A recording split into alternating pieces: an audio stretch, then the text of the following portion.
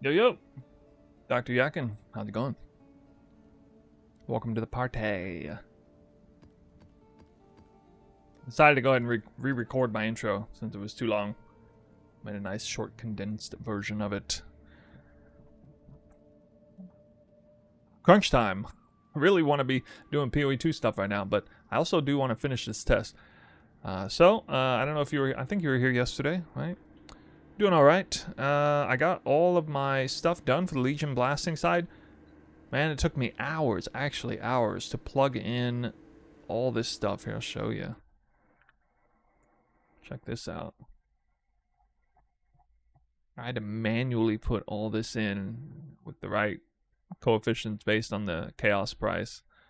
Every single one of these things. But I can use this in the future to test other day 3 strats too, so that's pretty awesome.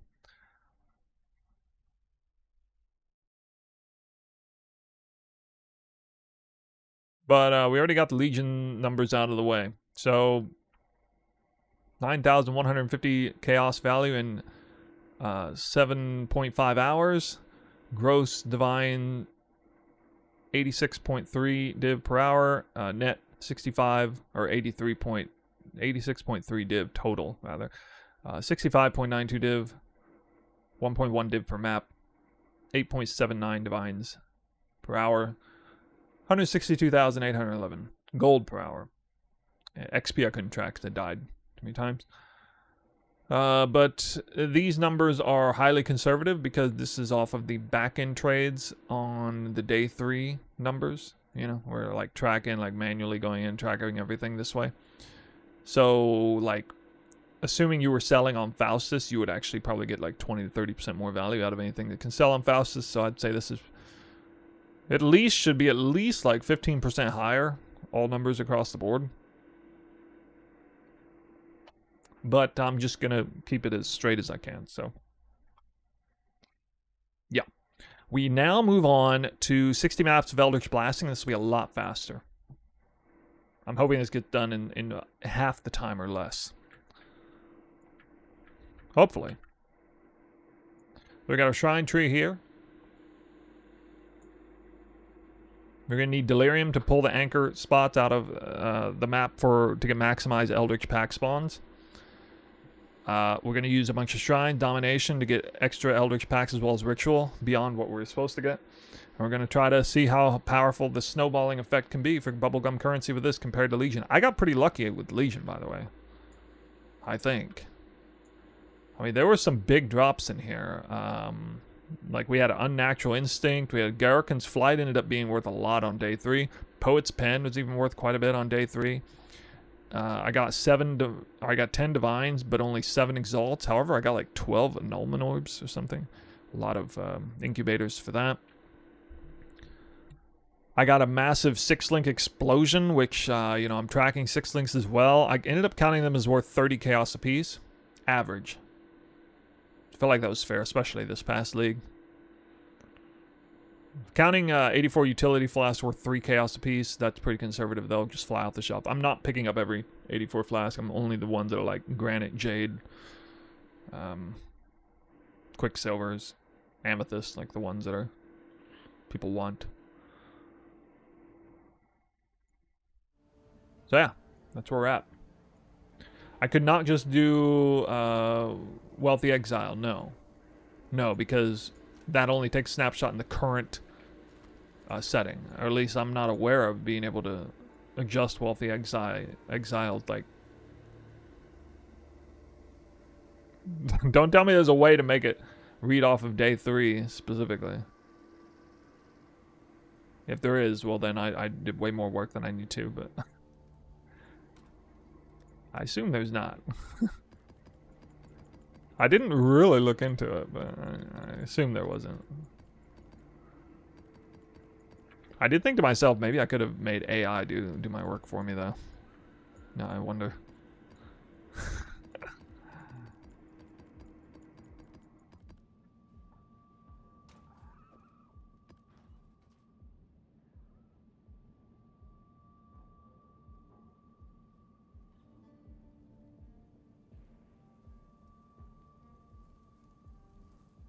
For that, yeah, because it could have pulled that data.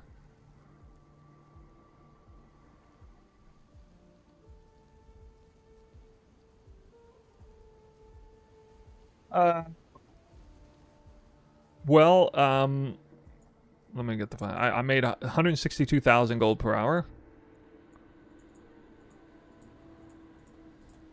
So 60 maps is 1.2 million.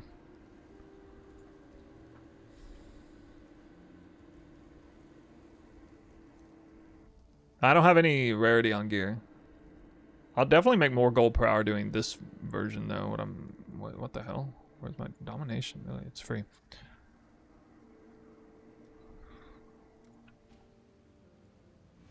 All right, guys, we got map number 1 of Shrine Blasting. Let's do this. We hit the Delirium Mirror. Should probably pick up a couple shrines on the way. We're gonna spawn Eldritch Influence right away.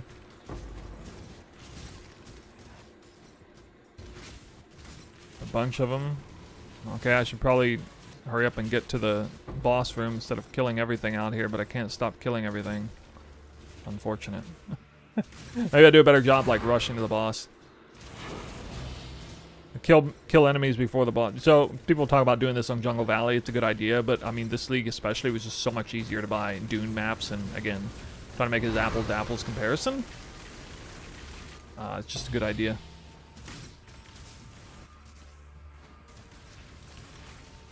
But nice, already have four of those. Four Eldritch altars. I like seeing that.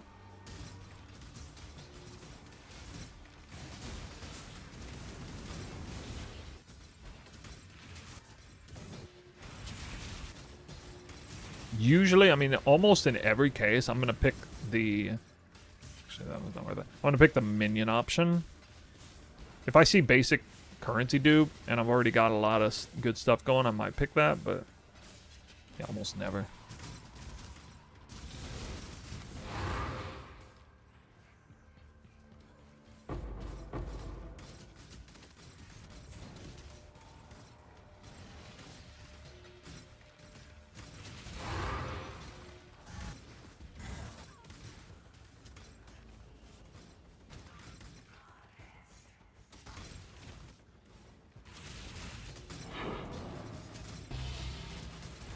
Asena's Gentle Chant. Wow, nice.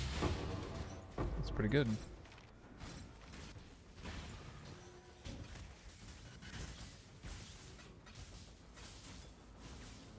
Probably a little bit on day 3.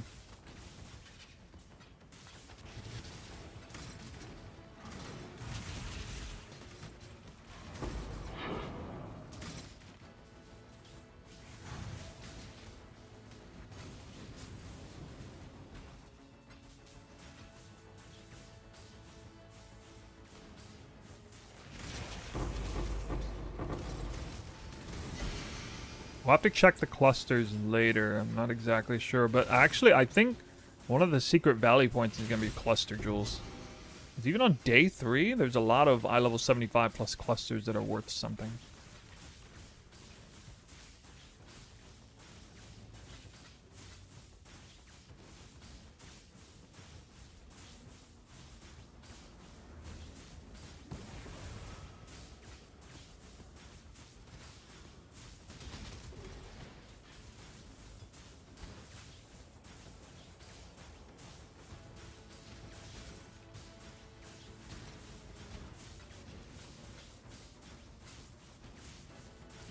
Alright, map 1 done.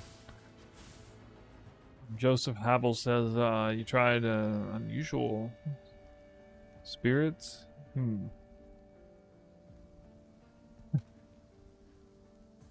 don't know, man. I tried Rogue Exiles a lot of different ways. I couldn't get it to be very good for myself.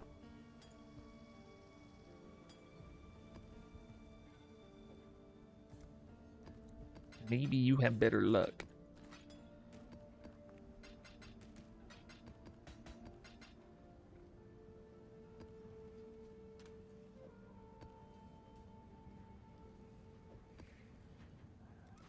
And Cluster Joe is going to put a giant monkey wrench into this.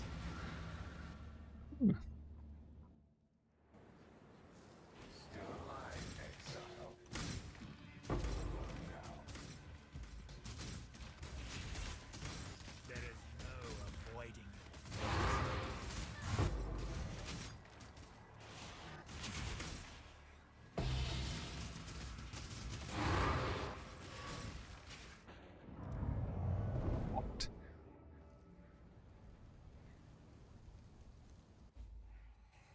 I killed him and there were no death effects yet after death effects. So how did I die there? Yeah, I don't think I'll be able to level on this side either because delirium, just after death effects, was so bad.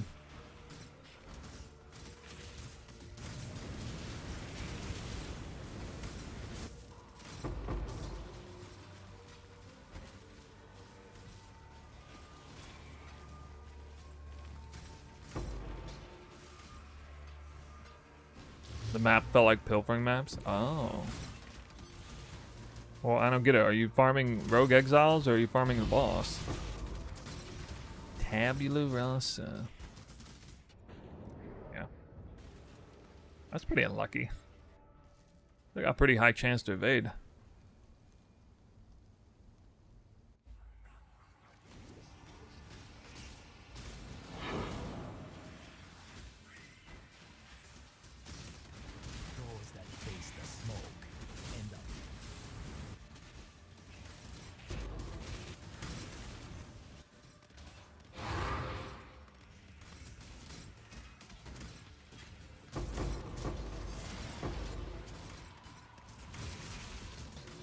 I should just grab the shrines first. Especially when they tend to spawn the Eldritch packs. Ooh. Let's not do that.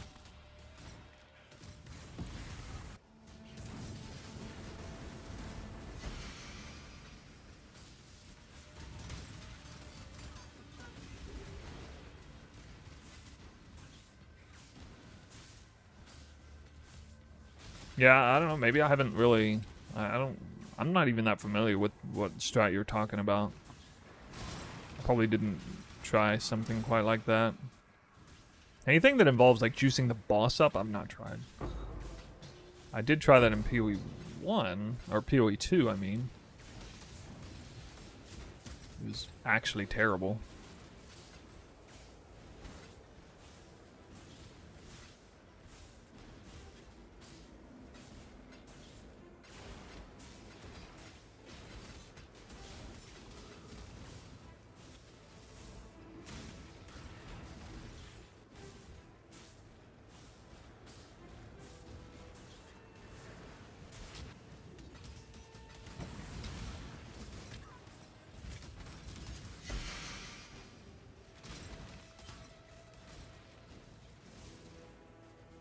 Never be the same.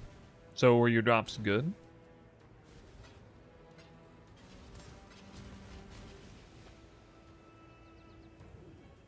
What do we do if they nerf the shit out of Deadeye? I mean, I'm not planning to play Deadeye anyway.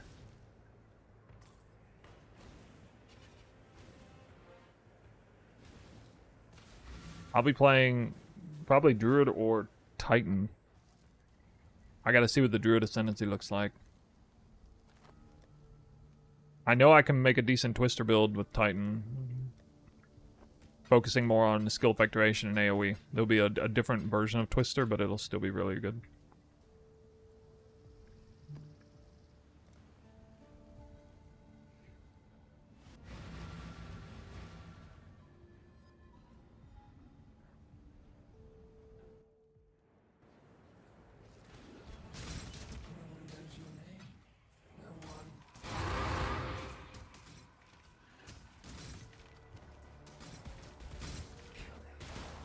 Divination cards. Nice, I'm just gonna die here. That's so annoying. It's like, if I misclick the shrine even once, I'm gonna probably die to freaking crazy delirium effects. But I really want to, like...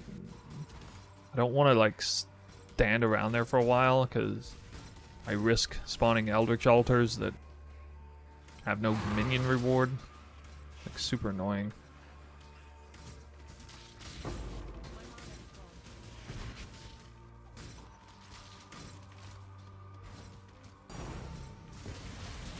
Tink?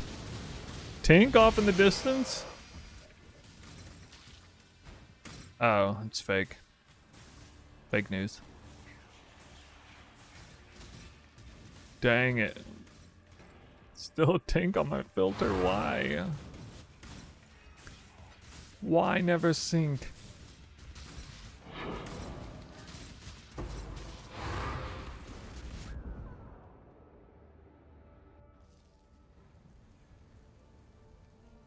Delirium really is this character's kryptonite. Like, it's so hard to survive freaking delirium effects on this character. Because you can't just freeze your way out of it.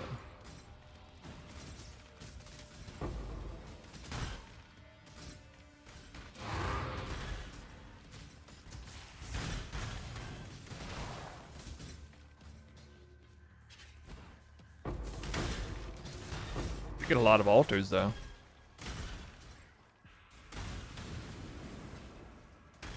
Oh yeah, you can rest assured it's gonna be a good build. Baraka, what did you league start Twister last time?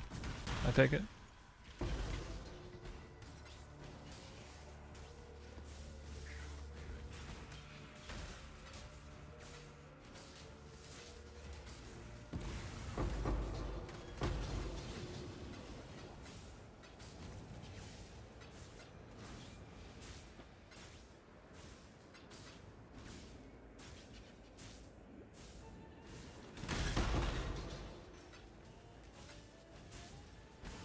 Acclimatization.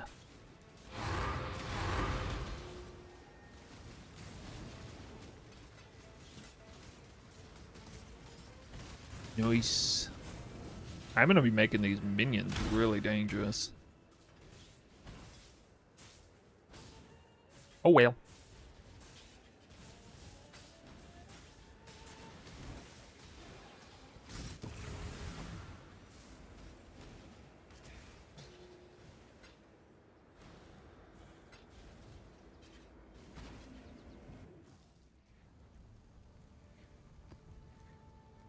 I gotta see if this is worth anything.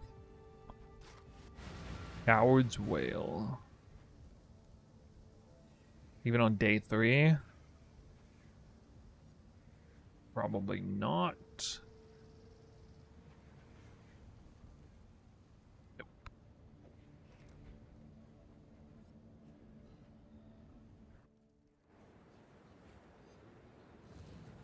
You have fabricated your entire memory. I don't know what you're talking about. Items I don't know about. I don't know anything about either of those. I don't even know what Hope Shredder is.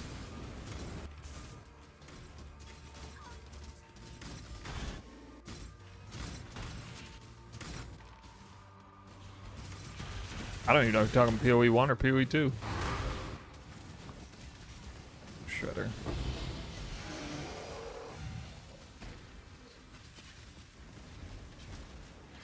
Bro.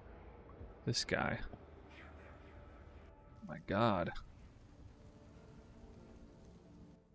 I mean, I'm not really... My brain... So, like, I'm doing this farm, but my brain's in PoE 2 mode right now. Like, in the back of my mind, I'm thinking PoE 2 stuff. If you, especially if you're talking about builds. Like, I'm not thinking about PoE 1 anymore. Except for, like, finishing this strategy video. Because tomorrow, while I'm sleeping... Or shit, like in, what, 6 hours or something? I'm going to be... waking up. Getting lunch, get coffee. Dude, I'm going to deal with this every single map. Oh my God. Oh my God, that's so annoying. It's actually harder to survive these than... I can't believe I still die through, like... 8 shrine effects. What the hell? Just not allowed to bum rush any shrines or something? So annoying.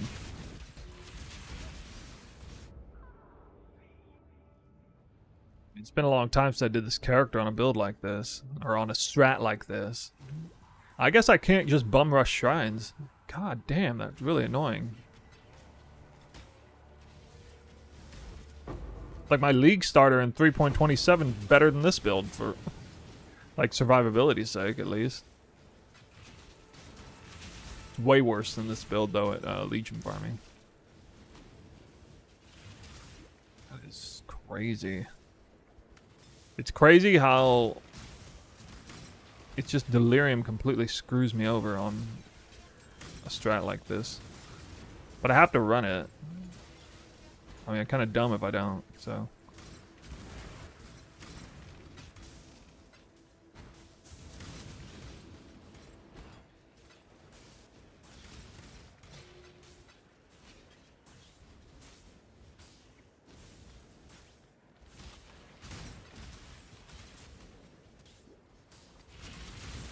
I thought I'd be able to just like waltz up to any shrine effect.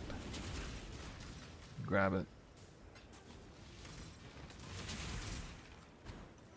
Maybe it's actually it might be that the delirium is coming from the Eldritch minions that have like outrageous modifiers tethered to them. You know, all the minion side. That could be it. That might be why delirium is just like one-shotting me.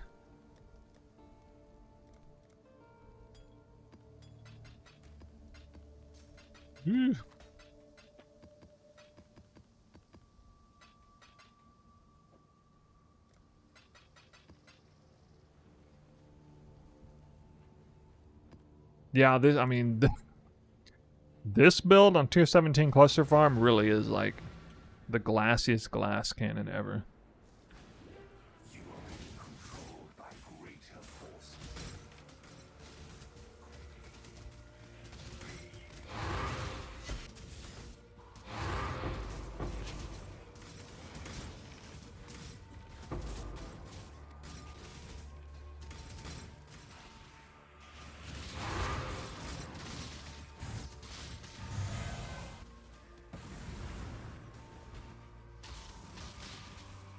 Can't read anything. Don't read it.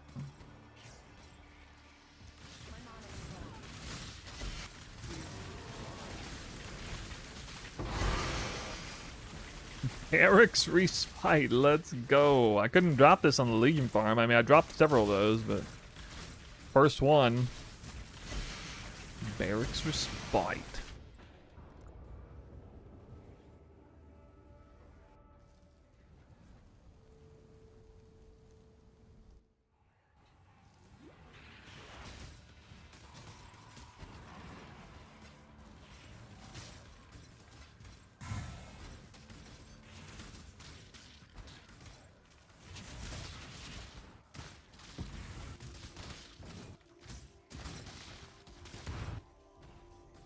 Oh, he has a fast legion.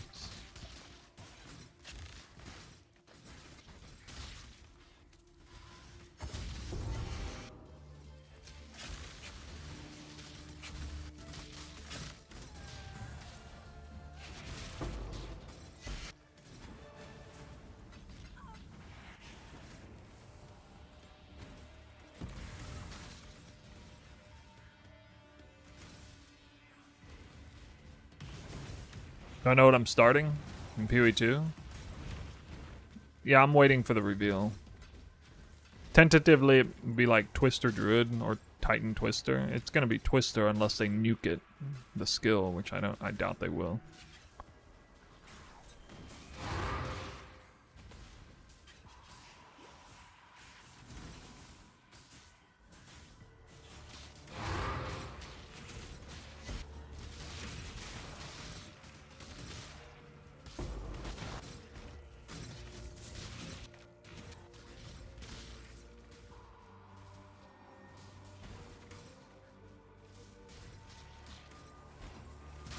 I mean, I have no idea if, like, Druid's gonna be very good for it.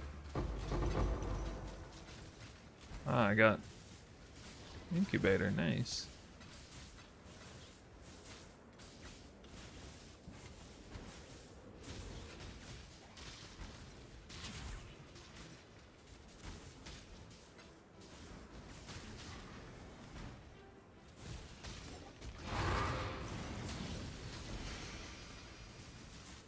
How much does this build need to be online? You level into this. This build is done like you just level with it. It's like smooth transitions. Like I run Quill Rain with this build as I'm going through the campaign. It's just bad against Delirium. Without Headhunter buffs.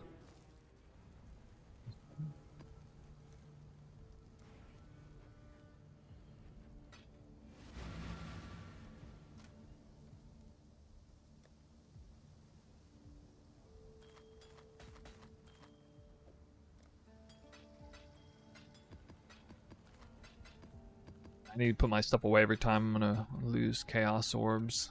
I'm losing Chaos Orbs for nothing. in day one is a viable league start. This is a terrific build to league start on day one.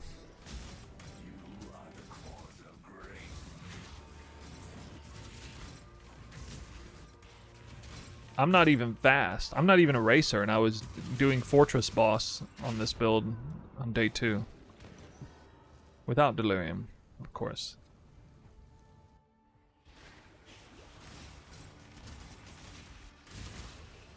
Like, if you watch closely, I mean, literally every single death I've had, except from... No, actually, I almost said except from Omniphobia, but Omniphobia is a Delirium-only monster. So yeah, every single death that I've had is from Delirium. Every single one of them. If I do this map with no Delirium, I would basically never die. But it's because it's like a 4K max fizz hit build. And so, you know, I freeze everything, but I can't freeze Delirium ground after death effects, so they still kill me. There. Like that. I almost died right there, but I happened to run out of it just in the nick of time. Like I backtracked into after death effects. Whee.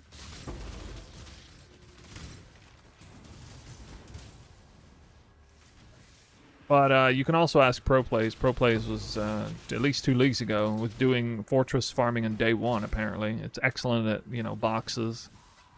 Box farming is very good at that. So just about anything, though.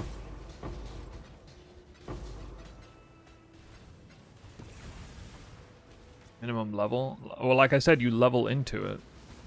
Like, you level with this build. Just look at the path of building. You see it's got a leveling tree and everything. So I don't know what your definition of online means. Like you level as Rain of Arrows until you get Elemental Hill Spectrum in like second back half of the campaign.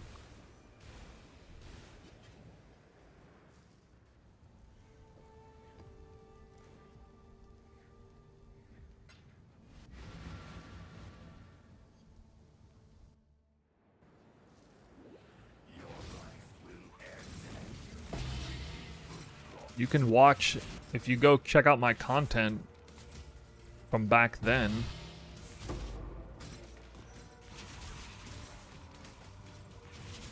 You can see my progression with a variety of strats and stuff.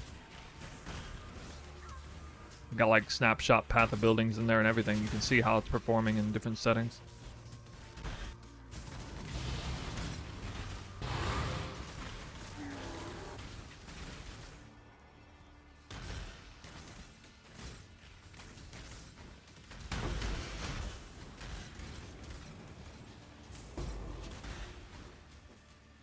Like, it is the kind of build that you just randomly die on it sometimes, because again, it sacrifices like defenses for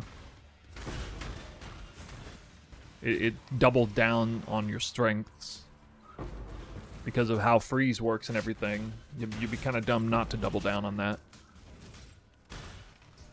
Like, the more cold damage you do, the more you freeze enemies, the less dangerous they are. But again, like, certain things will slip through the cracks, like Delirium effects, some tier 17 modifiers, things like that.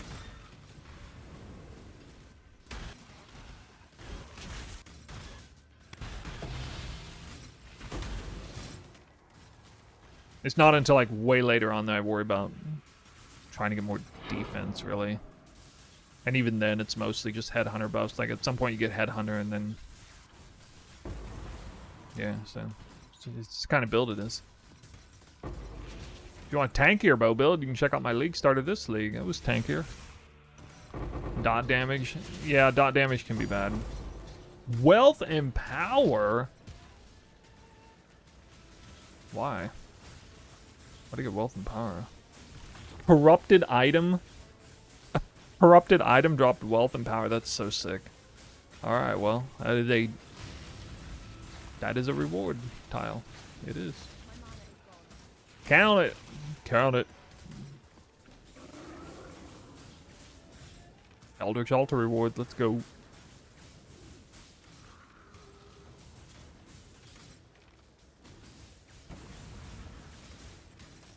It could drop like an apothecary. Wouldn't that be crazy?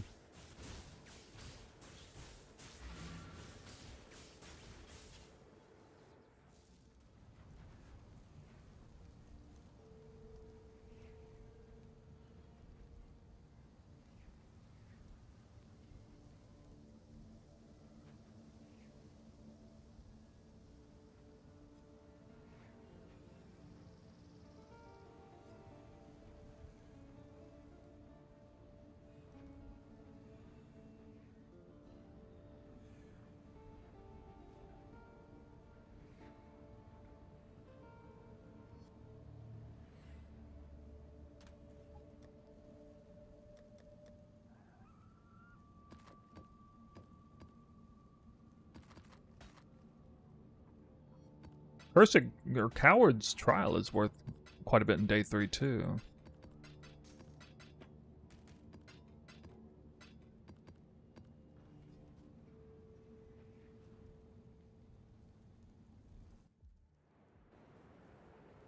Oh, oops.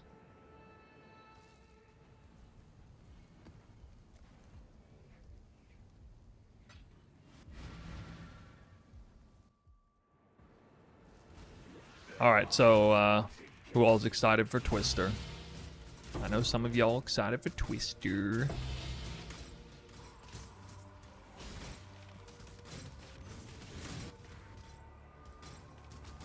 Really? I don't even have a... I didn't have an incubator for that. How'd that drop?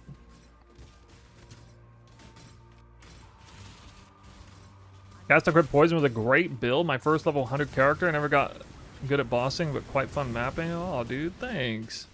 I'm glad to hear that. It wasn't as popular as I hoped. The whole archetype got trashed by the content creator community like crazy.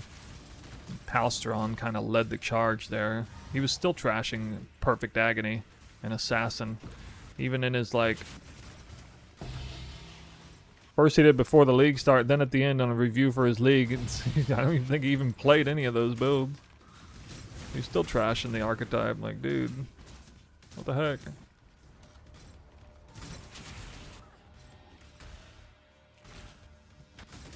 But, yeah, anyway.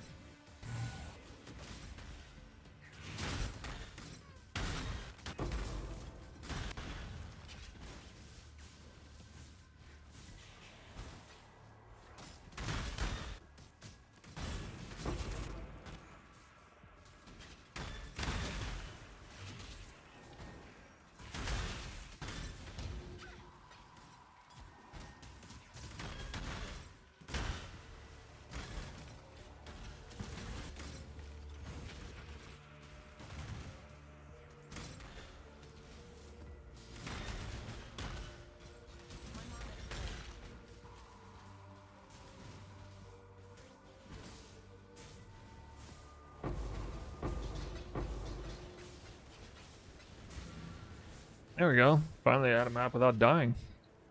Ta.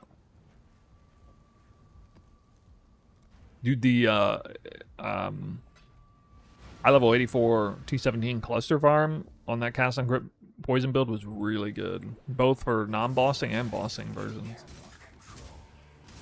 I love the performance of that build on that strat.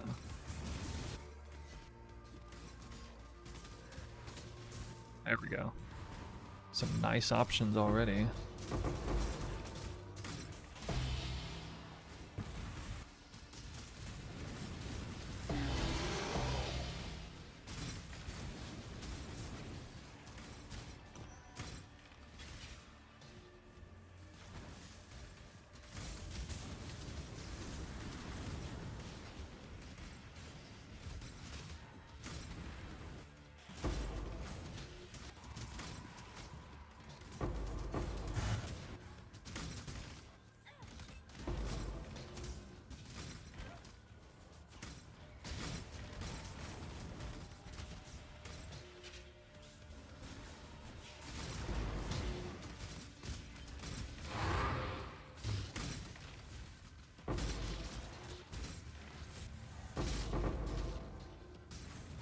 We're gonna definitely have some loot to pick up on this map.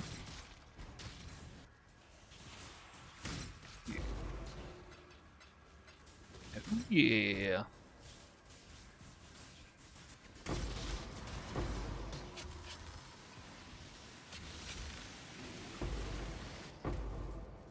It's so nice because it's like so much faster than Legion farm. I was honestly a little demoralized at how long it takes to do those Legions. Even though a fast character, they still are, like, compared to this, they're really time consuming. Legion blasting on dunes, still 7.5 minute maps.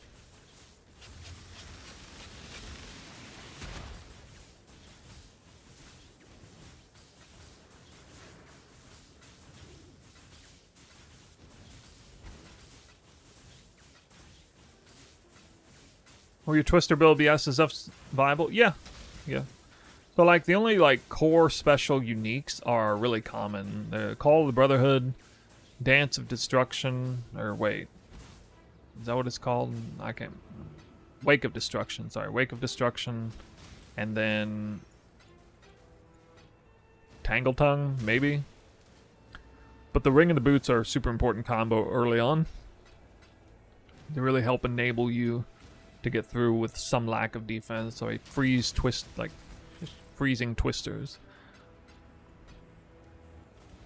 makes most of your damage freeze.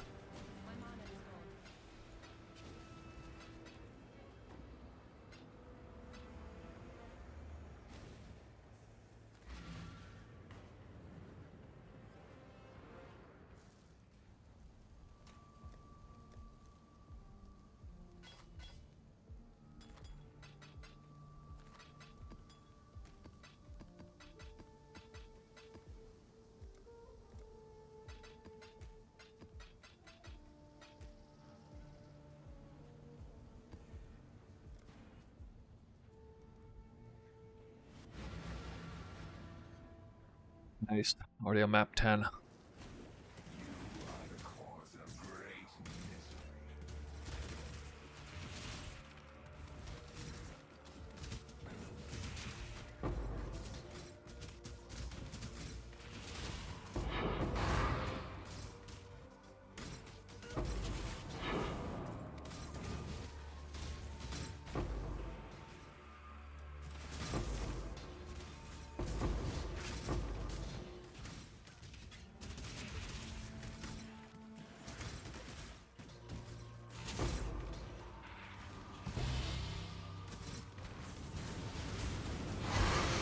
The way you can look at the character, you can check my profile. It's the one on standard. It's called Snoo Spectrum. Because I'm on the Spectrum.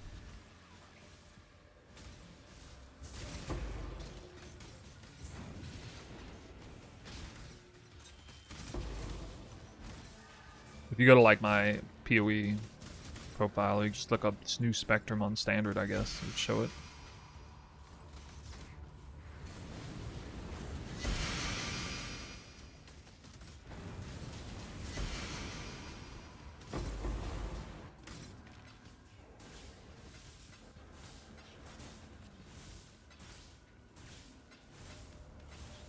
Using the ultra strict filter for this.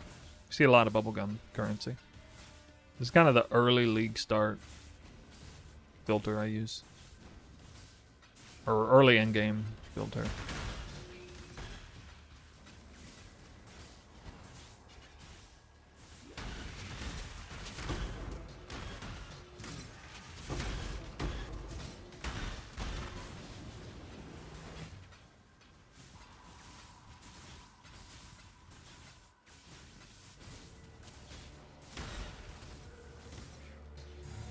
I mean, I'm feeling I've been ignored.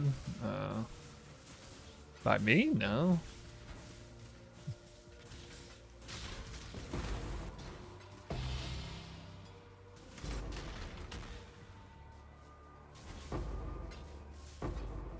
I don't know, maybe I didn't see your message. I mean, I don't respond to every single message. Try to see it. Especially questions.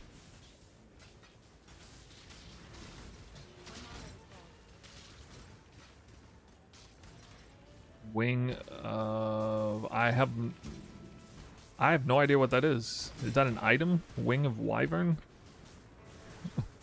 My first time hearing the phrase Wing of Wyvern. I don't know what that is.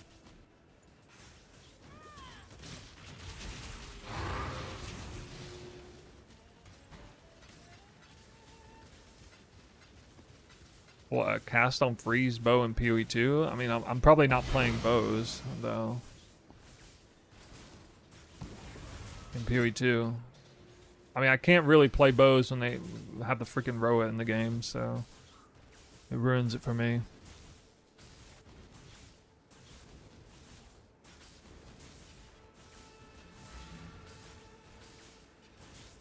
Oh, I didn't know it existed.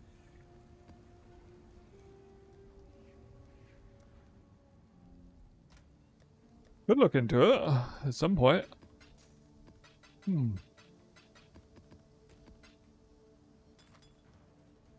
Yeah, I never heard of it. I don't think. Maybe I have.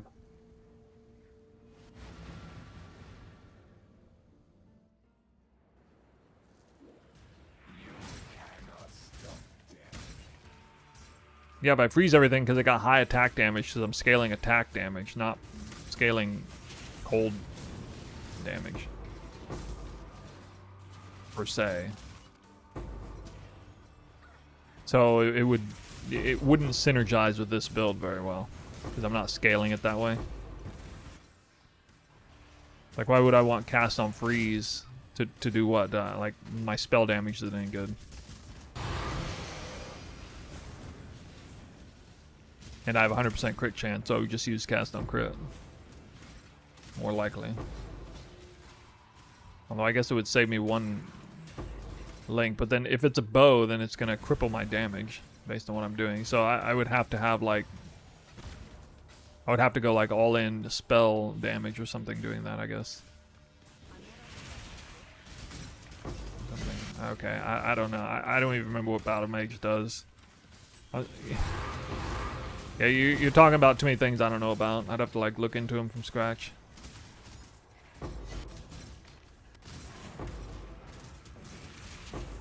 Rhyselathus Coil. Wait, is that like really good on day 3? Rhyselathus Coil?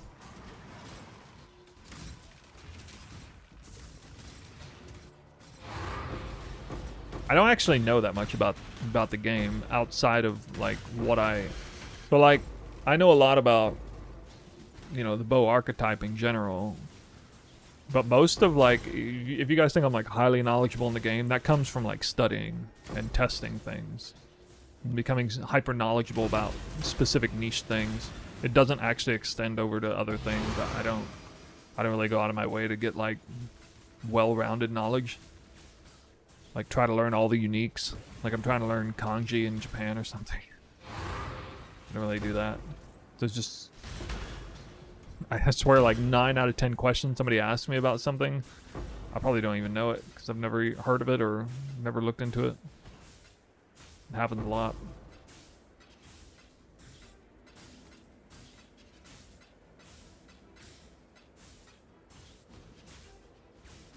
Probably be better at that if I didn't play like the same type of character every time though.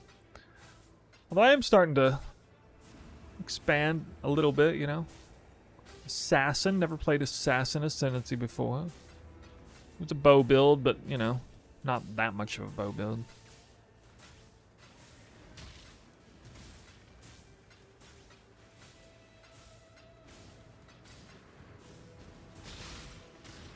Dude, I had a lot of loot on this map. What?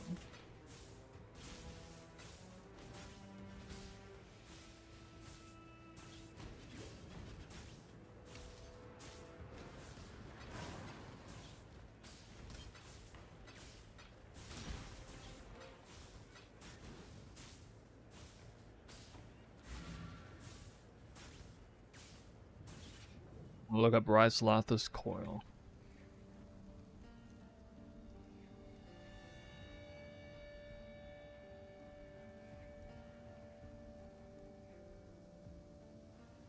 Oh hell yeah, it's 200C.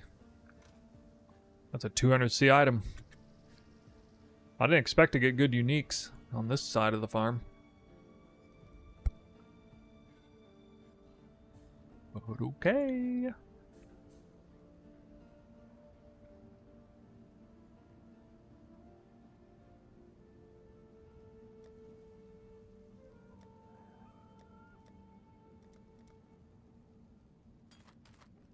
I've never built a character with Ward. My baseline understanding is that it's hard to work with. But to be honest, I haven't really looked into it deeply.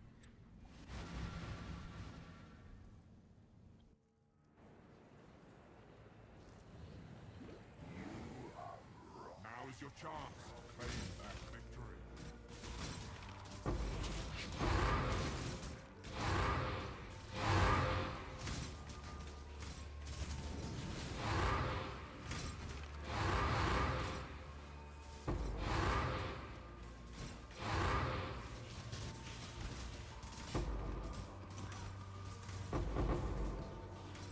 Yeah, I think it's the kind of thing you have to like really dive hard into. And most people don't feel like it's worth it because of the sacrifices. Really restrictive gearing, that kind of thing.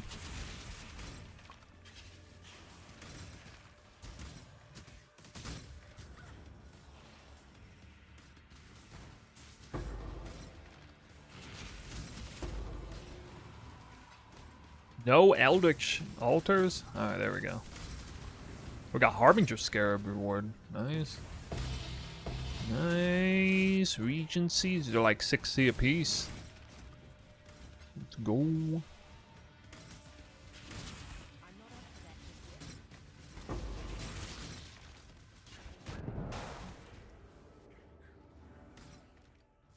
Another Delirium death.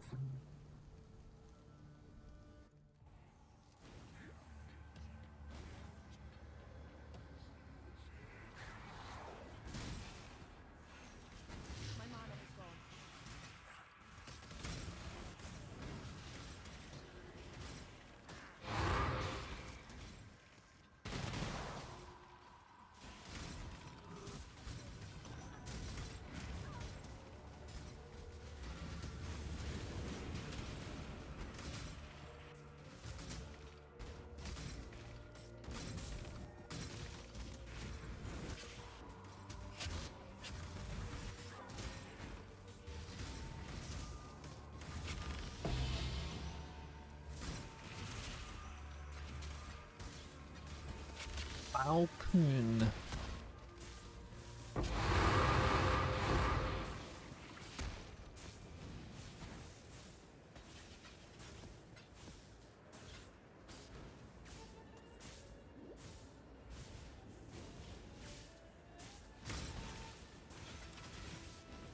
What do you guys think is more exciting to watch? Legion farming or Shrine farming?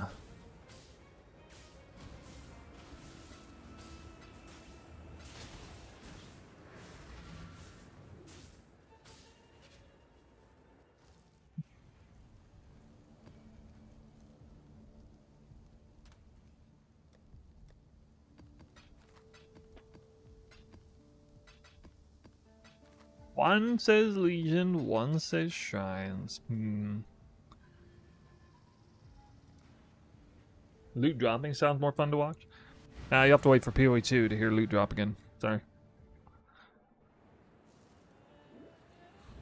Conclusion on the Legion farm. I mean, it was a good session. I got a lot of big drops.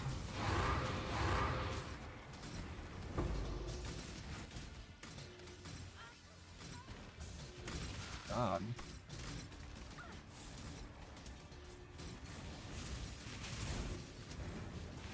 Got an Unnatural Instinct.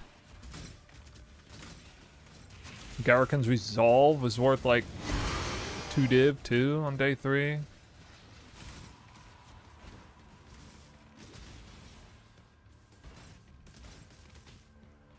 I made like 8 div an hour or something, 8 or 9 div an hour. With conservative pricing, because it didn't count like real Faustus pricing.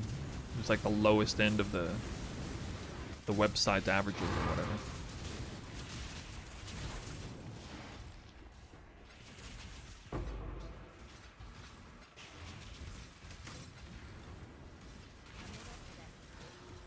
I mean, another massive loot map. You want to see loot drop? Here's some loot dropping.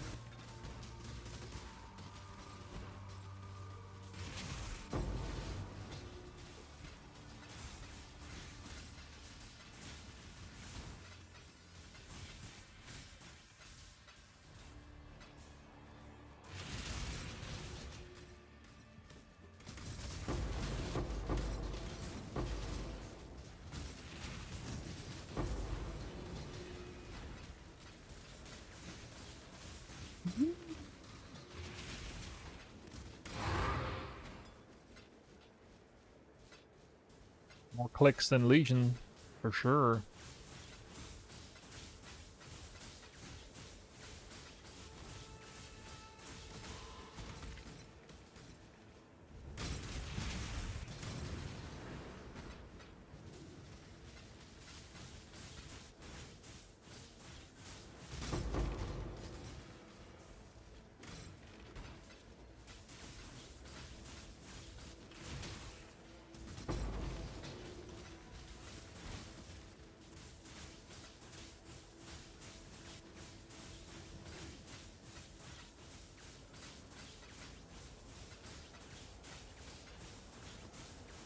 I still haven't dropped a fortress map, though. I don't know what the deal is. It's pretty bad RNG.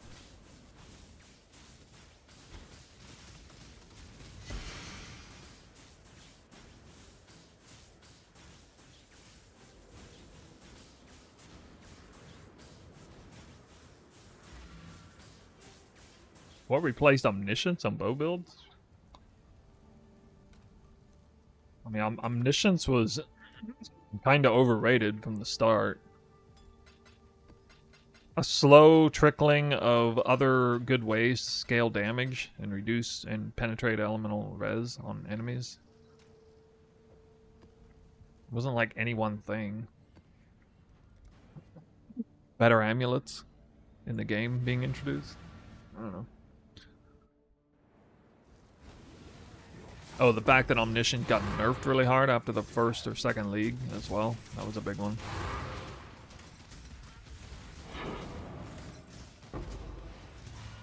We got the big one. Unique jewelry. You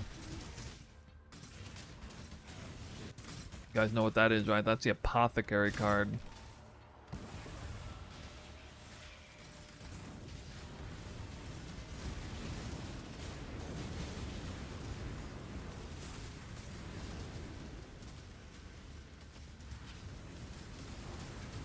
So retarded. Oh my god.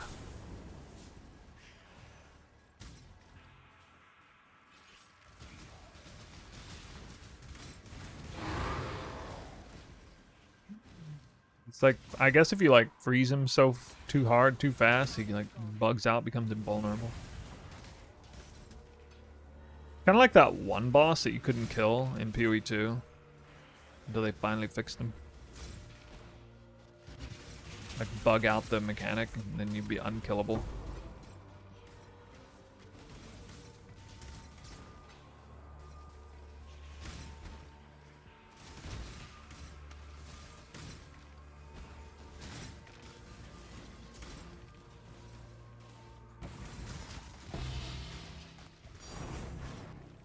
Another tank. Baldo's puzzle box. I didn't even drop one of those on Legion farming, which is kind of weird. I was surprised about that.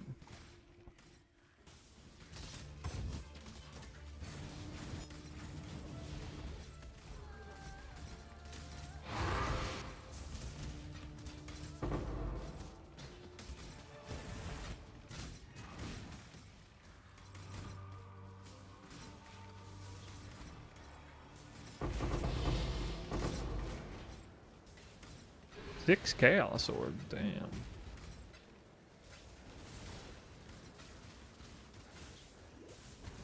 From Legion. No, the Legion, what? It wasn't from Legion. It dropped before the Legion came out of stasis, bro. Oh my god, still no fortress map? What is wrong with these map drops, man?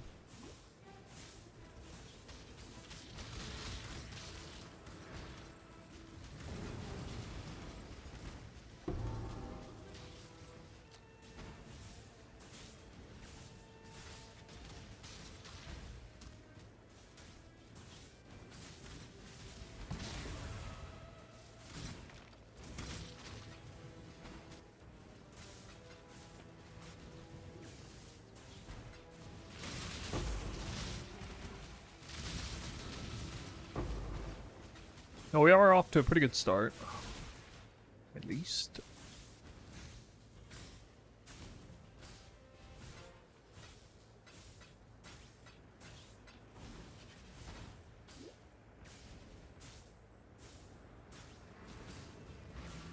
I love how fast. I mean, it's more fun to me because actually the maps get done faster. Well, it's kind of more fun. On this character, I guess it's not necessarily more fun, but it's pretty good. Oh. I ripped myself off again.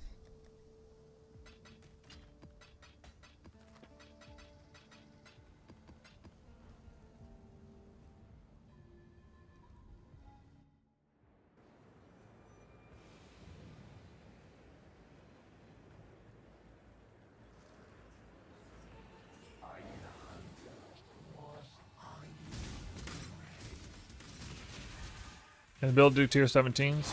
Yeah. On less gear than this. In Merc League, without a mercenary, I farmed the Fortress boss until he dropped like 10 yokes of suffering with gear worse than this. I mean, I worked up the gear about this good, but that's how I farmed my Headhunter. I actually skipped Legion farming that league for the most part. Oh, finally a Fortress map. Oh my god.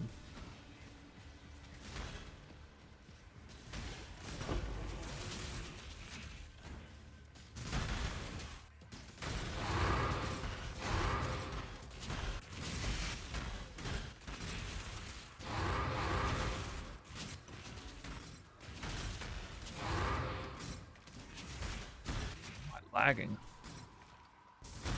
Like this. Plans for new Pee Wee League?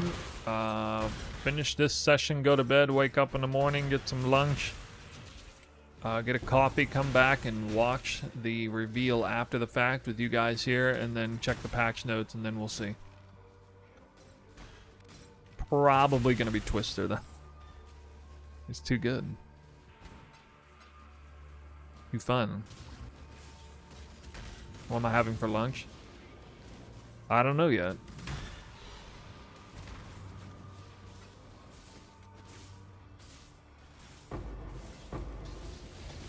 It's not going to be beef because I ate beef today, so probably going to be something pork.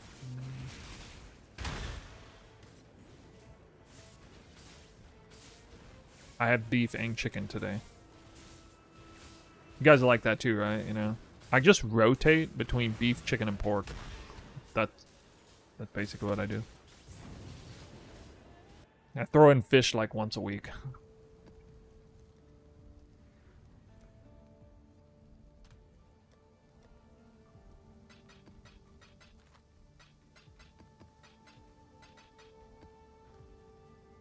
Nice balance.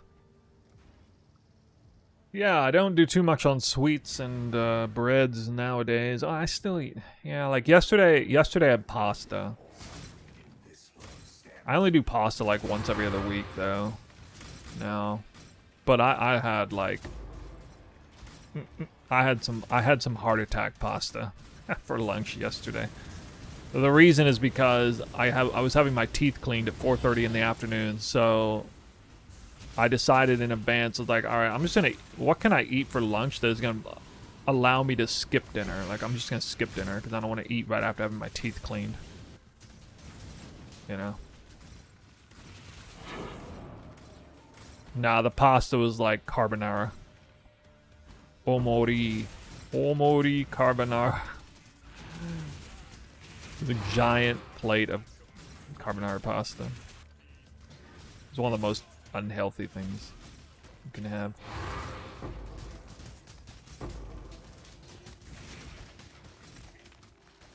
You don't see the twisters? Ah, if you look hard enough, you'll see them. You just gotta squint your eyes. How is that Legion not unlocked? What? Be the Covenant. Oh, that would have been so sick. Actually, I don't know if Covenant's worth much. Day 3.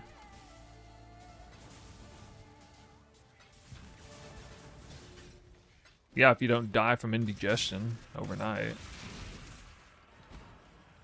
There it does. It's best for going to sleep in a chair where you're upright.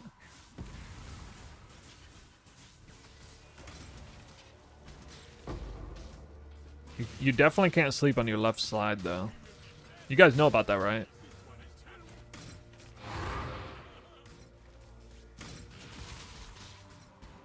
You guys know that sleeping side sleepers, depending on which side you sleep, one side is harder on your heart, the other side is harder on your digestive system.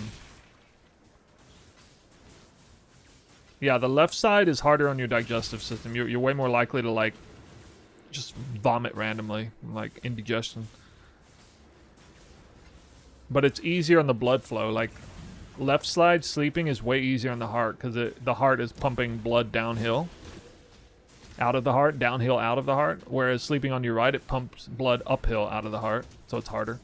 I mean, you know, it doesn't really matter, but in terms of, like, you know, longevity or whatever, it's just interesting to know that.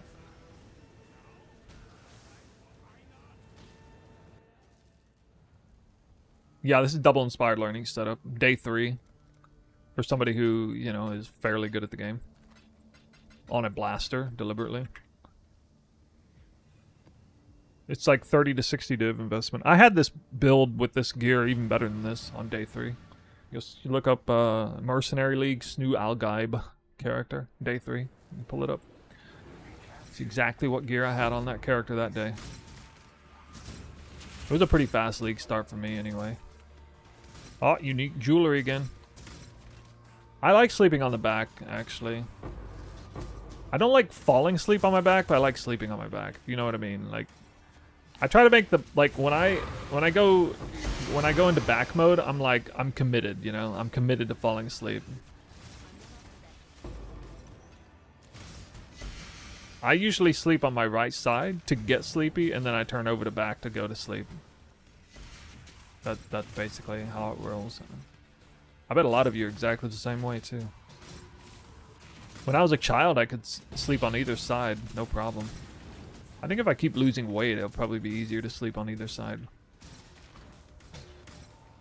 Or like if I, you know, skip dinner or something. Probably sleep on my left side, because, you know, you can't have indigestion when you have no food in your stomach at all.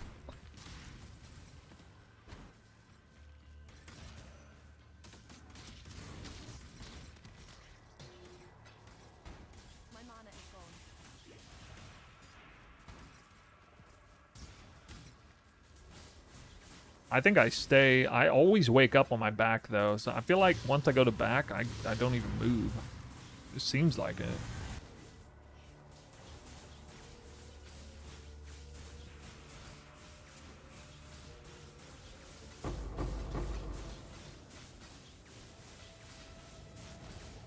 It was a bad run. 0 Eldritch Altars, unlucky. Although I did get a... I definitely got a fortress map down there. No cope. Wait, what is this? Get out of here. Get out of here, clown. No cope. That's a fortress map over there. Definitely. Oh, no, it's not. Oh, Quicksilver, though.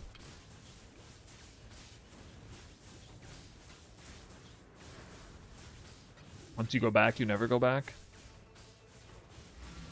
Sorry, you broke my brain. Broke my brain. Alright, that was the worst map so far. That's what a bad map looks like. It's still half an inventory full of junk, though. Day 384 flasks are worth, like, those flasks, the ones I'm picking up are worth minimum, like, 3 chaos. Asynchronous trades, so you might as well pick them up on day 3. Unless you're past that, you know, you're just too good for a 2x1 inventory slot for 3 chaos.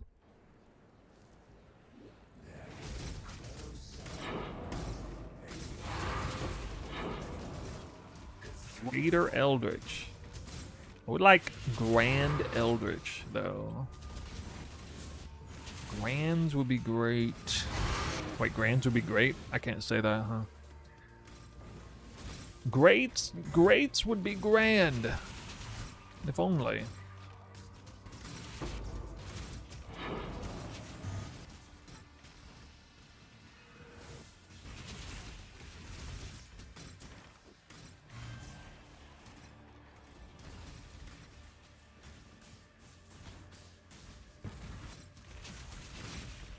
I'm gonna be the last PoE 1 streamer today. I'm the final Jessica 10 show.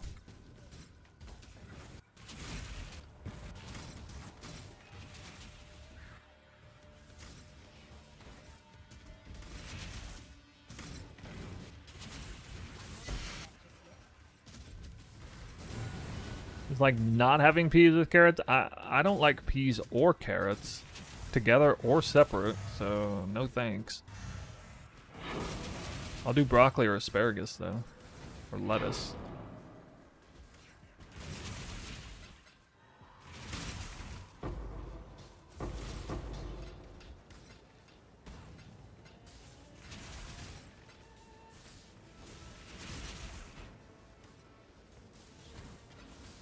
Maybe that movie, The Last Samurai.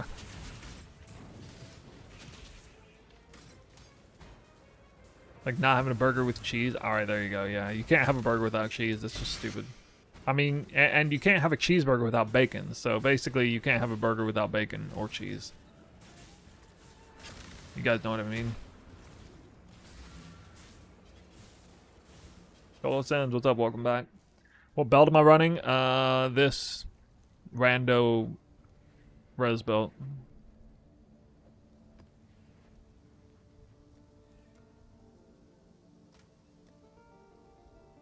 There's a new restaurant that opened up across the street from my house. Burger joint.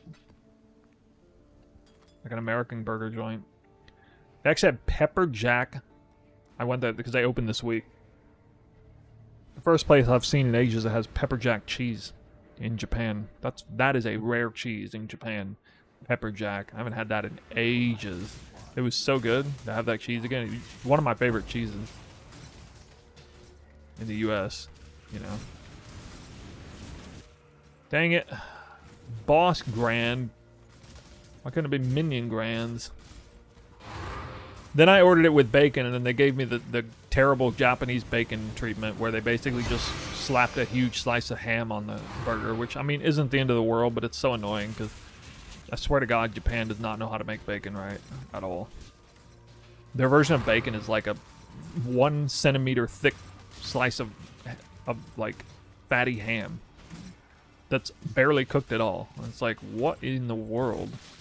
It's not crispy at all. It's like a floppy. It's basically like it's almost like cow tongue or something.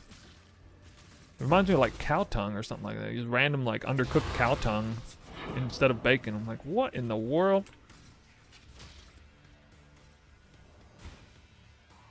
It's so terrible.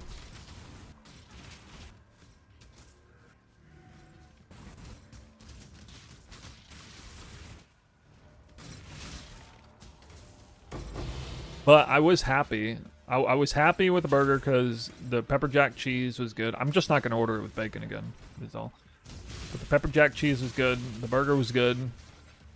And the french fries were good. And it was the first place I'd seen in ages that actually had, like, real thick cut potato wedges. Like good, like, they were fresh, homemade french fries. They did not come shipped in a bag, I could tell by how good they were. I think it's the first time I've tasted french fries that good in Japan, too.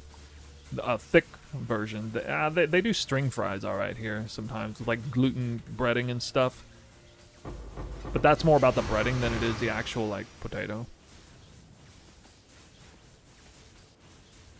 But yeah, this was like really tasty, thick cut french fries. I was impressed. I told them, I said, America no jin. America jin potato oishii desu. Or something, I don't know what I said, something like that.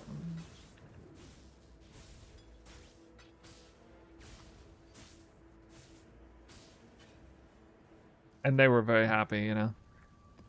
Because if a Japanese fast food joint can impress an American with their... If a Japanese fast food American... Or American fast food burger joint Can open up a burger in Japan and like impress an American person with the quality of it, and then that they are like super stoked.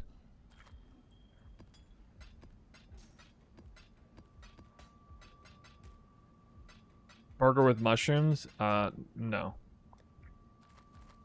Next thing you're gonna tell me the burger is actually a portobello.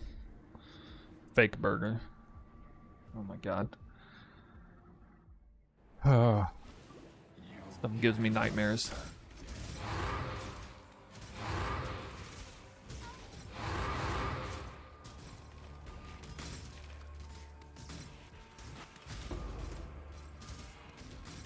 This map's so dangerous. Jalapenos, I'm okay with that. Jalapeno on the burger, oh yeah. You guys know what their favorite thing to put on burgers in Japan is? The favorite like Japanese specific ingredient they put on their burgers?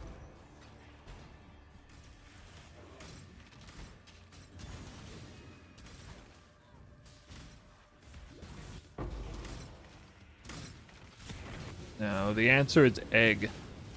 A sunny side egg. They put sunny side egg on freaking everything.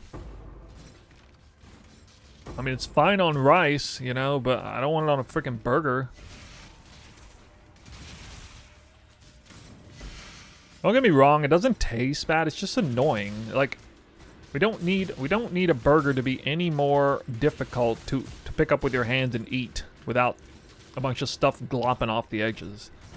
It's bad enough I got like cheese glopping off the edge and grease. Now I need a runny egg yolk running down my fingers. Like, I don't need that. I don't need that. And for essentially like not really any extra, like it doesn't add to the taste. At best it's like a neutral. Somebody asked what I think about Five Guys. Five Guys is my favorite burger joint. I'm from like the East Midwest, so we only have Five Guys. Gravebind.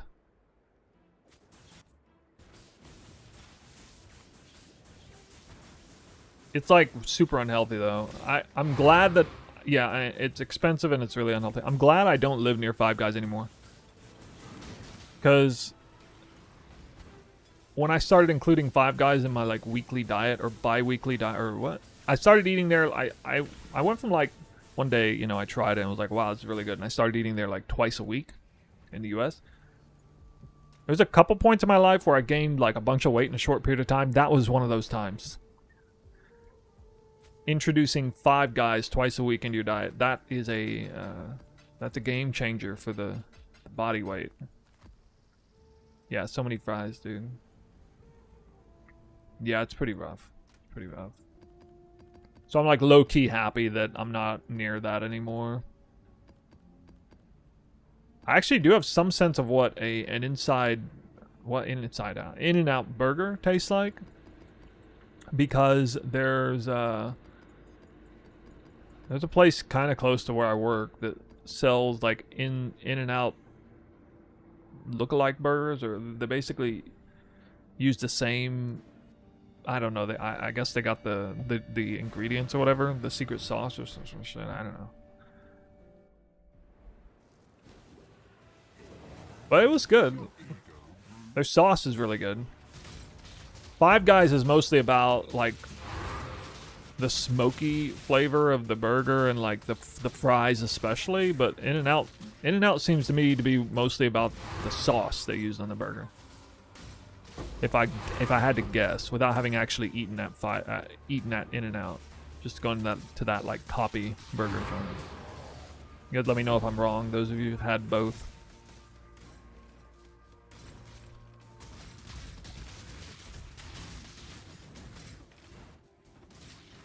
You know, it's kind of fitting that I'm doing the shrine juicing strat right before going back to Pt.2, because this is going to ease me in to the grayscale game.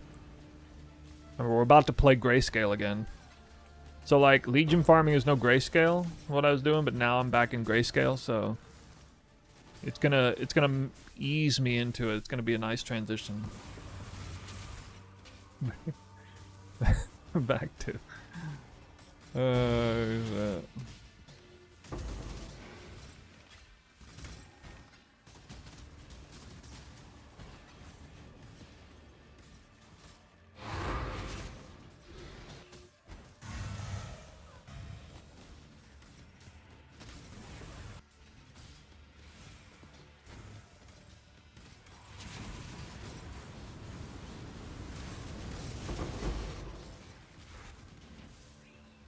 Two heavy belts.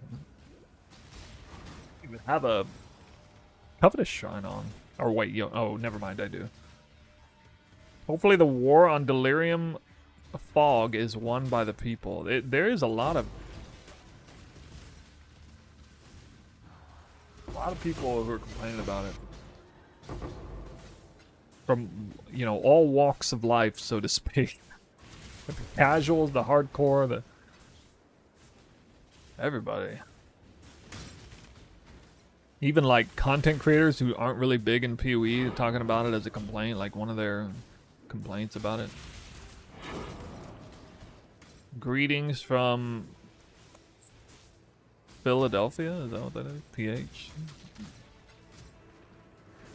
Yeah. Speaking of which, you know what's really hard to find in Japan is a good Philly cheesesteak. I actually haven't found a good one of those. I just realized. I have not had a good Philly cheesesteak in over in over 8 years. God damn. That's terrible. Somebody's shedding a tear right now. Imagine if like a Philly viewer in here. And they hear that, they're like, oh my god.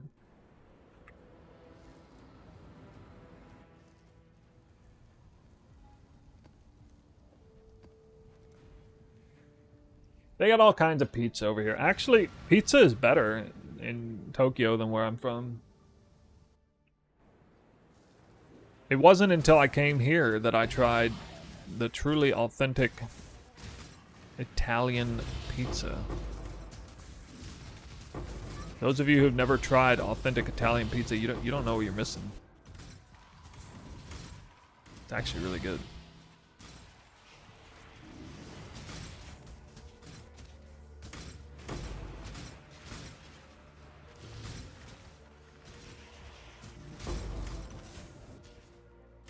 And no, I'm not talking about margarita pizza either. I'm talking like, what's it called? Sicilic? I don't remember. Like their sausage pizza is really good. The Sicilia or something? Silkia? I can't remember what it's called. Some Italian word. S-I-L. And there's a bunch of I's and L's, and then there's like C-C-I-A or something. Well, it's not Sicilian, like the place. It's not that. It's Salsiccia. Yeah, that's it. There it is. S-A-L-C-I. I still don't know how to pronounce that word. Is it Chia or Kia? Salsiccia? Salsiccia? It's the strangest, like, I don't know why. My American brain breaks every time I see that word written down and try to pronounce it.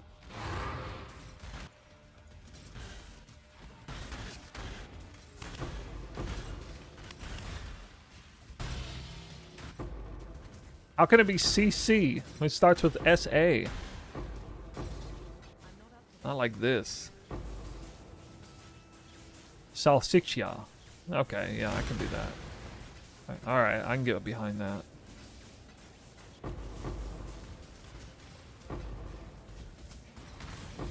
Stop Shroud Walking me. I only got 2 Headhunter buffs, and one of them's Shroud Walker. Oh my god. That's just the worst.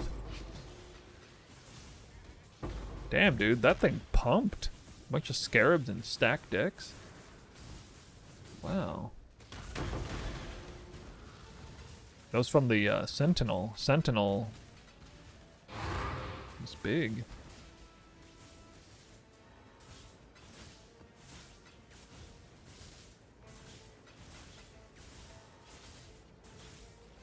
Hey, Tony, give me a salsiccia pizza. Is that how you say it?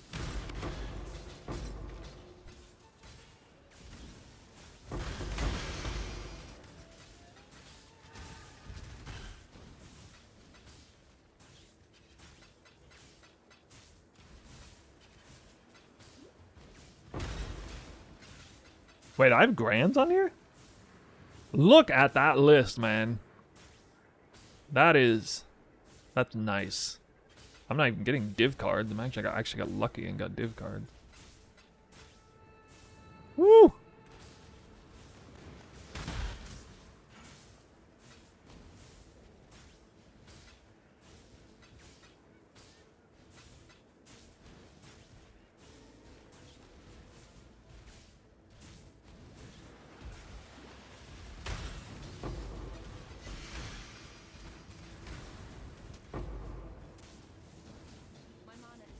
Lingering remnants.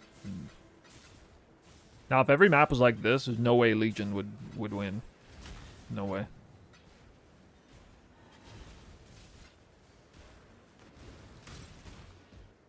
No way. Do we got any believers in the chat? Believers that the Shrine strat is going to become the new benchmark?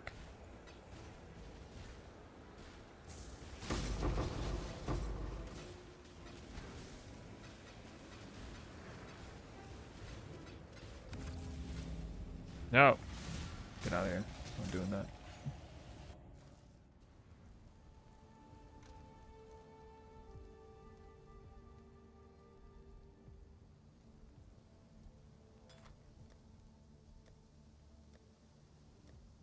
It's been a while since I looked at inventory. It looked like this. That brings me back. Shrines will drop nearly as many divines. Yeah, but it's okay. We make up for it. In other things. And time, especially. Well, I'm hopeful.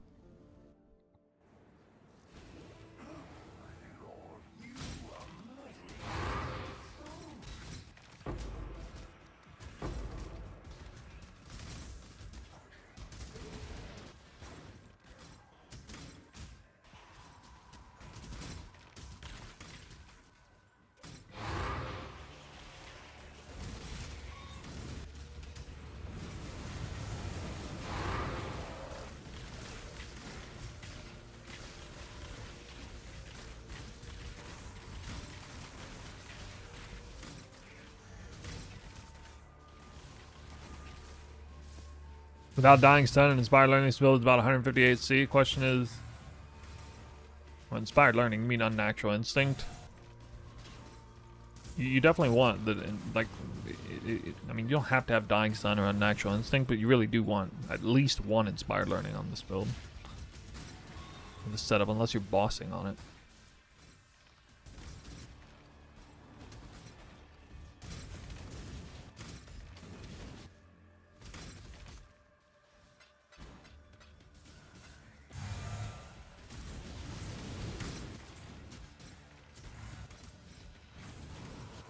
But yeah, a lot of the gear is easy to acquire. A lot of really cheap uniques. Yeah, I was about to say, inspired learning is like dirt cheap nowadays. I guess it's expensive day 1, to day 2 maybe. It crashes hard quick though.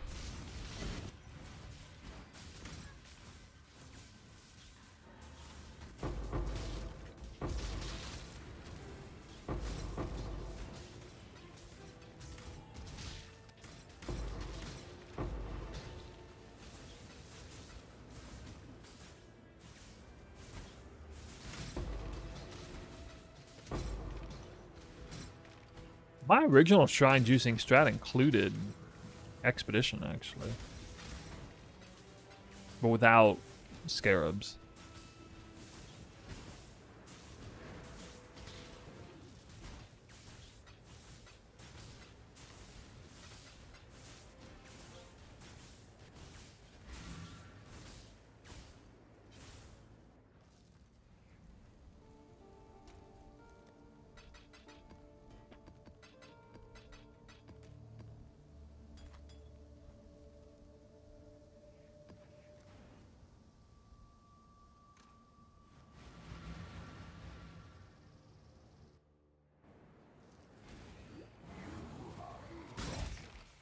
What do you guys think is the best thing? Like, when you go to bed, 20 hours... Let's say you league start, and you play for 20 hours, and then you go to bed. What is the best thing to buy to liquidate at, like, 20 hours into the league? You know, for inflation to kick in when you log in the next day. What is the best thing you can buy?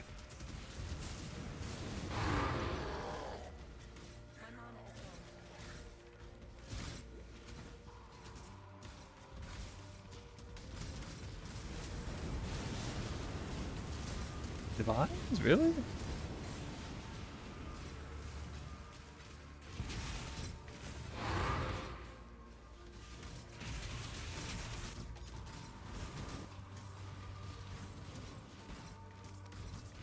What's EHotS League? It's League Star Elemental Hit of the Spectrum. Warden.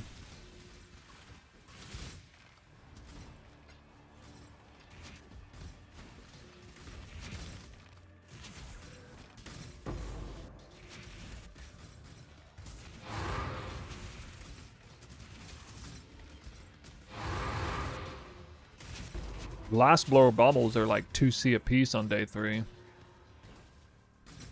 They go hard.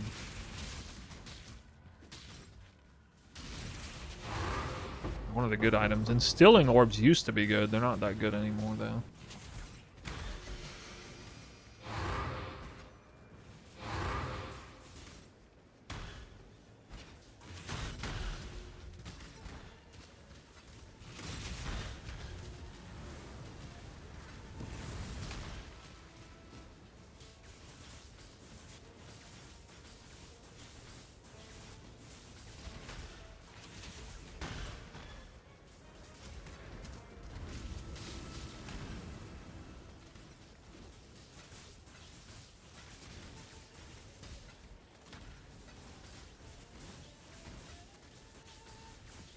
How was the Legion strat? Yeah, it was pretty solid. The only complaint I had was how much time it takes, but I'd never really done early League start Scarab version of Legion Farm. Like, the only Legion Dunes blasting I'd ever really done League start was 0 investment, which is a lot faster because you only have like 2 Legions instead of 6 or whatever it is. Like, it's actually a little time consuming to do a map. All that, but it was good. Made like 9 div an hour or something like that. With like really conservative pricing. Biggest drop was Unnatural Instinct. So, you know, a legit good drop for 60 maps. They pretty lucky, pretty fortunate. 10 raw Divine Orbs.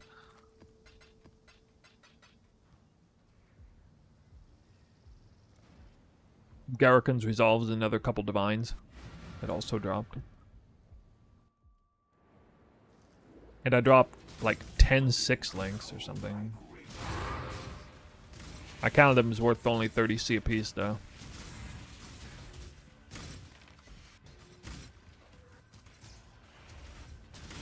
Just like averaging. I can't really go back in time and look to see exactly how much every base was worth. Can't do that. And then Keeper's League was a bit of an outlier anyway, with 6-links being kind of bad.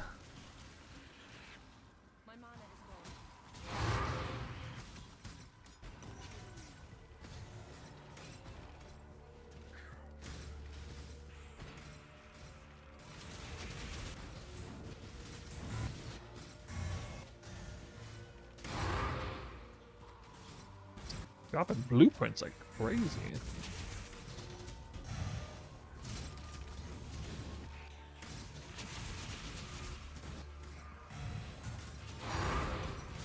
Containment Scarab. Oh. Oh.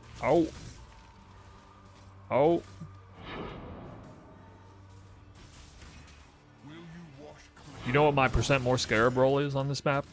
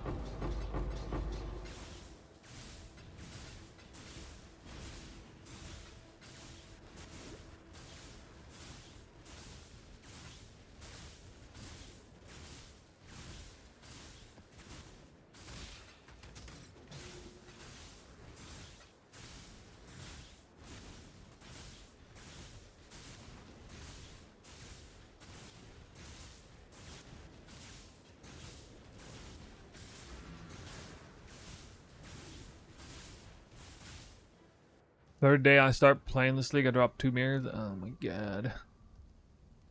Oh my god.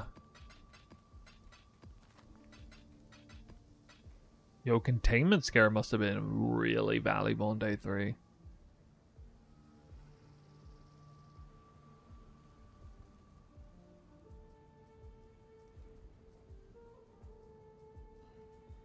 Delirium orbs? Oh yeah. Yeah, using delirium orbs.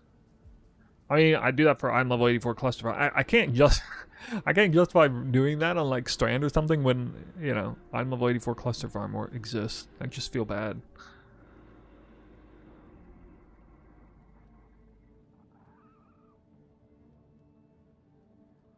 Just can't justify it. I know it's a decent strat though.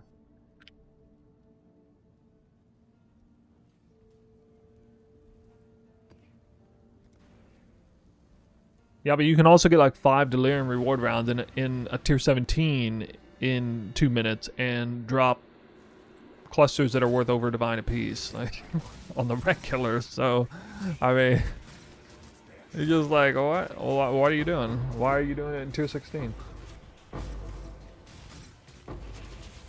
So that's not a delirium orb farm. That's the opposite though. The delirium mirror farm.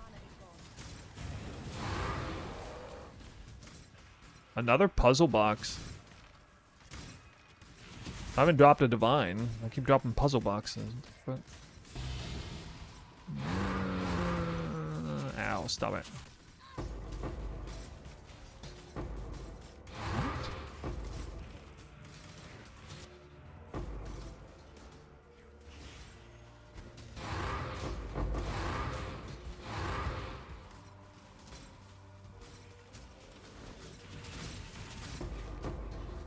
Wonder why I level 84 3-point cluster was worth 1 div this league. It's because I promoted the strat. It was all me. I did it.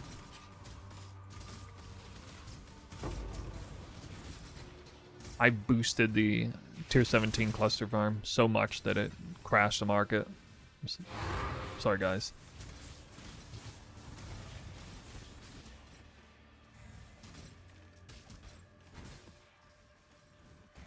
This is my favorite league start strat.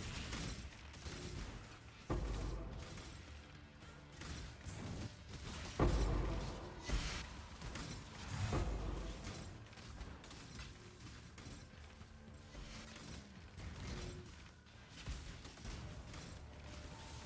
mean, it was way more lucrative than Legion farming. At any point, like, especially if you got in, like, first few days.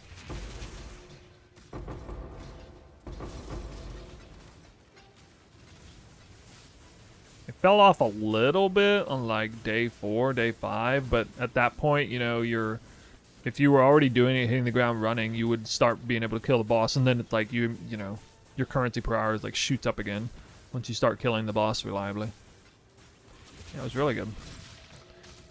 I didn't make an actual farming video on like actively in the first week of that. I only made a farming video way after the fact, doing the boss. But I talked about it. I did make a video talking about how that's how I farmed up Headhunter and stuff, so.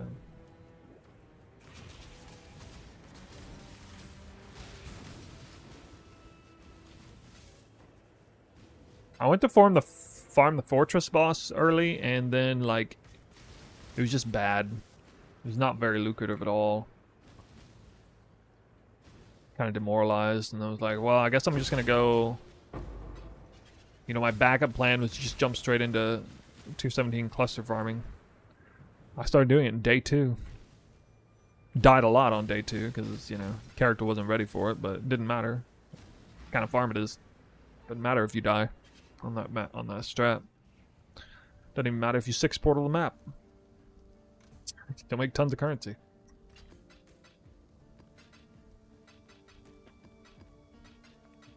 You just clear like 20% of the map and you get most of the value out of it.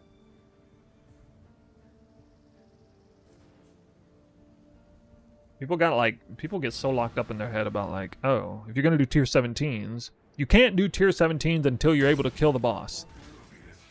Or something, and that's such a lie, like, there's so many ways to make tier 17 super lucrative with or without killing the boss. The cluster farm is probably the greatest example of it, but there's more. Like you could do, I mean, you could have been doing containment boxes without killing the boss. It'd been totally fine. Barely even matter, you know.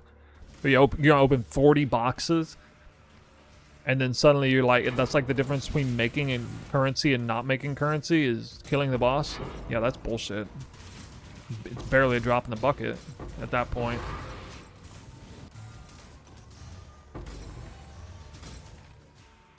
So I feel bad for people who like feel gate kept out of like doing tier 17 boxes or something early on because they know they can't kill the boss, and they like get this, I don't know, this is narrative that, oh, they can't do it unless they can kill the boss. So they're like, and they're like, well, can I do it in tier 16, you know, with no % more scarab or currency multiplier? Yeah, I mean, sure, I guess, but it's, I mean, obviously it's still a pretty lucrative strat either way in league start, but it's like, why wouldn't you just...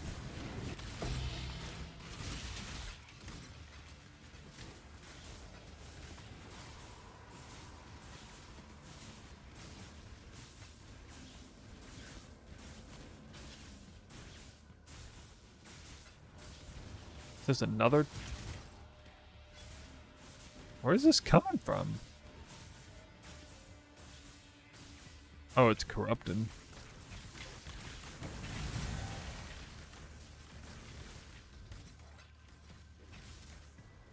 Can't you buy Headhunter? I'm not for...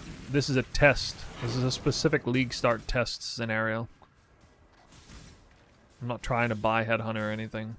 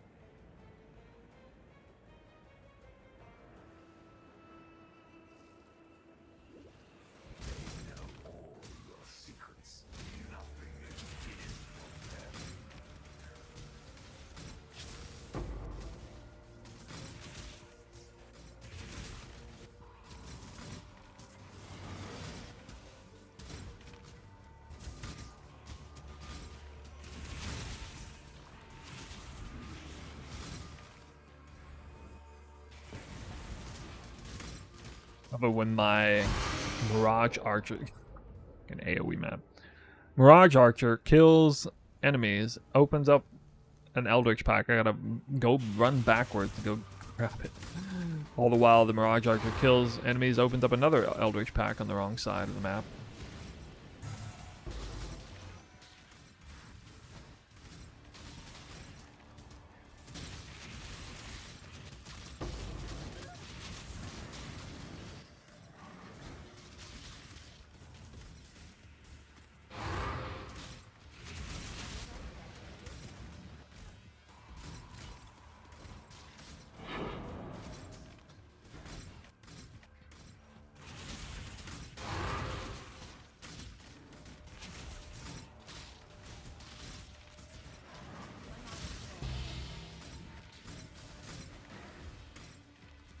Seeing the reflecting mist a lot. Just to remind you guys, this is a pretty good strat to run on a map you're trying to scry over somewhere. You can log this in your memory if you want. Like, you will spawn the seer on a fairly regular basis doing this strategy. And even if you're not on a good map, it's still a good strat. Like, it's still lucrative. You don't have to feel bad about, like, blowing currency just and time, you know, just to get the seer to spawn. I know that drives people crazy.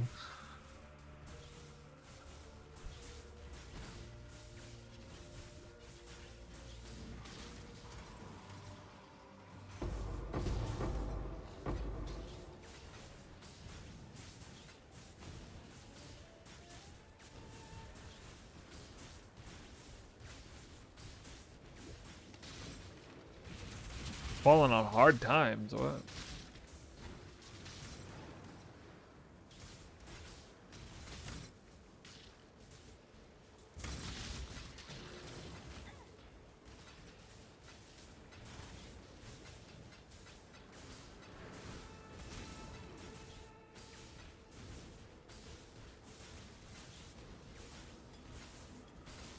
Yeah, I guess Seer spawn chance may be manipulated by how many Eldritch minions are on the map.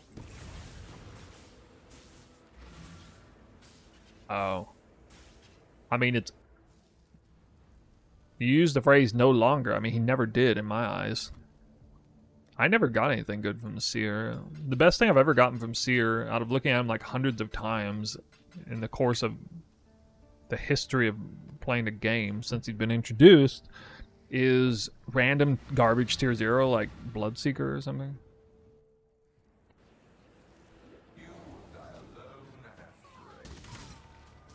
Is this a 0 to hero project? No. Day 3, putting 2 strats against each other in a day 3 currency earning scenario. See which one comes out ahead. 2 blasting strats. The gold standard Legion Dunes blasting versus the I don't know, the latest edition of Shrine juicing for Eldritch altar farming.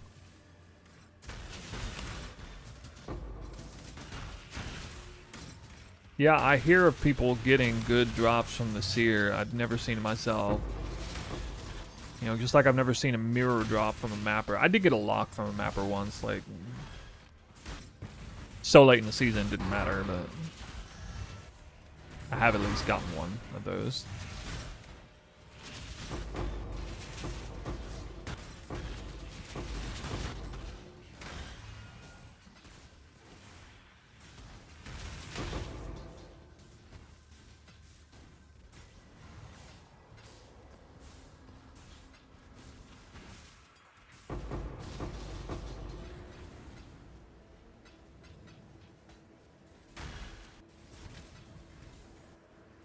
Fun factor?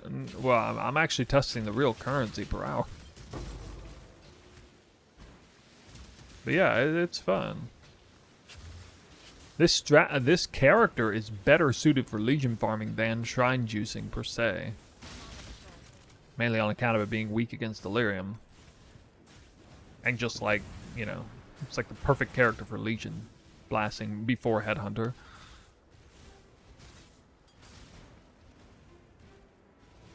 On something like a 30 to 60 div budget, I guess.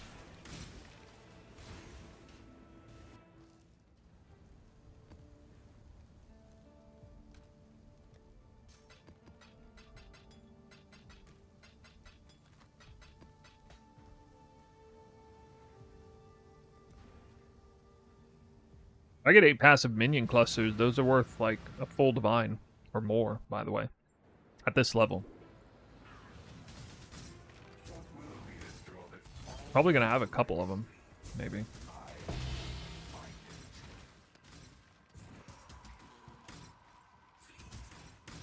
I'm not doing gamblers today, sorry. I'm already gonna be going to bed past my bedtime just to finish this. I really want to get it done so I can focus completely on Pt.2. Calm's Binding. Yeah, okay.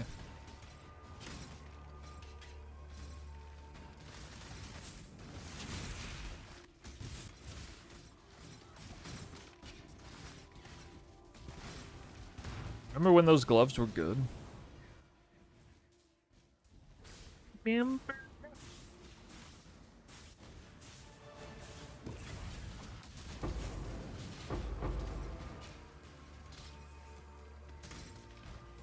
Guys, I found the ground loot. It's in Path of Exile 2.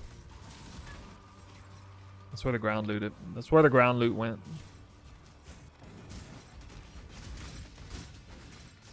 That's why we're all gonna stop playing PoE1 and start playing PoE2 here in a few days.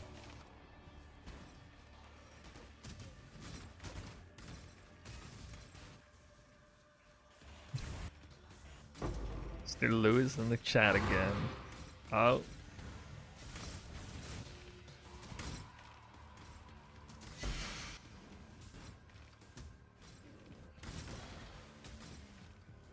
Amulet swap and shield chart. You enjoyed that?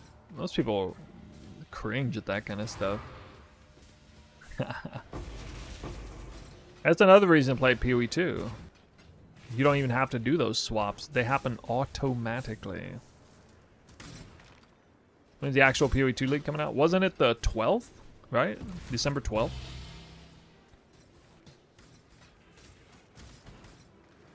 A week from Friday, I think.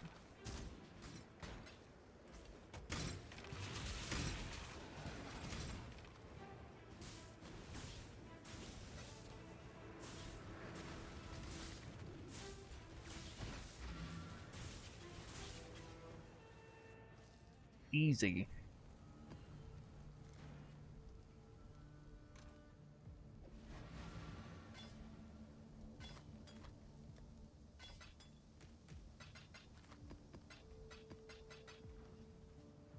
I got like 22 fortress maps on the Legion farm. I kind of thought I'd get more than that.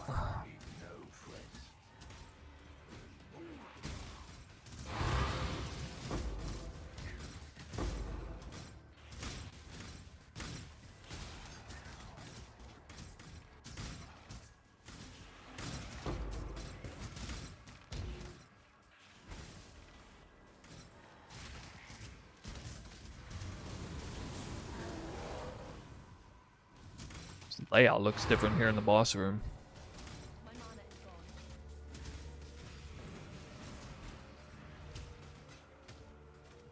Oh my god, I just keep spamming orbs of annulment. What in the world is this RNG?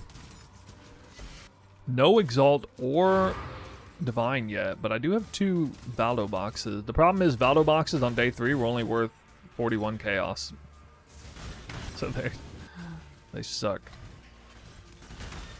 On the day 3 economy.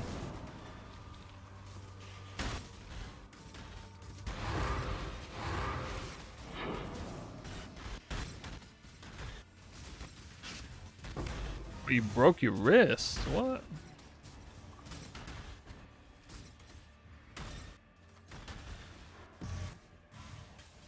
Both of your wrists? You get in a car accident?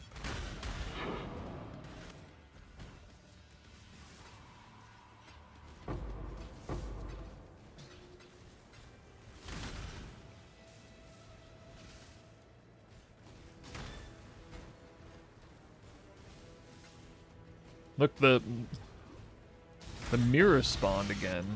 The thing's spawning like every other map or something. Reflecting mist. Again. You guys see how often this thing's spawning? I mean, for some reason the seer spawned a lot less often now than it used to. The mirror and the reflecting mist, or the reflecting mist and seer used to be identical spawn rate. I don't think it is anymore.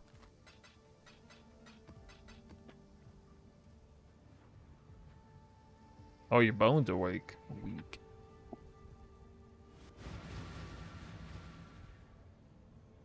Sorry to hear that.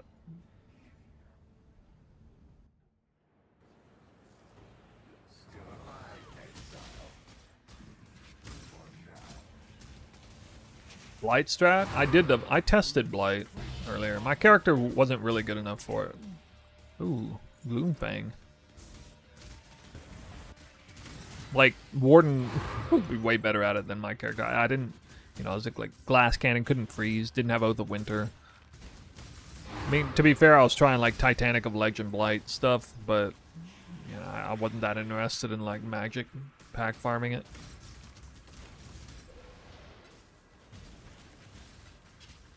Didn't quite have enough damage either. The build ceiling, damage ceiling was hurt me a little bit.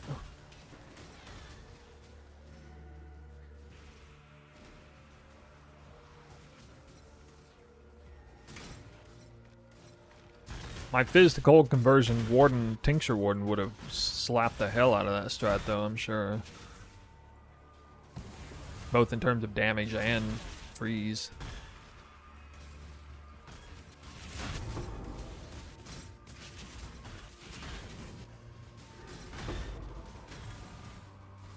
Somebody on YouTube said they broke their wrist. I got dual chat in here.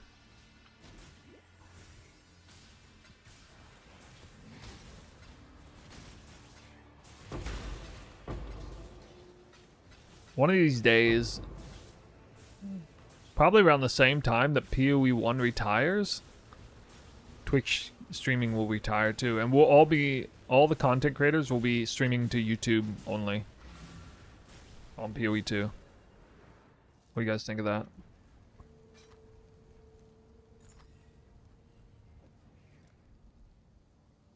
Gloomfang. Alright, let's see if this was worth anything on day 3.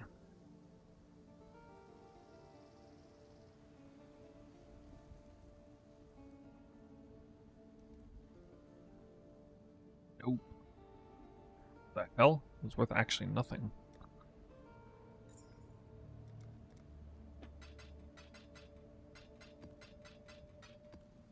I've seen that thing be worth a divine at league start on some leagues.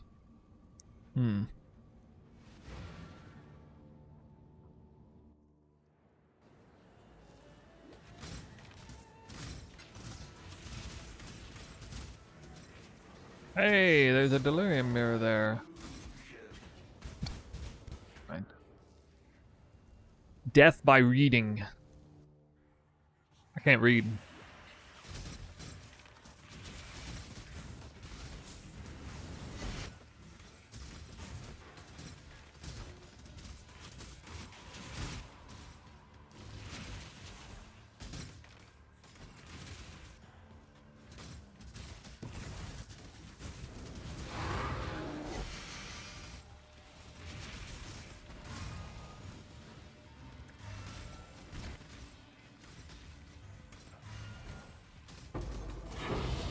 The ads tell you to subscribe. We have advertisements that actually tell you to subscribe. That's weird. I would never do that. I would never tell you guys to subscribe. That's just rude. Why pay for something when you can get it for free? On YouTube. Nah. Haha. Sorry, for YouTube I guess you gotta pay like $5 a month or something. I don't know how the YouTube... Actually, how does YouTube ads work? I don't even know. Oh, we got Divinations. Scarab of the Cloister spam coming up. Oh, yeah. Oh, yeah, that's some money. Give me that Scarab dupe. Scarab dupe.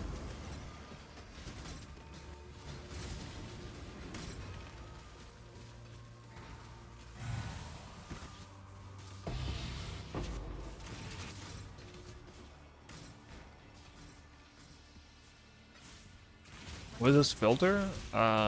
This is just a day 3 league start test. While we have nothing better to do.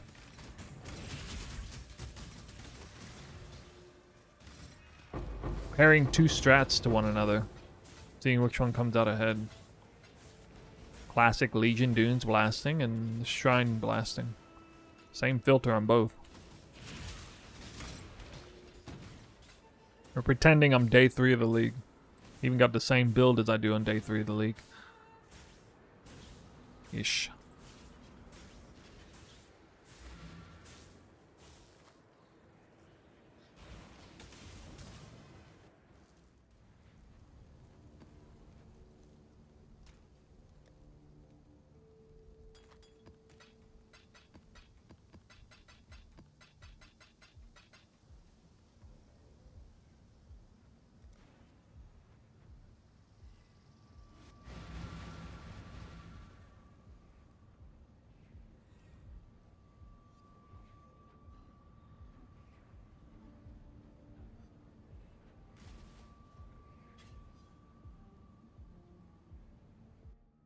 Alter currency dupe can dupe singular focus? I have no idea. I don't think anybody knows.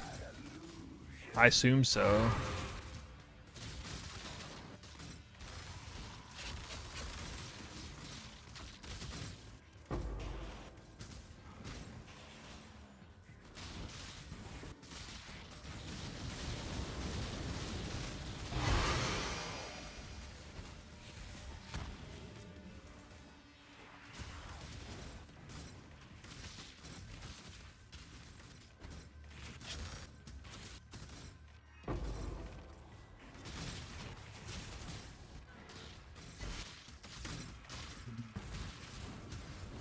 Okay.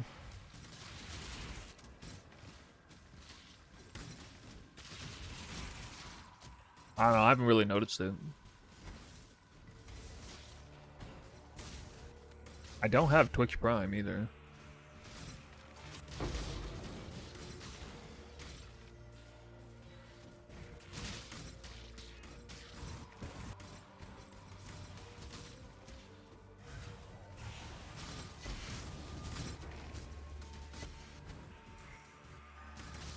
I've thought about triple streaming over to Kick. I don't know, do any content creators in PoE stream to Kick as well?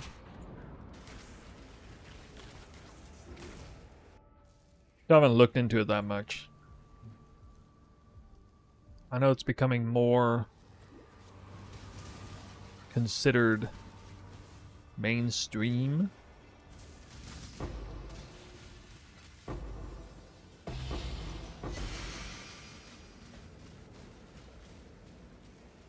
As of lightning.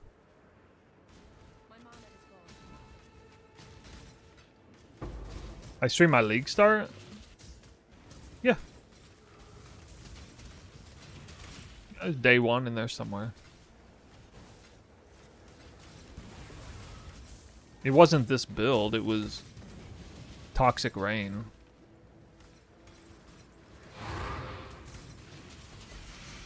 Two leagues ago, I League started this build. That one, those VODs are now gone. Now, are there any Path of Exile streamers on Kick, though? Like, actually.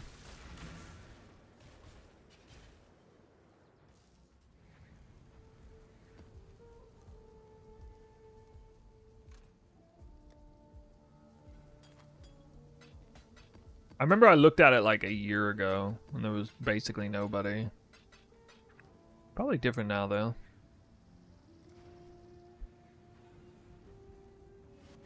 Most content creators streamed all three.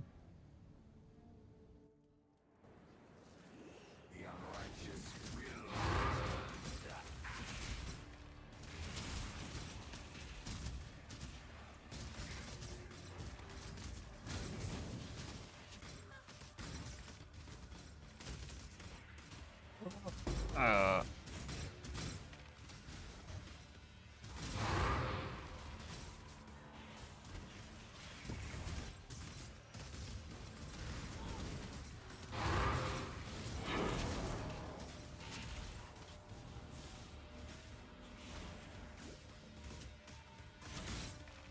5 people with a combined 37 views. Dang.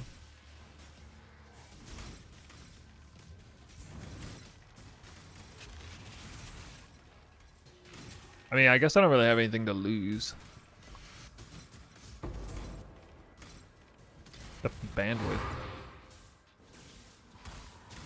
I usually have plenty of.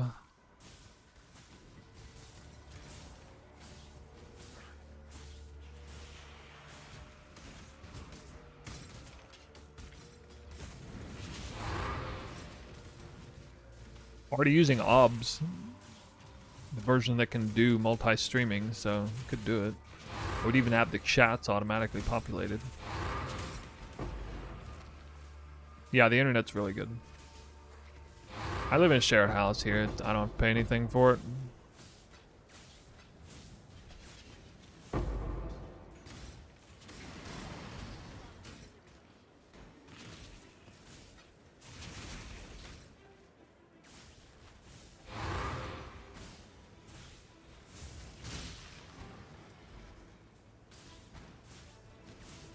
For Scarab.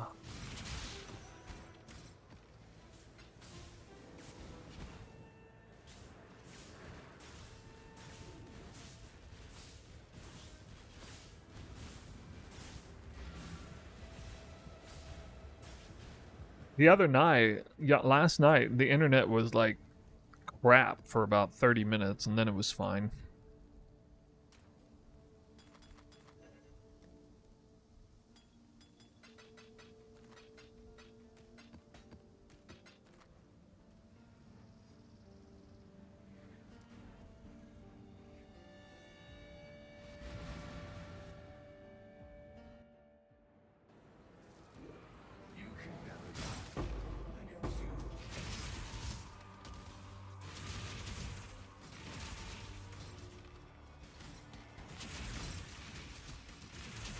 What? Oh god, I outran the mirror. So stupid.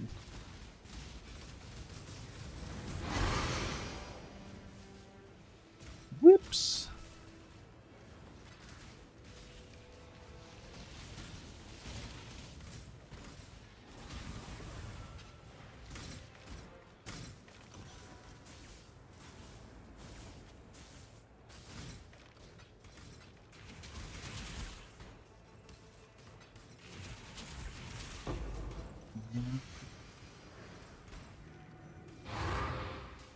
Didn't even have an acceleration shrine.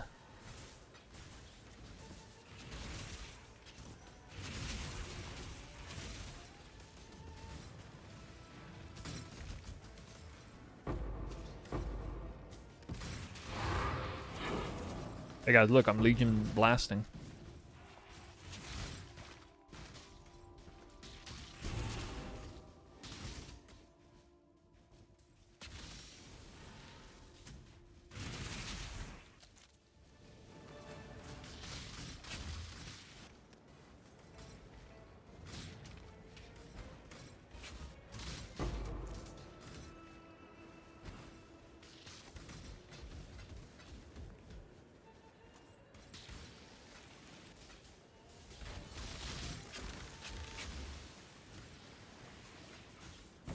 Unspec random Legion is pretty trash. I'm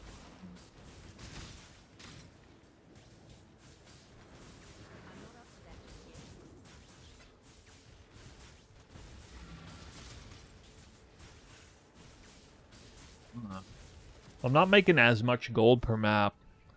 I think I'm making at least as much gold per hour, though.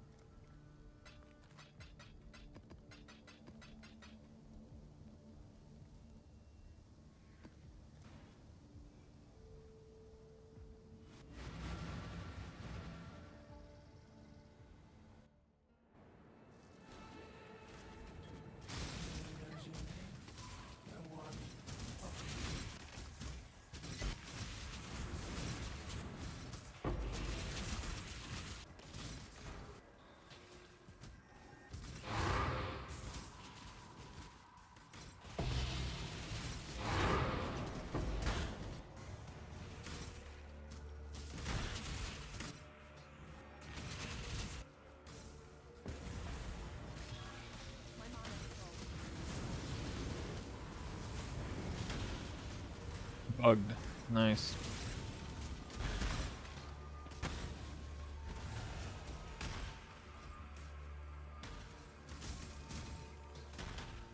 I'll be forever in debt if he actually drops something good out of this, because he bugged out. Otherwise, I wouldn't have gotten the drop. I got 3 lesser embers, more than I should have gotten, thanks to him bugging out.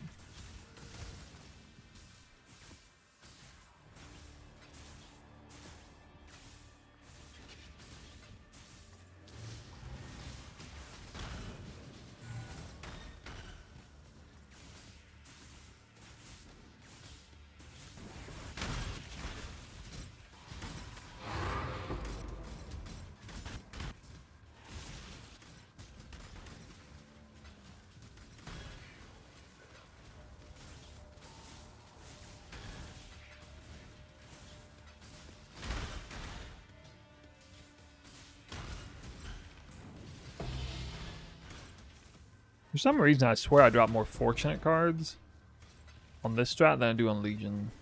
We'll find out if that's true. I only dropped 11 in 60 maps, fortunate cards. I feel like that's gotta be unlucky for like fully spec Legions. 1 every 6 maps, basically.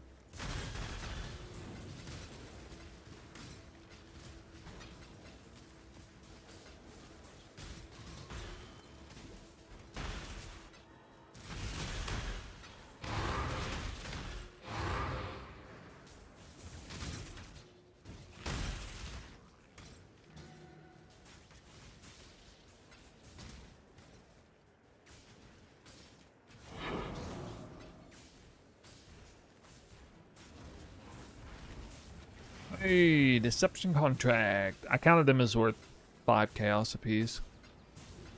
Blueprints 10.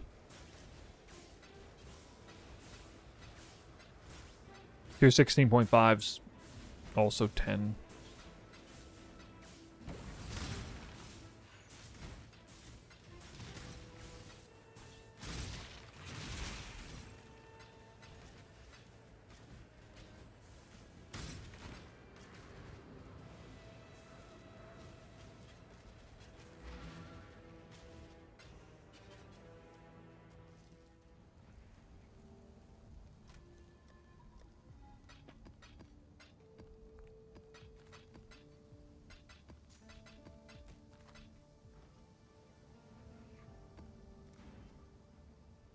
Almost 2/3 of the way done with this already.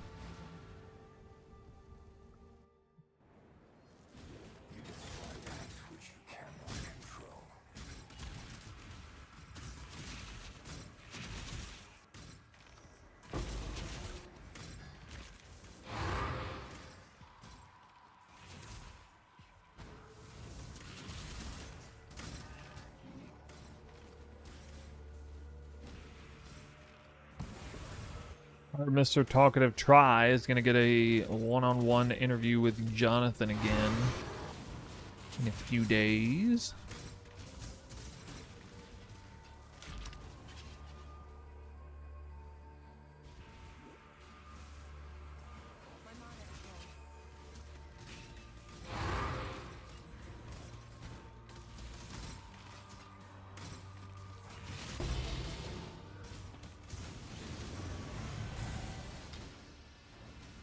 Oh, and I'm also slated to do an interview with him again, like, I think early January.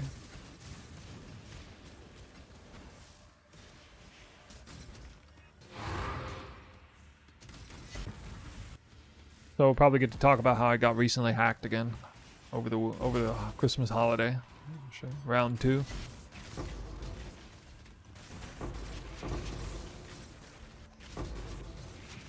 Harbinger Scarab. A lot of rewards.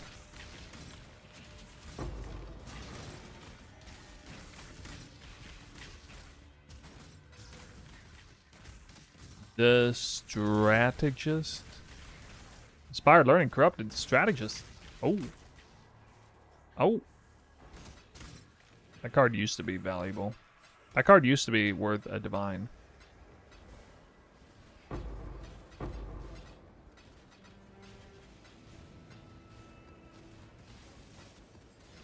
I've tried that Legion Ghosting unique farm strat this league. Nope. I saw a little snippet of a video or a clip of it, I guess. I didn't know.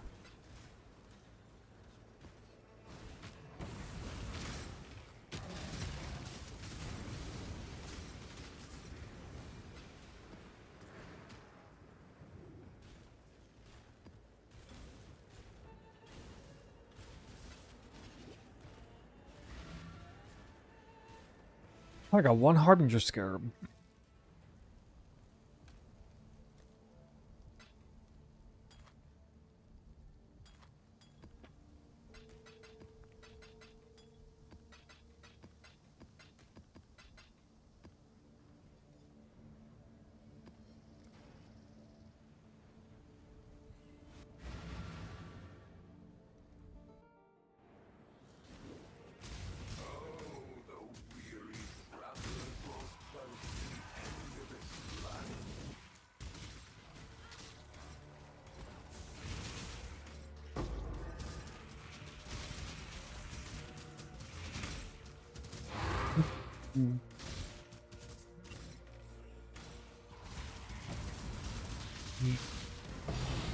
Oh, he's not bugged out.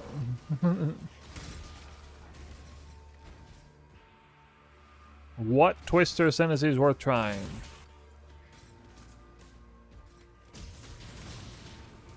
My second choice last league was going to be Invoker. I really wanted to try Invoker. Amazon is classically good choice. Ritualist is really good in the late game, especially when you get like really good gear. This league I'm interested in Titan to scale some AoE like crazy for fun.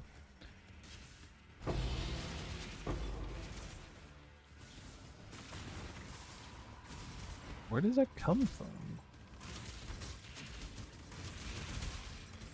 Fixed link majestic plate. That would normally be worth like a divine on day 3, I think.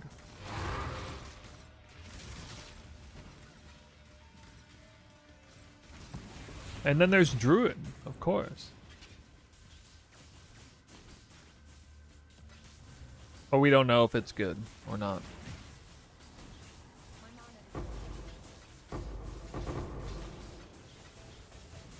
Can I self-curse temp change? Oh, I mean... like, the build not set up to do that.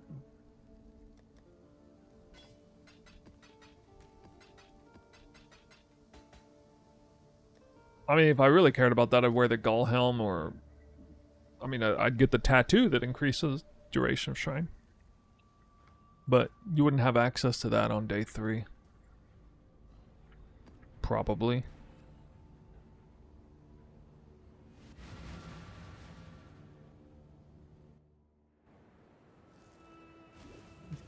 Sentinel, the good Sentinel. Ooh, it's alright. Worth it. I want to get maximum power.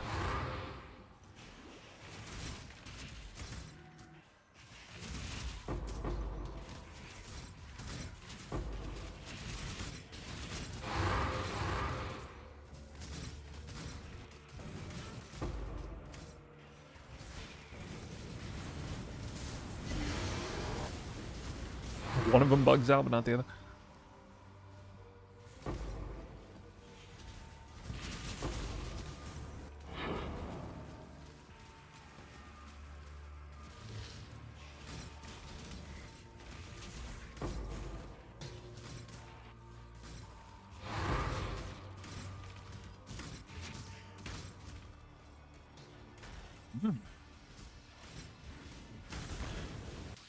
Loot was here.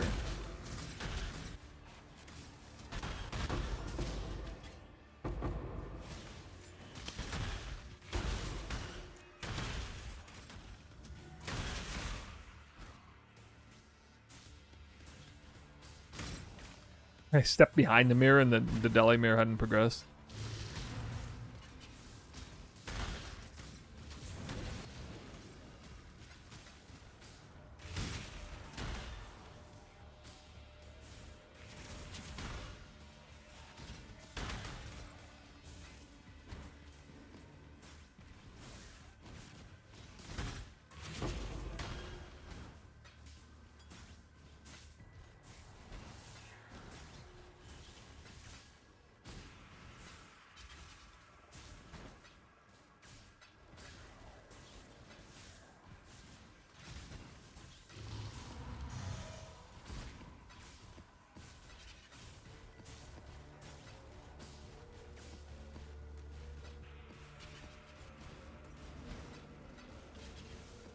Yo, am I gonna go 0 divine orbs on this strat? Oof. Better get at least like 2. Hell, if nothing else from the deli rewards.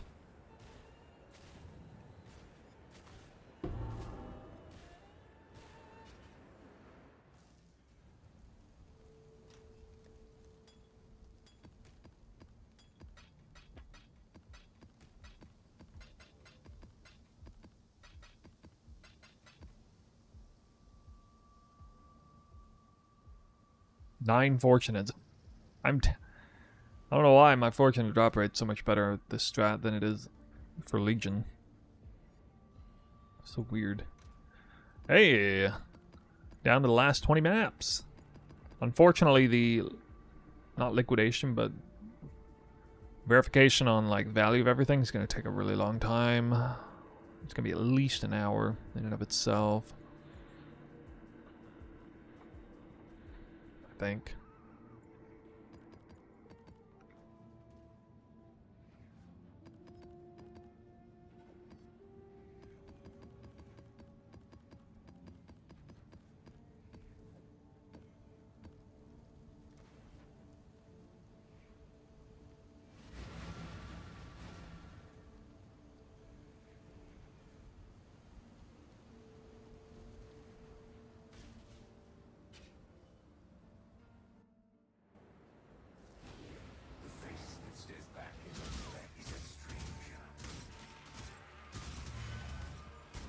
Alright. That shrine is like impossible to click, apparently.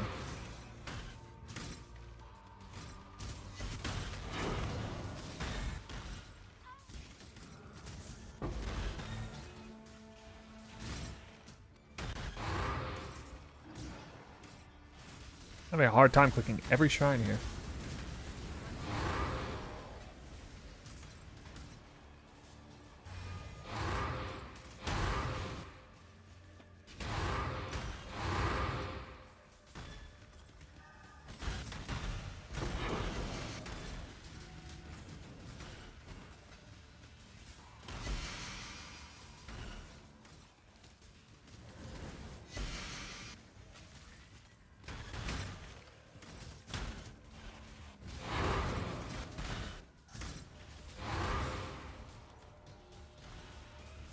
You got Soul Leader with no Legion? Hacks.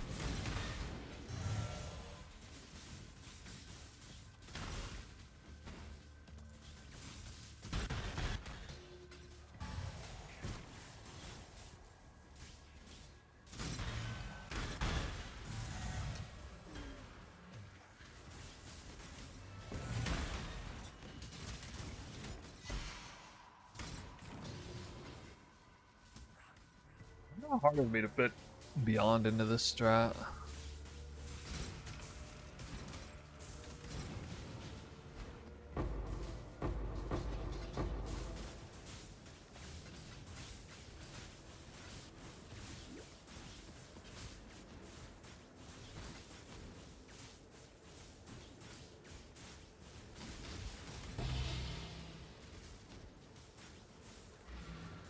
Why you double check? That's why you double check.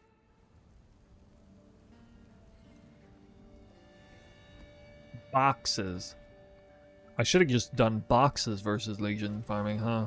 That's the real test. None of this shrine juicing. She should have done boxes against it.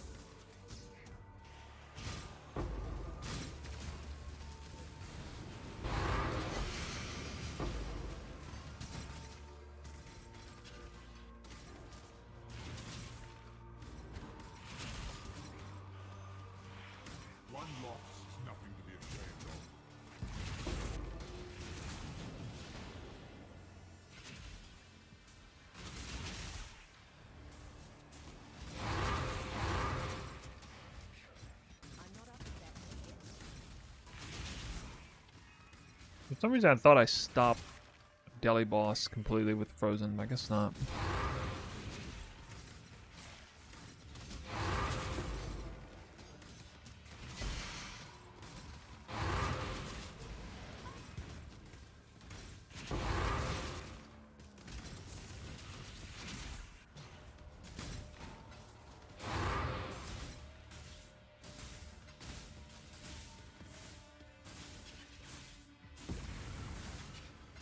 Still good for Ubers. Not on this budget, no.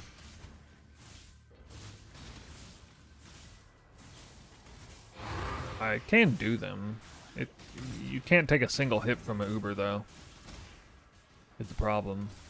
Like even like their lowest damage melee hit would kill you on this build.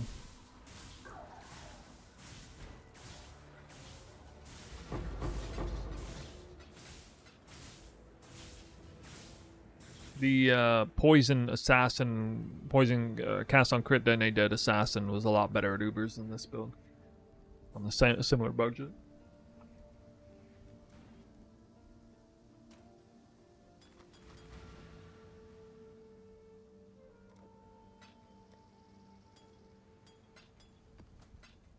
Almost all of my loot will fit in one dump tab. That means I have less than half the total loot.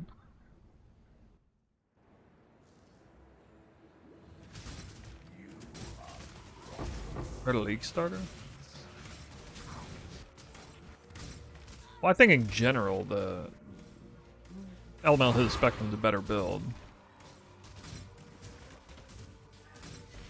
Of course, I favor, like, blasting build. You know, blasting mappers and all that.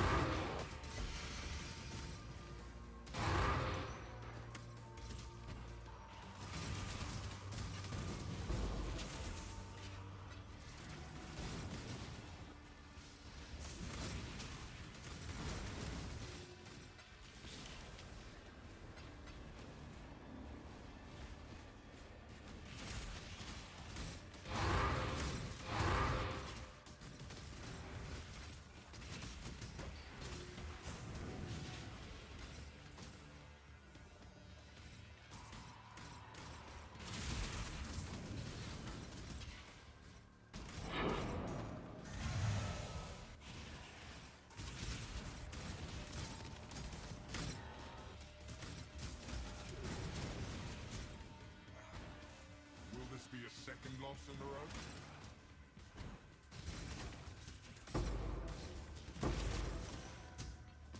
People delirium orb paranoia. How's Harvest early league? I don't know. Probably just decent.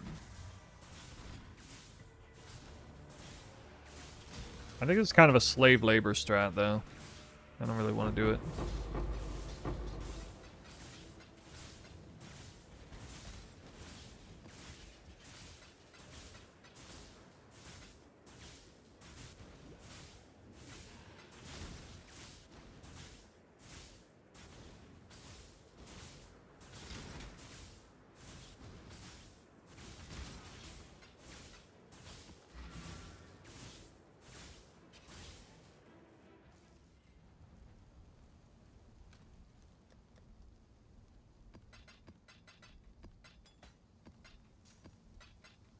Only when the degens start gambling. I guess we just need to wait till everybody starts streaming on Twitch or on Kick then. Maybe when that day comes.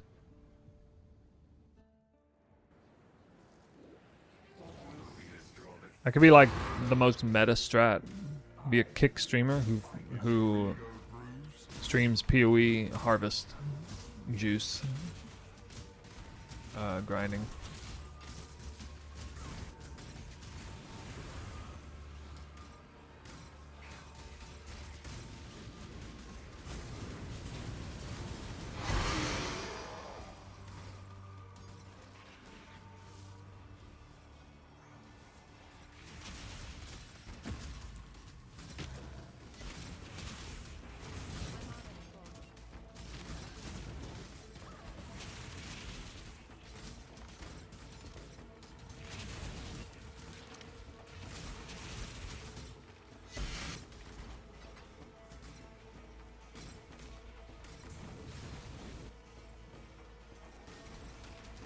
Yeah, if Harvest Juice is worth, like, doing to save for later, then it would be actually worth doing a different strat, buying Harvest Juice and sitting on it until it goes up in price.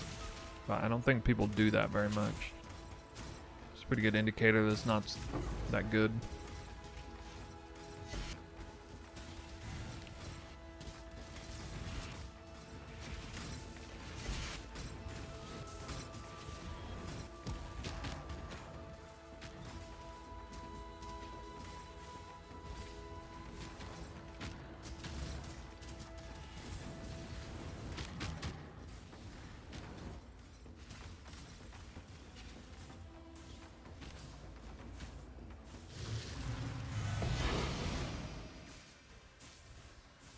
Deal with the quest thing over here.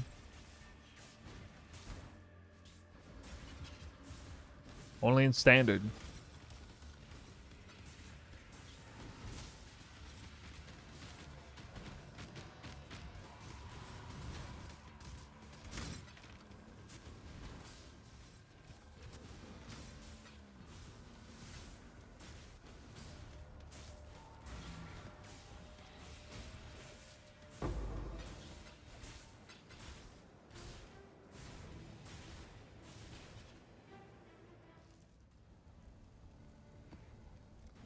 16 maps left.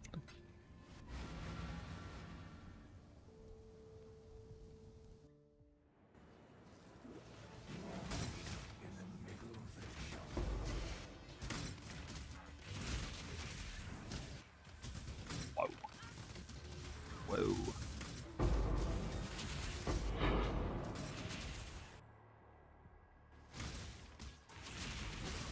We get domination of terrors, I guess. That one's actually pretty good. Actually, no, it wasn't. It was 10C. Domination of terrors was super cheap early in the league.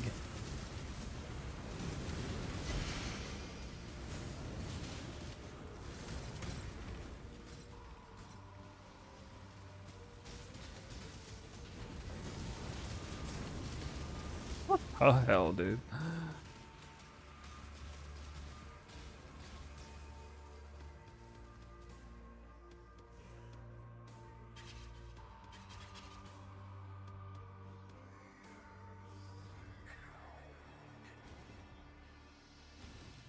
Hey, what?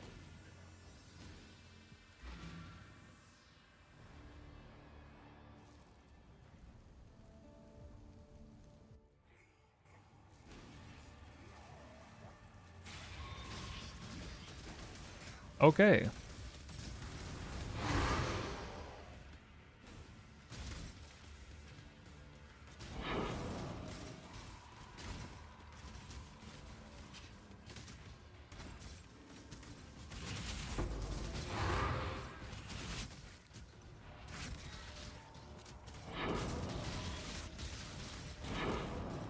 Toss me the mirror on like half the map, dude. Oh! Pandemonium Scarab. Hmm.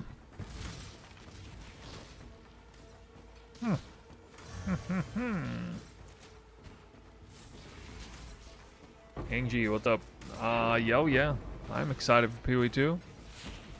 It doesn't look like it because I'm playing PoE1, but I just want to get this test run done. Then we will be in the clear. I'll be asleep when the live reveal goes out. I'll come back next day and watch it with you guys. For those of you who know, save yourself for me.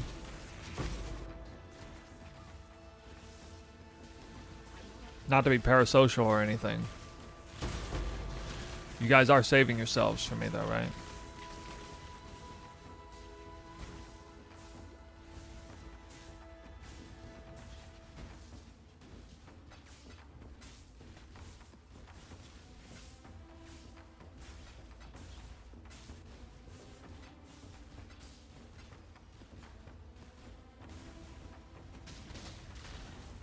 Good.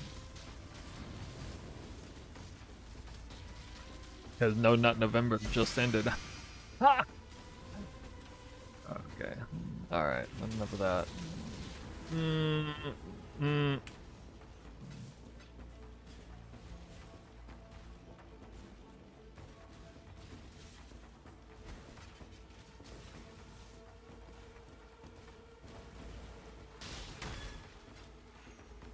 I could not get a good scarab. Damn. Am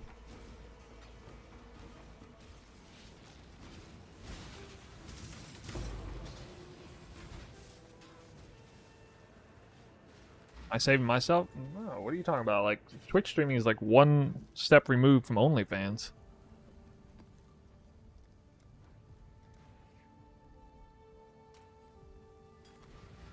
I'm like almost all the way there.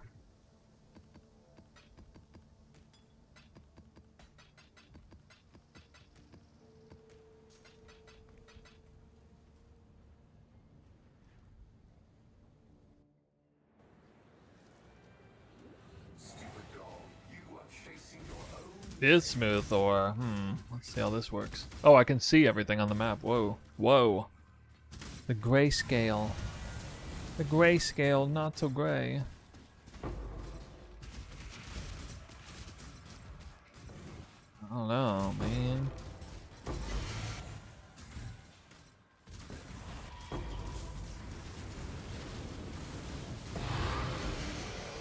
Log in 3 grands.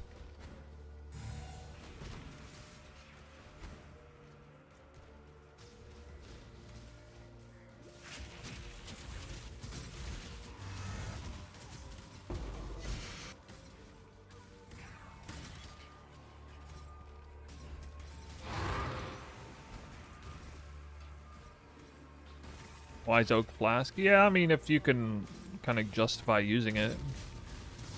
Nice way to, you know, it's a great flask, you know. Give yourself more damage and cap your resistances. Oh my god. When you're down bad, it's pretty good, I guess. Down bad on res.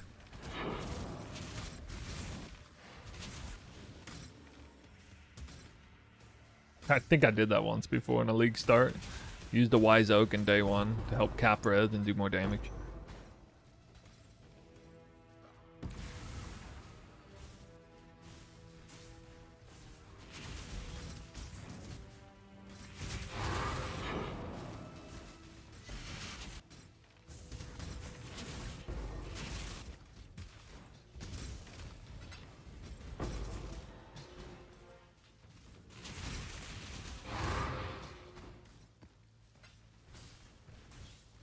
Domination scare again?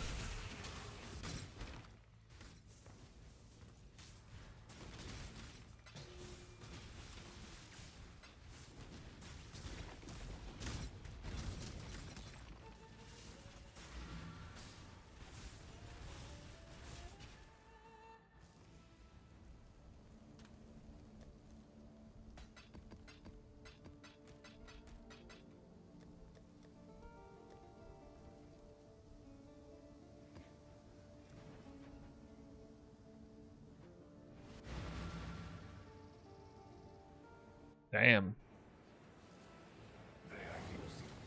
This is definitely going to be done in less than half the time.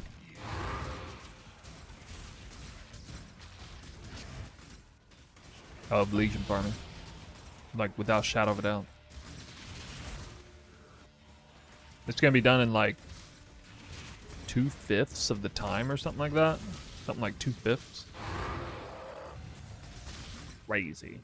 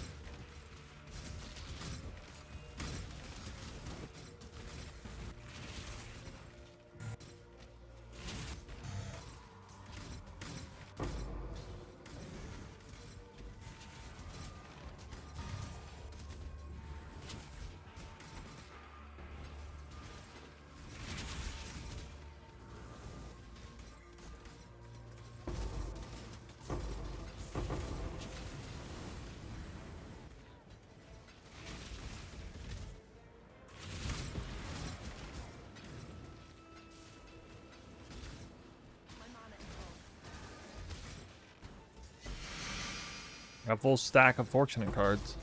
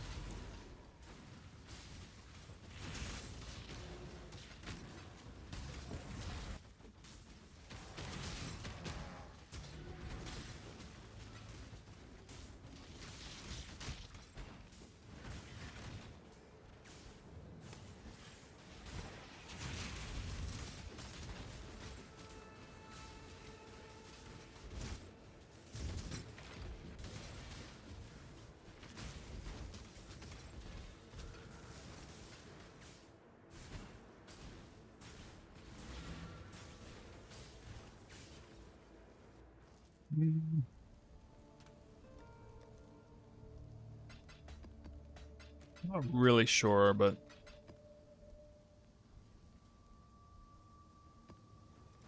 I haven't seen very many like really, really good maps. I only had like one or two where I was just getting like tons of bubblegum. I need more. More. I popped the boss altar first.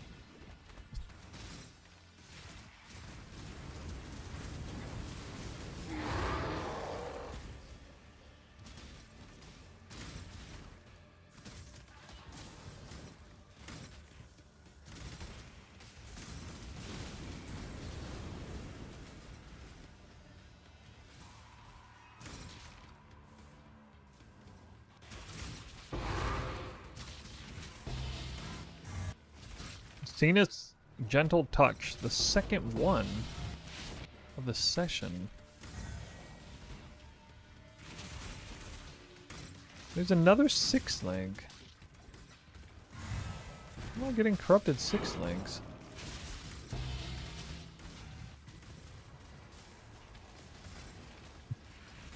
Where are these corrupted 6-links coming from? Not coming from chest.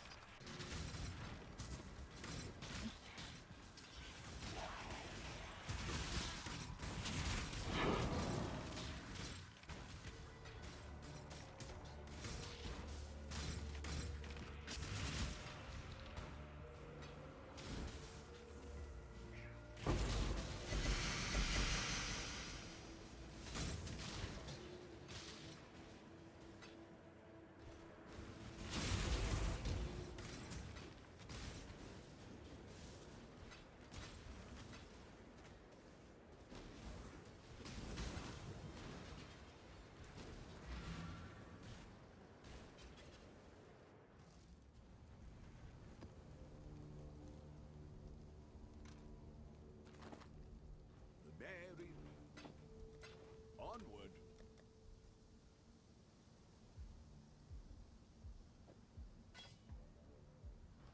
Oh. Our fortunes grow.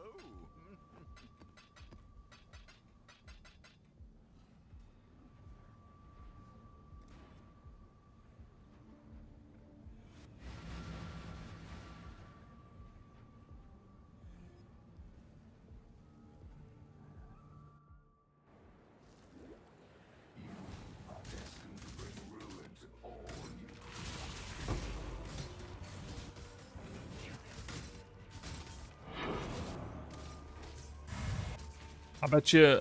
Alright, I have a prediction for the patch notes. Several performance. There are several improvements to performance. I bet you that line's somewhere on the patch notes.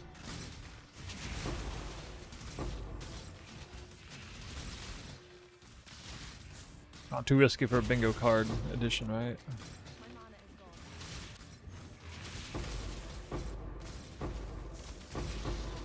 Alright, we are raining chaos. It's a reign of chaos map. Yes. Am I waiting for League start info before I decide? Yeah, I mean you should. You should wait. Corrupted item card.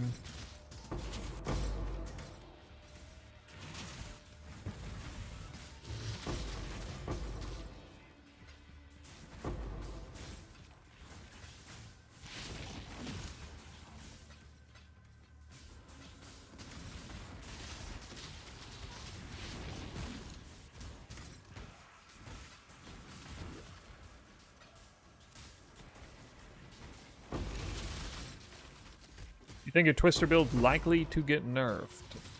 Nope. I don't. Maybe like a... if there's a nerf to the build that I ran last time, I think it's more likely to be things like Whirling Slash, Speed, lateral movement, Spirit allocated to off weapon sets links, like the fact that you can allocate Spirit Gems to certain weapon sets and not apply them on the other. I think that would be a potential nerf. But I don't think any of that is like what I would call high likelihood of nerf. The fact of the matter is all that stuff that I did is not Like, it's not common, it's not popular, it's not meta at all.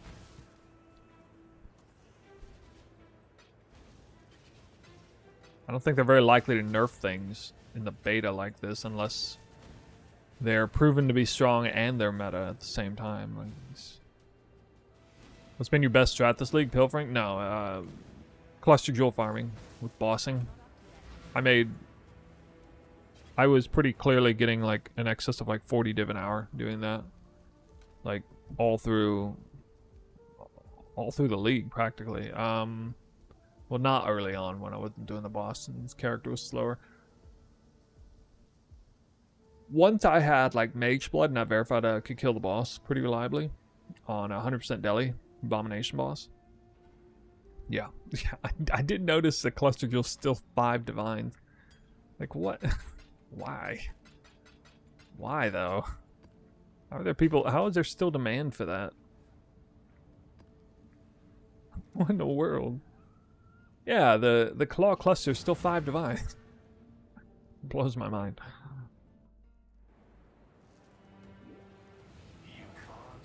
I think some other clusters were like rising too.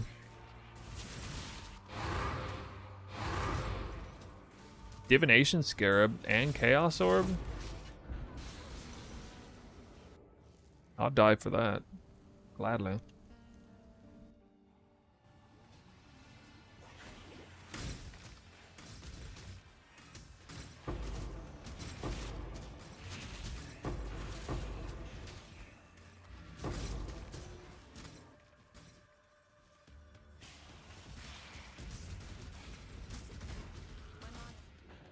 Really? Actually died there? Wow. First death that wasn't from a delirium. It had nothing to do with delirium. Well, actually, indirectly did because the monster was still alive and would have died if it wasn't deep deli, I'm sure. But aside from that, only indirectly.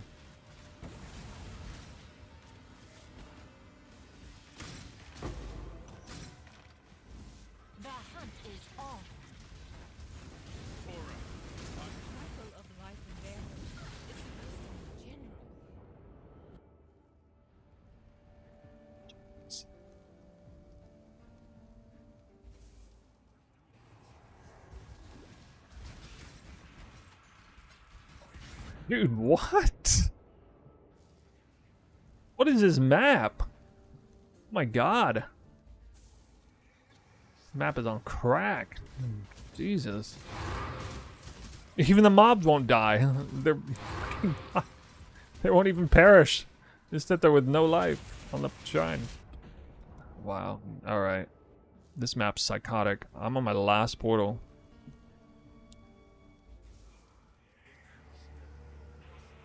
Clicking off delirium then.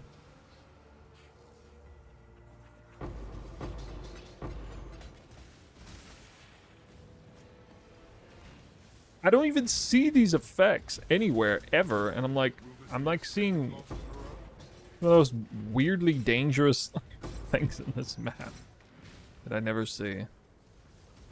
There should be no problem now that I've removed Deli. That's where basically all the danger is. I don't even have a bunch of Eldritch pack mods.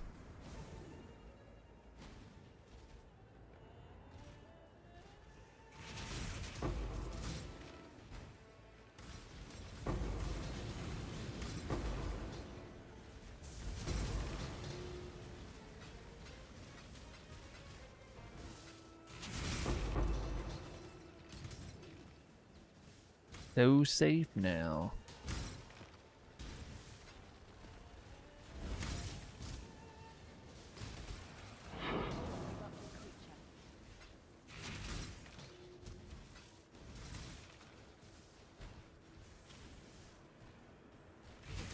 I don't know why this map was wrecking me so hard.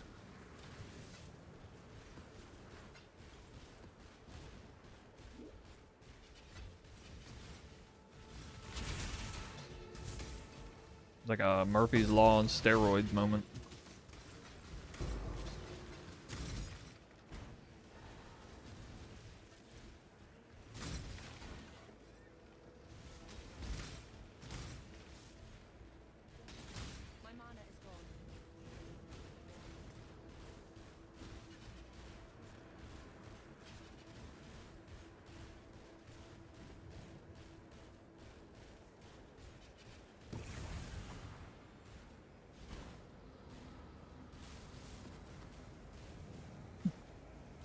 All right.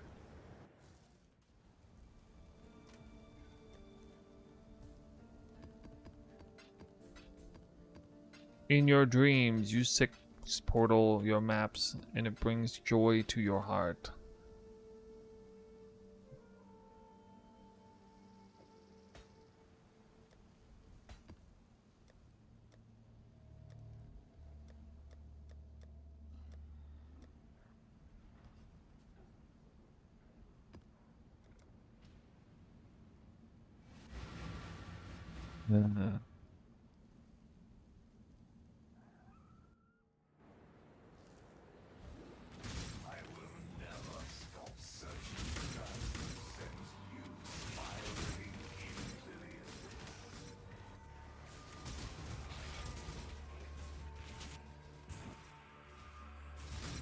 Yeah, I'll probably do this map with no problems.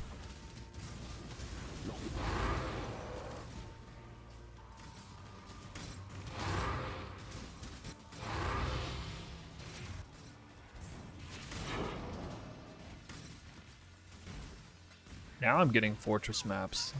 Alright, never mind. I will have problems.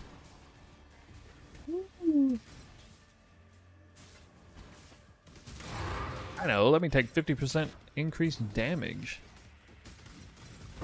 Ho, ho, ho.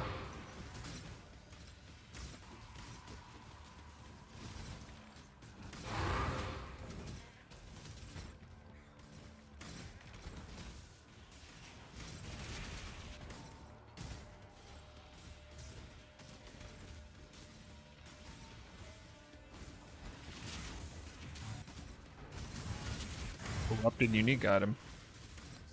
Very good card type.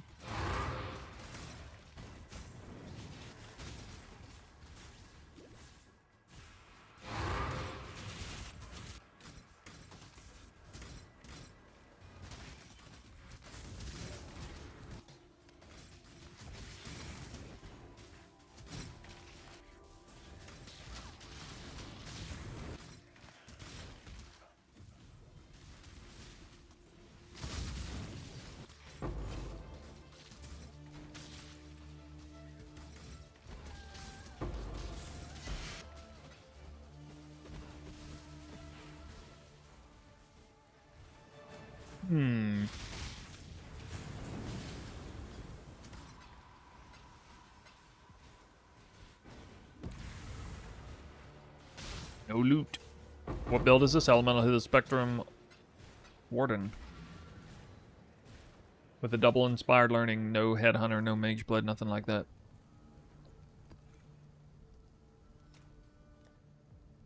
This is basically the character that I had on day 3 in Mercenaries League.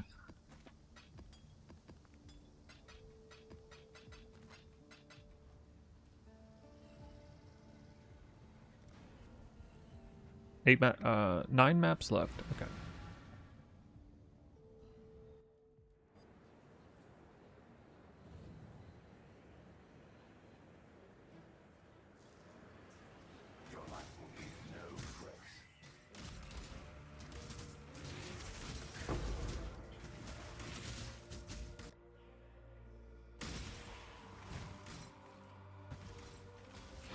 Well, there's only 59 viewers on Twitch right now.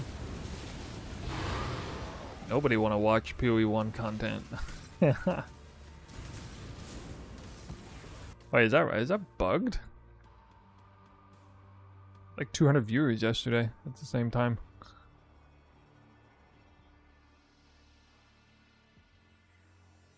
Huh.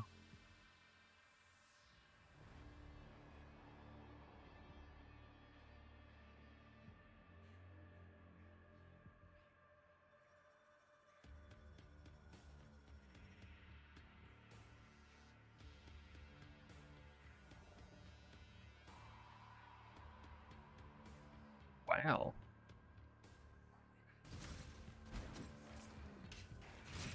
A third of, not even a third of the viewers from yesterday.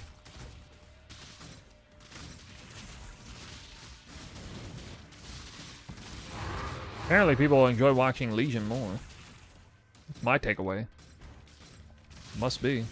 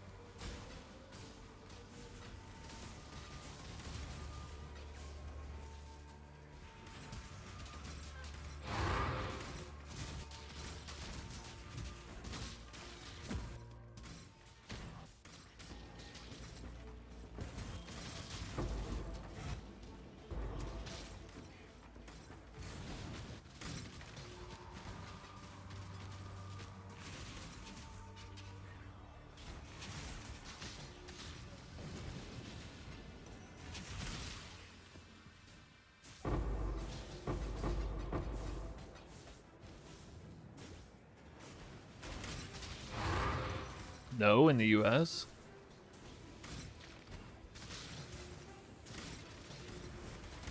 Around Thanksgiving?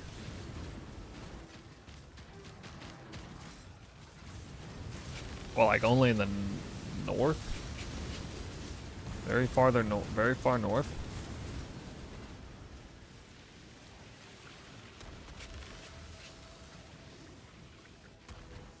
You get a lot of glass blower bubbles on this map. 2 CPs. Yep. Now we got some viewers. Oh shit. Pt.2. Welcome, dude. Long time no see. Looking forward to PoE2, or are you sticking PoE1 like you sometimes do? Thank you for the raid. Welcome, guys. You're coming, actually, you're coming towards the end of a test run between Legion juicing and Shrine juicing, putting these two strats against each other with a day 3 economy in mind. I want to see if Legion deserves its spot at the king at the top of the Apex list of farming strats. I wonder. I'm a little skeptical.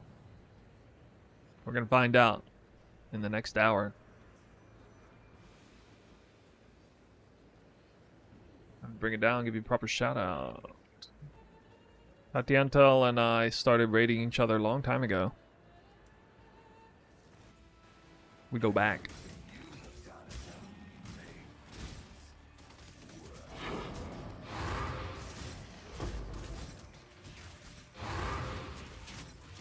So this version of the strat, we already did the Legion stuff, it's done. I'm abusing shrines to make the map spawn a whole bunch of extra Eldritch minions beyond what it's supposed to.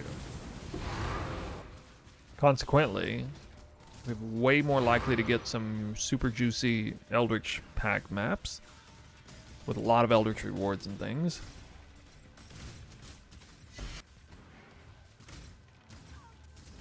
That's where like these you know, altars come from. You can spawn like hit like a dozen or more. How do shrines do that? Shrines appear to spawn additional Eldritch packs beyond the designated number that spawns in a map, which is, according to GGG, somewhere between 20 and 60 packs per map. It's heavily randomized. So their location and number of packs is randomized pretty heavily. But shrines just produce a whole bunch of extra packs automatically. So it seems. Nobody knows 100% for sure, but I'm quite certain it's like extra free packs. So I'm using triple domination scarab for 6 extra, and then Carrick on the map device, so I get 10 extra shrines. Plus 2 from being spec'd in there.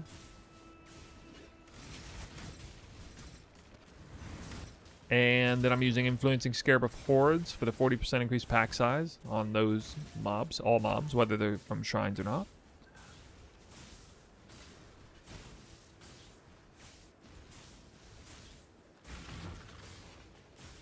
And then, you know, like I'm spec'd for all the Searing Exarch stuff and shrine stuff, and Delirium helps anchor, pull mobs out from pull the packs of mobs out from nothing, because they don't spawn unless there's other monsters nearby. That's why Delirium here is really useful for that.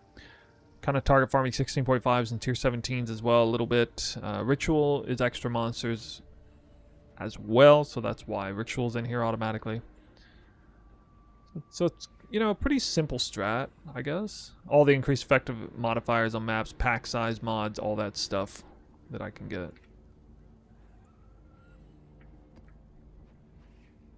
Running 8 mod corrupted maps.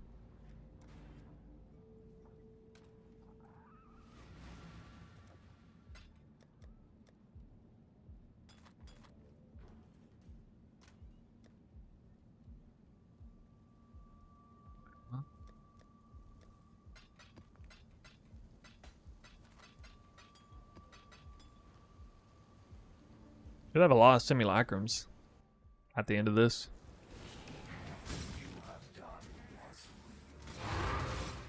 You're not like guaranteed Eldritch altars or anything, but you know, you have a pretty good chance of getting quite a few every map.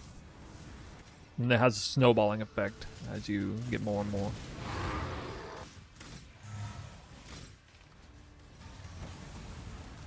Haters farming Searing Exarch right now. This strat goes way back. Back when we had Grand Design, Wandering Path especially.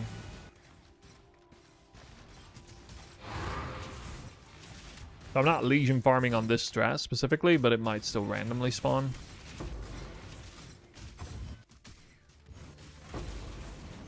Stilling orbs. So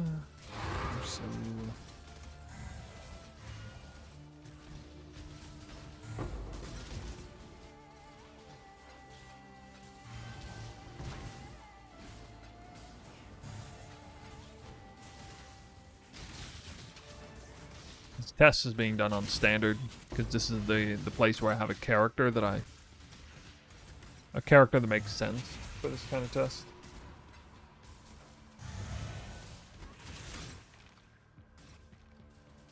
Fairly early league blaster.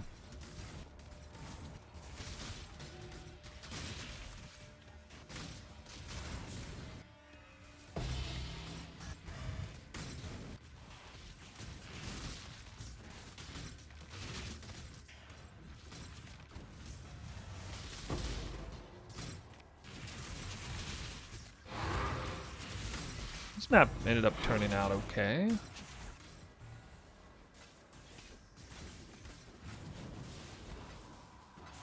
Also, another nice thing is this is pretty good gold per hour.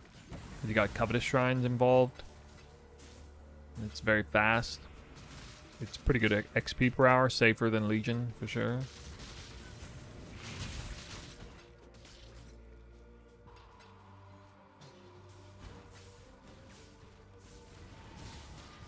And it's not nearly as restrictive on the type of character that Legion farming is. You have to have a true blaster to do Legion well.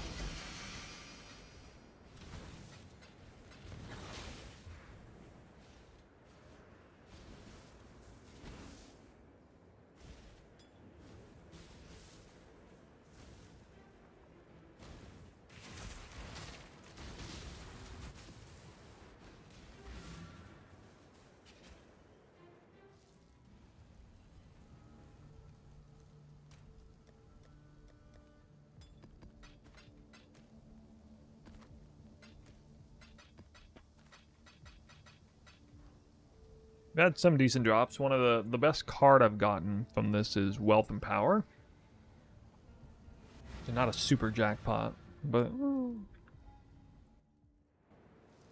halfway decent.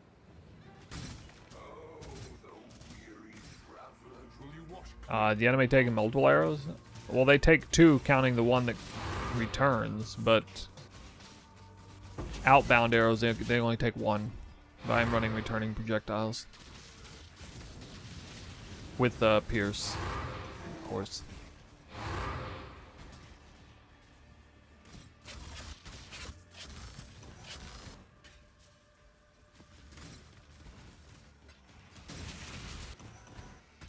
Although actually they kind of take 2 because the AoE and tornado spawns on them, so if the tornado's on them and proccing hits, there's an AoE component, elemental hit the spectrum. Also have Hydrosphere in as well.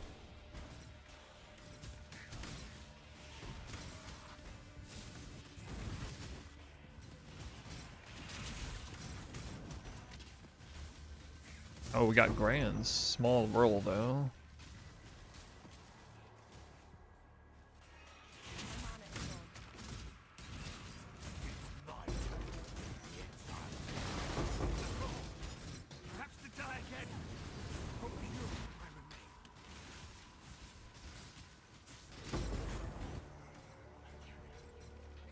Can I link my build? You can type exclamation point build and it'll show it for you. Thank you, new player here. I hate the game, it's complicated. This is one of the simplest strats. Got a lot of borrowed power too, because you get like 10 shrine effects at once.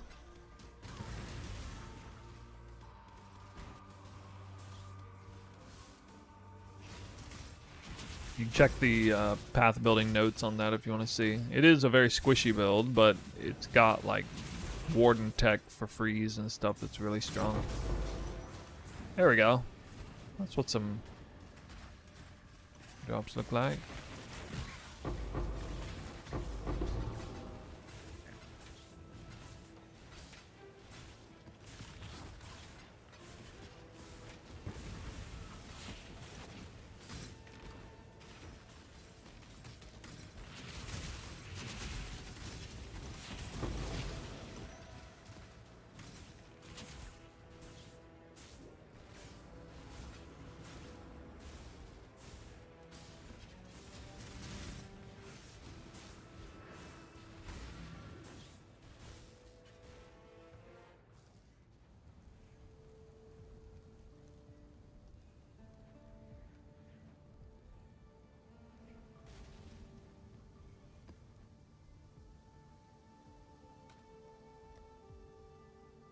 Watching a lot of my vids. Oh, that's cool. Glad it helps. PoE 1 or PoE 2? We're about to step back into PoE 1 or PoE 2. I mean, like as of today for most of you. It'll be tomorrow for me.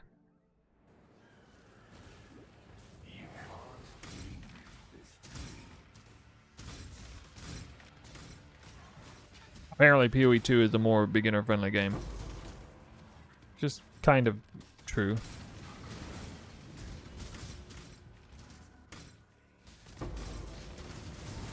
If you're like new to PoE 1 and you kind of like the game's style or whatever, but PoE 1 is like breaking your mind because of how complicated it is. Assuming you already played PoE 2, but in case you hadn't, you should definitely give that game a try.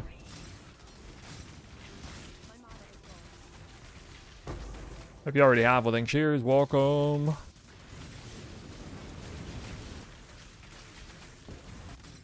Yeah, the learning curve's pretty intense here though, at this point.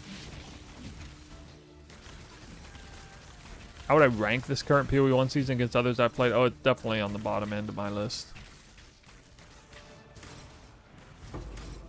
I don't know if I'd call it the worst league that I've ever experienced since I started playing in 3.14. It was Ultimatum League.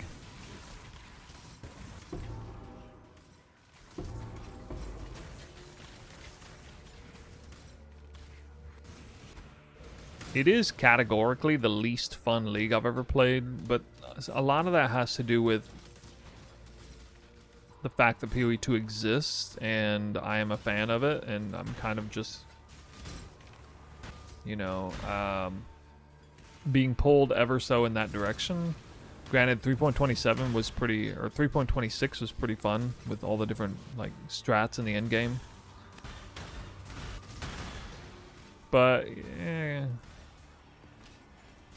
PoE 1's strength is its endgame strats, and so this league they made it so the endgame strats are all just kind of, I don't know, we're a bit of a dark age here with strats. What does artillery ballista do for the build? It's mostly damage, but it also helps with shocks big time with Oath of Spring, getting full stacks, 50 stacks of shock. It's a big part of it too. That only applies to the non-crit version though. So like once you go crit, that becomes less, you actually switch out of artillery ballista.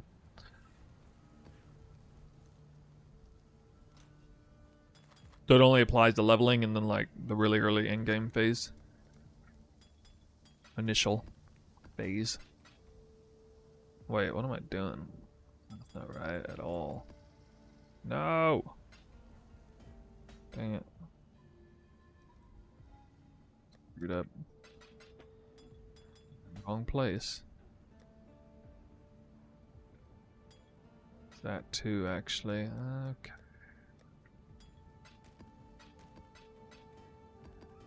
Shortchanging myself a little bit. Oops. The fact they didn't address the pedals, yeah. The pedals are really bad. Bad mechanic. I don't know if that was their idea of bringing Sentinel League back or what, but it definitely didn't land.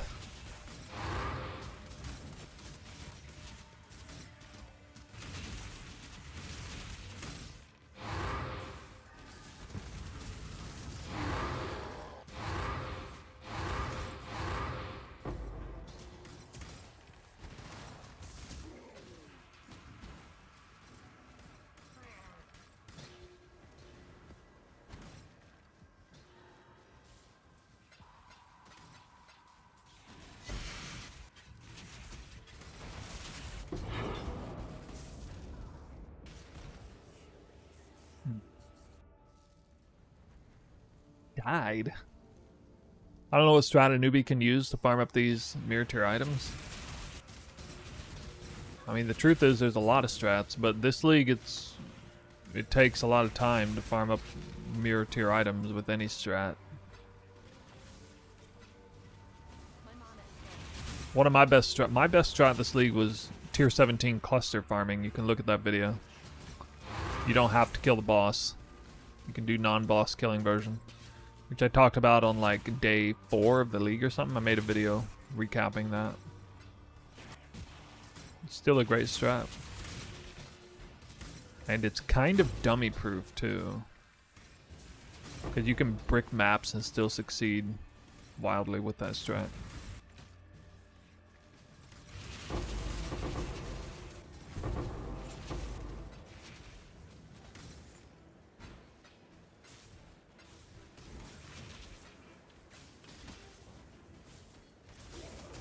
This strat here was also really good. Shrine juicing. Yep. Actually, an even better strat probably for like newer player, weaker build or whatever is the shrine juicing strat. Type exclamation point.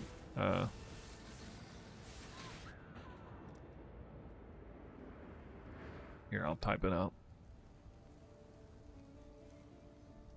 Somewhere fairly recently on the YouTube channel is it was Eater of Worlds, not Searing Exarch. Altars, but like actually it doesn't matter that much which one you pick. You know, you spec for one and pick it, and then you're good basically. This guy somehow killed me. What the heck?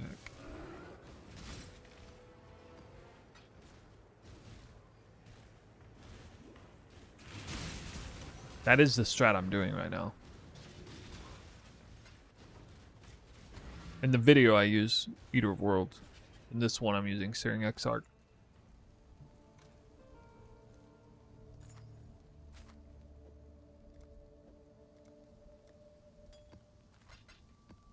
What do you think of the current endgame PoE2? It's in the best state it's ever been in. That's true for sure. I actually really like Abyss. Abyss juicing, like Abyss and Breach. Abyss overrun maps. I think it's fun. There's not that much you can do for juicing though, like, because there's not scarabs and stuff. I mean, I don't see it as the end of the world, but leaving a lot of players, a lot of PoE1 players wanting for more. I don't know. I like the end game of PoE2 more than the end game of PoE1 right now. I'll tell you that. It's not that the end game for PoE2 is categorically better than the end game for PoE1 right now. It's just in terms of like the whiplash effect. Like PoE2 got a lot better in 0.3, and PoE1 got a lot worse in 3.27. So it's kind of jarring. My mind has a hard time like accepting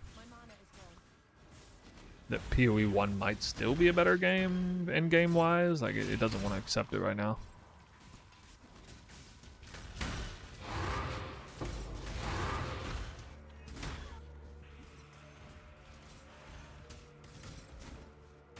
the retention difference between the two games on those two leagues that I mentioned is wild. So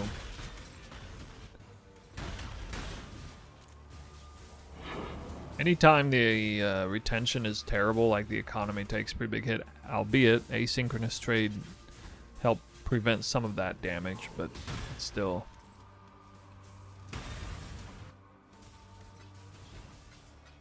Zero 0.4, which we will find out in a matter of hours, is supposed to be a focus point on endgame. Although they did bring out a lot of the in-game changes already. Hopefully not all of them.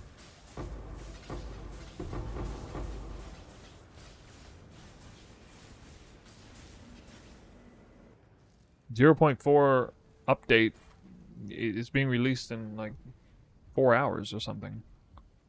The Path of Exile channel on YouTube or Twitch. The live reveal is coming out in a few hours here. You guys didn't know that?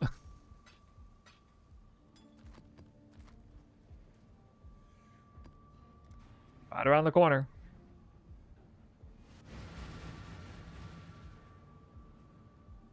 Yeah, it's such a good league with the Twister. Absolutely, yeah.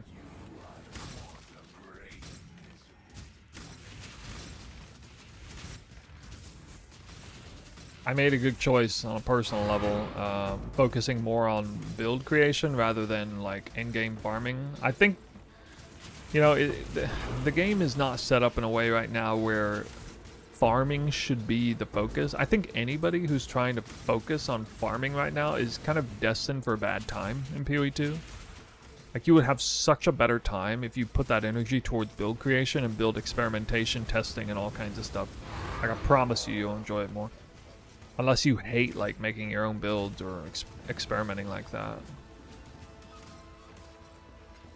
Because I'm somebody who delves in both. Save yourself for Snoopy. Yeah, that's right. We talked about that.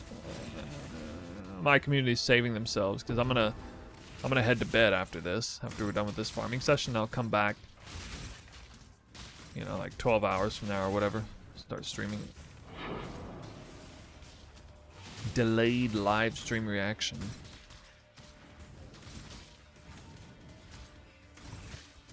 Yeah, I'm like 12 hours faster than most people. Not faster, ahead of most people.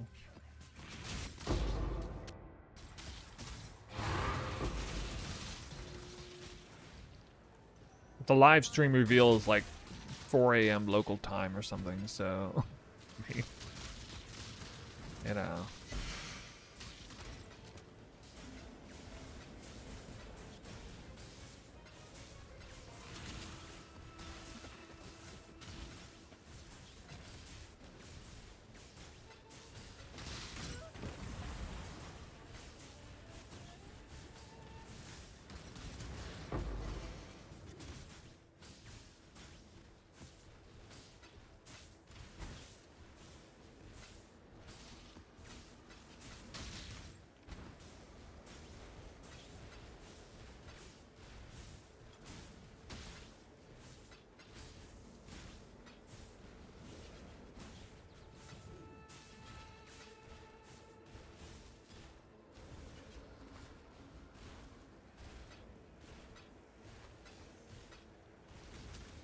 Ah, second deception contract.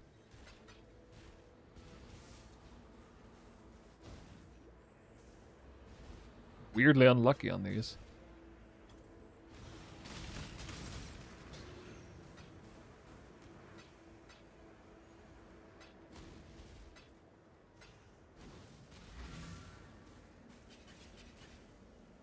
The reveal is 26 hours from now?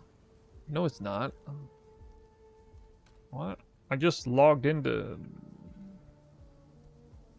What? You serious? I logged into the website earlier today to verify it. Oh my god. Okay, sorry. I've been given misinformation. I thought the reveal was out in like... It would have been 3 hours. No, you're right. It's in a day and 3 hours. Okay. My bad. That helps me a little bit. I was gonna be like crunched to try and finish this thing, and I was gonna have to like watch the reveal, then go back to editing this video and all that stuff. And I won't need to stream tomorrow.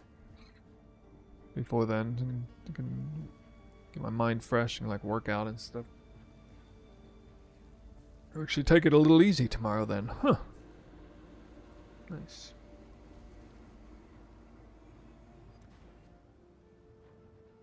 Well, I'm kind of happy about that. On a personal level.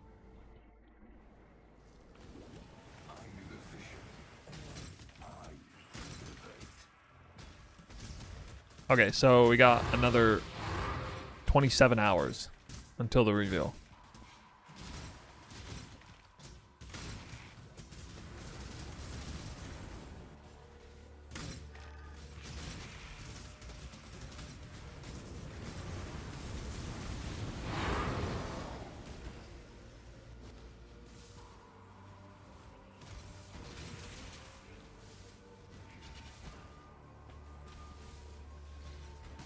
I watch all your videos, see if I get like any of the strats. Yeah. Alright, well, remember the ones I recommended. Because some of the strats are complicated. I would not suggest pilfering divination farming. Rolling boxes if you're new. Not that one.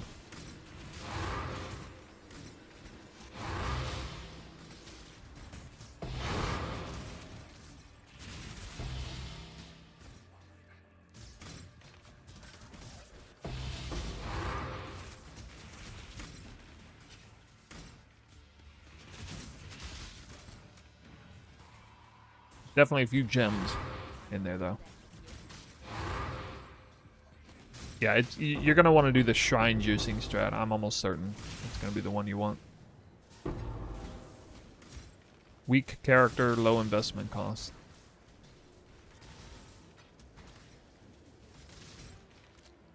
It's still fairly easy to execute. And you can level up. It's good for leveling up through the 90s.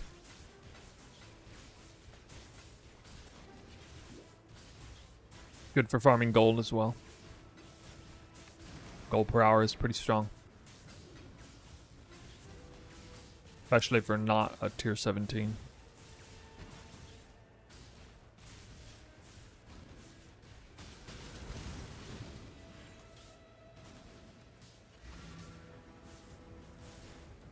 My journey is complete for this one. We really didn't have much of anything exciting there in the back end. I didn't drop a single divine orb, even though I dropped 2 boxes. Weird. Weird.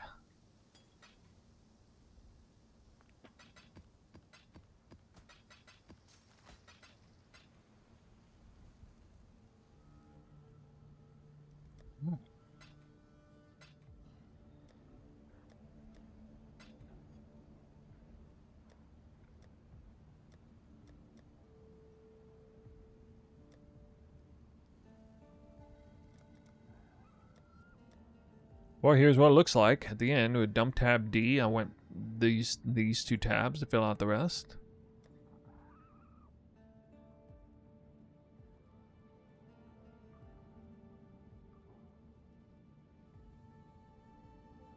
What I'm gonna do is figure out originator maps. 12, 13, 14, 15.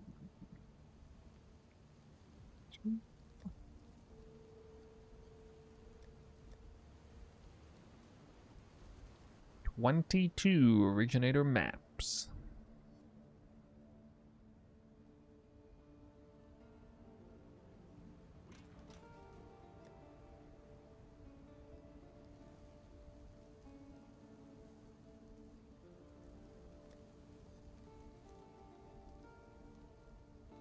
-5.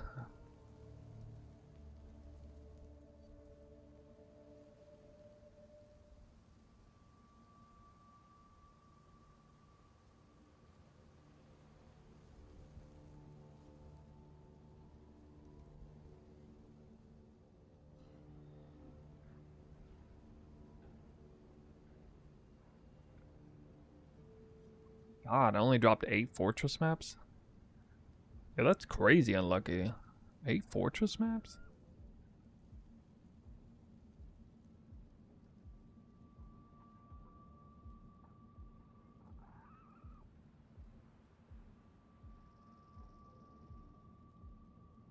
Hmm.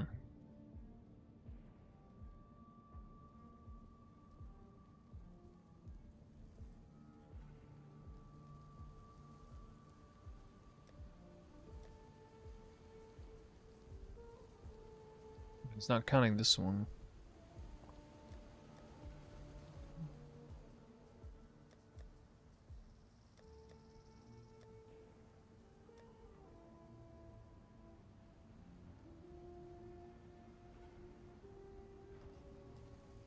Oh, I'll probably have to rezone. That's it.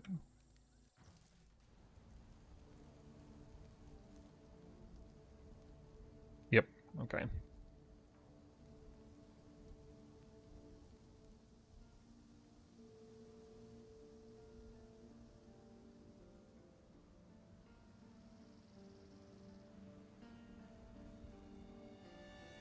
Alright, guys. Well, let's just see what's going on. It's a bit confusing. I gotta populate all this up. 87 dunes map non-originators.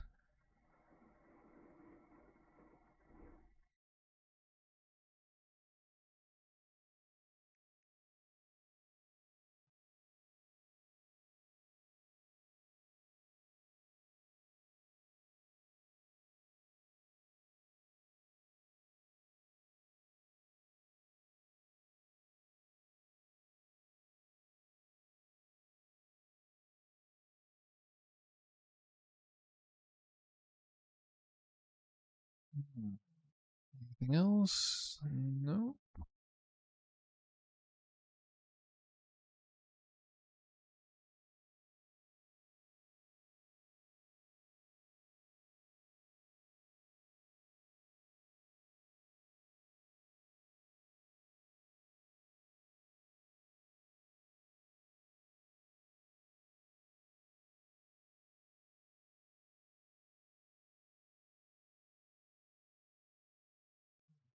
Two, Borgia 0, Maelstrom of Chaos 0.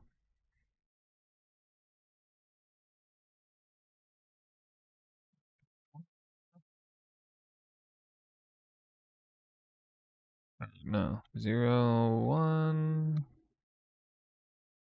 1, 1. Twisted distant memory. Oh my god, is it the other two? Ooh, so bad.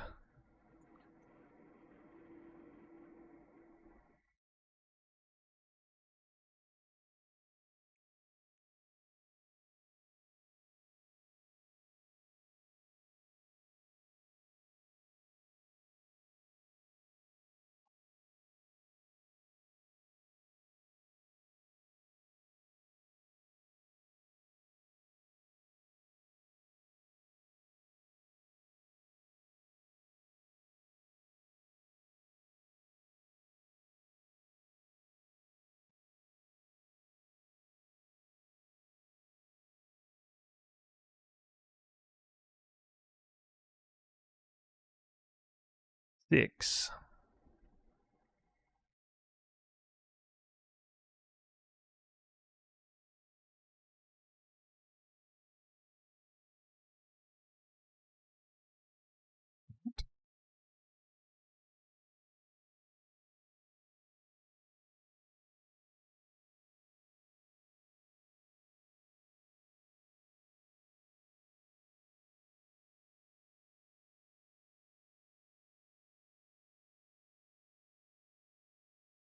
Plug and play now. This is the only time I've ever gone to this length to do this. Oh, 6 again.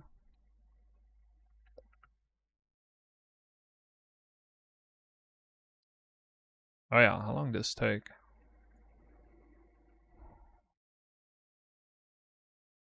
3 hours and 15 minutes. Yeah, I guess about 3 hours and 15 minutes.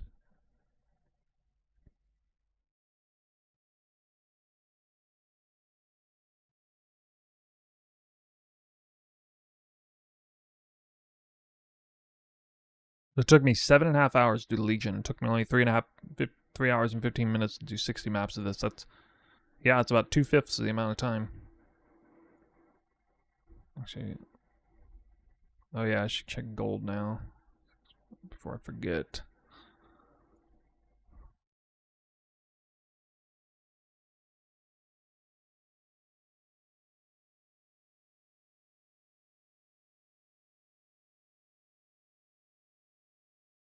Rush to gold per hour. The other strat. Again, partially because I get Covetous Shrine when a build that has no rarity gear. Went from 162,000 to 232,000 gold per hour.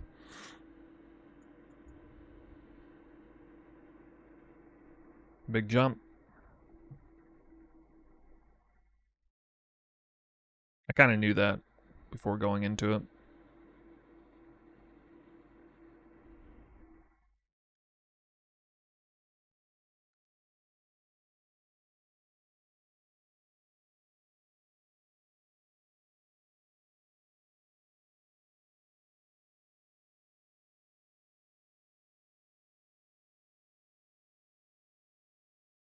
One fairly decent item here I found. Rice Lathos Coil, 200 Chaos.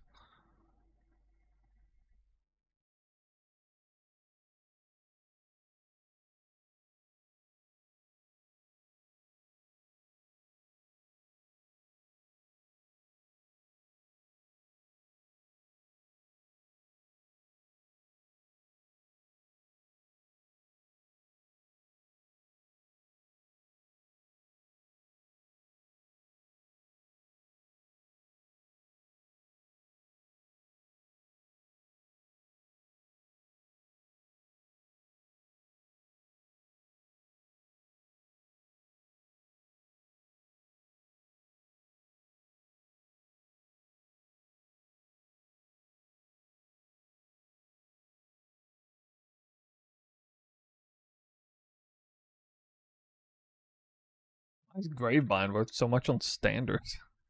It's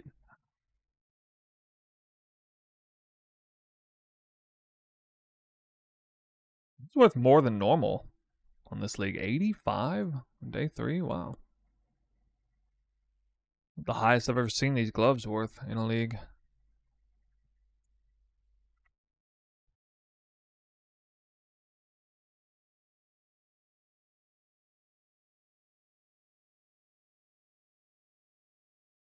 I did actually have a tabula.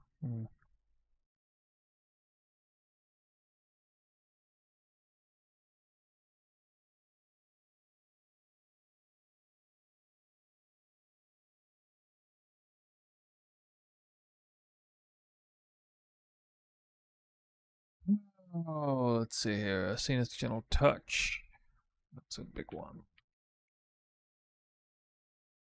Maybe.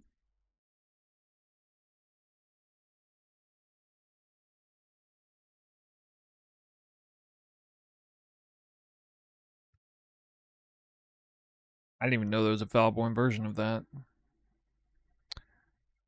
Oh, that's lame. Day 2 it's 109, but day 3 it's 20. Weak sauce. Weak.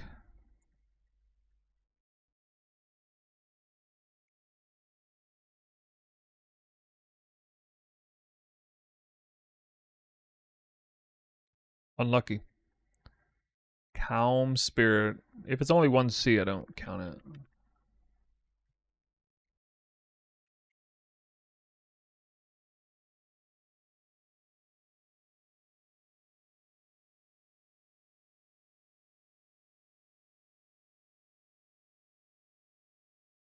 Don't count it. Nobody cares. Ah, Barracks Respite. I'm not counting Ventur's Gamble either. Or Gloomfang, apparently. So I guess that's actually it. Aside from Barracks Respite. Would be big, right? Day 3?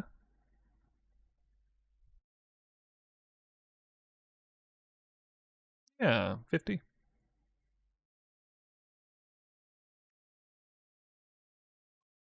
That's assuming it has garbage roll, too.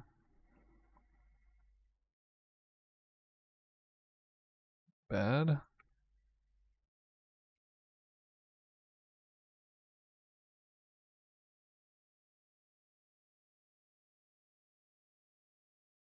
Okay.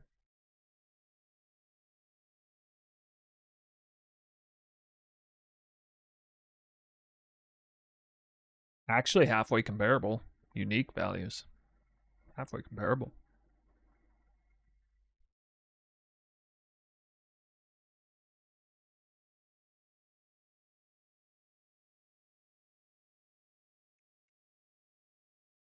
Uh, 26. 27. 27, I guess. 6.7.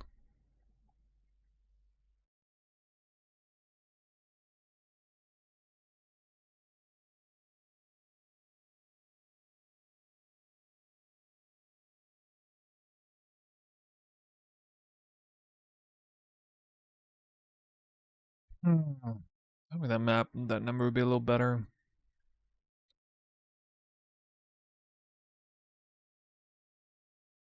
Let's see what we got.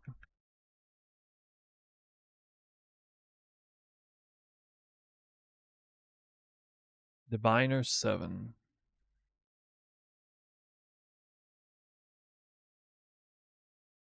Armorsmith 12. Fine 10. Jeweler 9. Where's Blacksmith at? What the fuck? Only 7 of those. Weird RNG. Cartographer 3. Or boating 1. Spring 1. Singular 1. Thaumaturgy 2.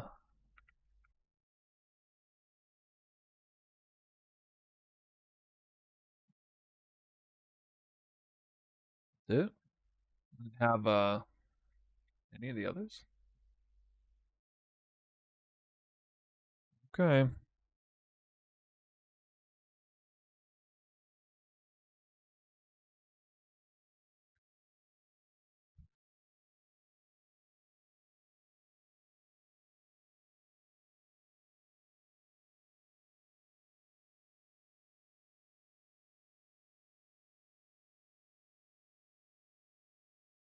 Why they happen to be in that order.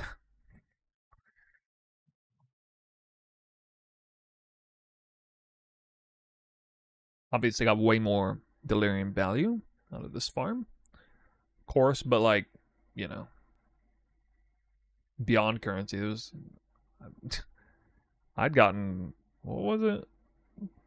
14 tainted orbs of fusing on delirium. I felt like that was lucky. 14 in 60 maps? That's kind of crazy. Tainted currency outperformed delirium currency. But that doesn't count cluster jewels.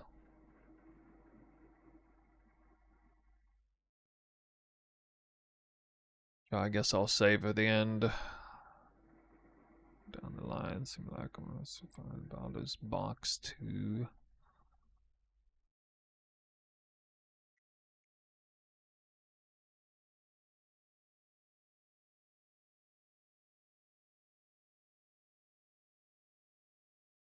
I didn't even drop one of these in the other farm.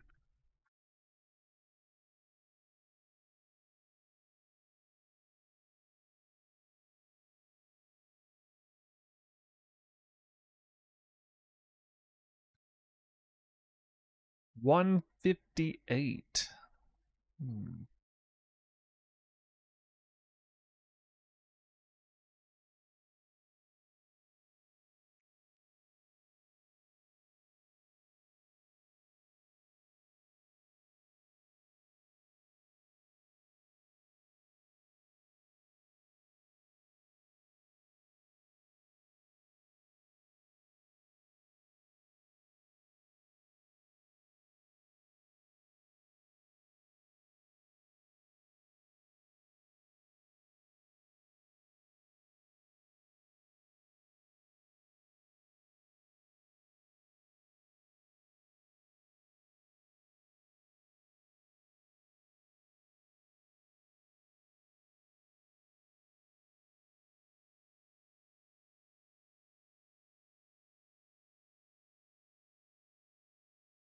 Oh, I didn't have a single monstrous lineage? Yeah.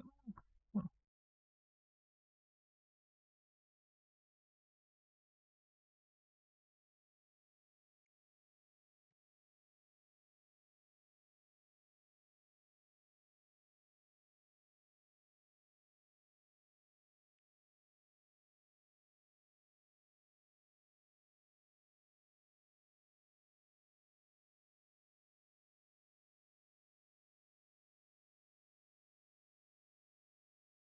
Wow, 219.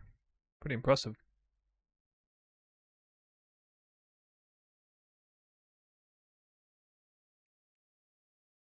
Monstrous lineage, MVP scarab this league.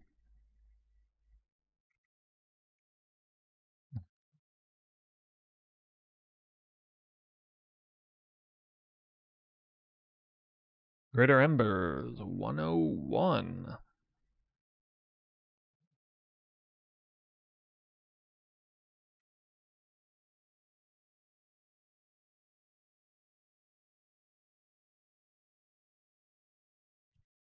That's actually BS. They're worth more than a chaos. Faustus in day 3.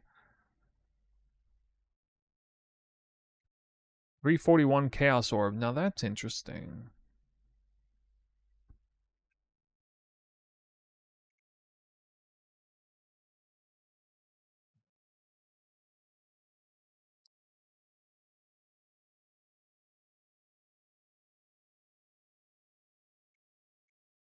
Well, fortunates.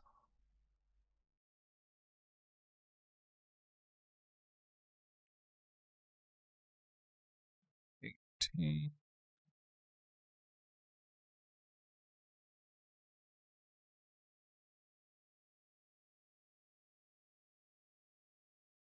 Really?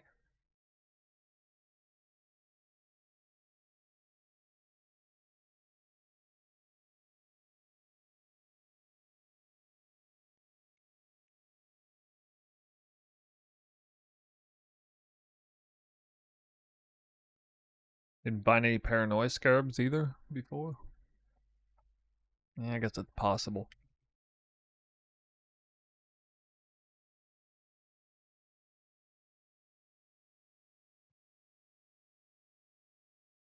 Like this is gonna take me like 2 hours or more. 5.8. Yeah, it was worth a lot on day 3. I was farming it myself. Sounds about right. About 5.8. What was it? Paranoia 9?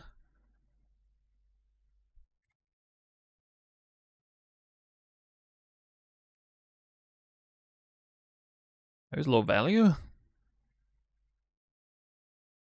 Divination Cloister. 13. You only got 1 on the other one. That's oh my god.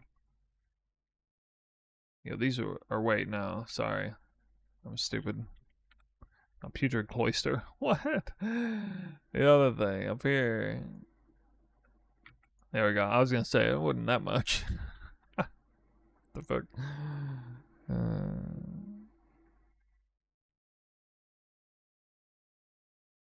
I'm gonna check all the clusters manually, I think.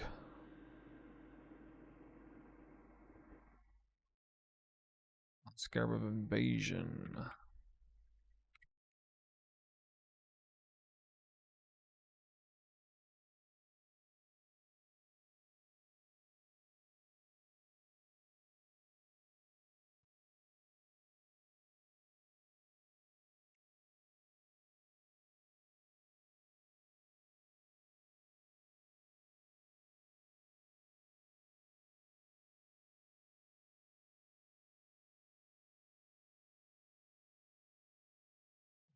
4.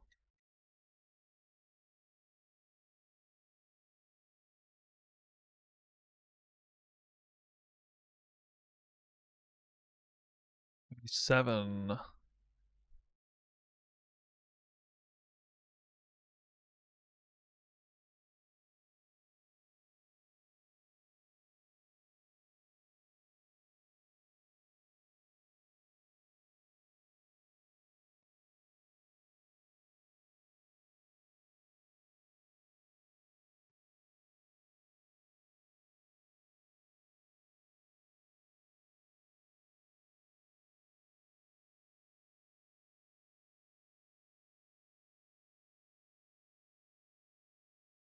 Crazy that both things that say val ended up being about the same total value on standard.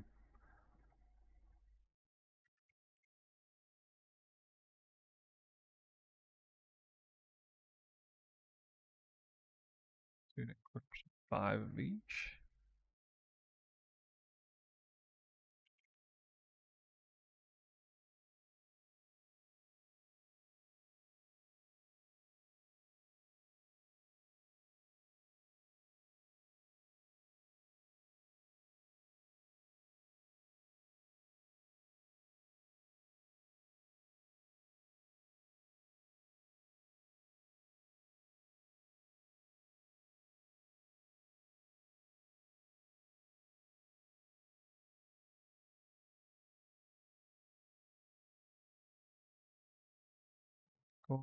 Wealth and power. Okay.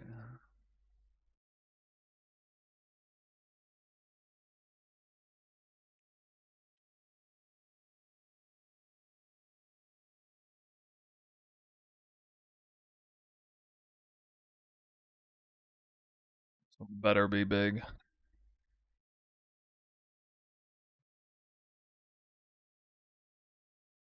Gotta be big on day 3.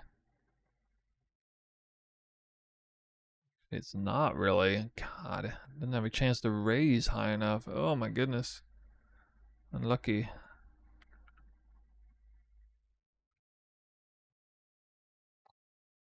Feels bad, man.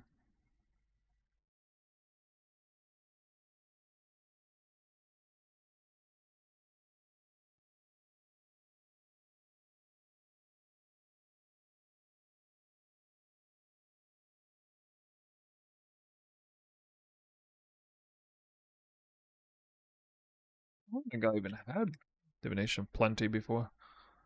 Nope.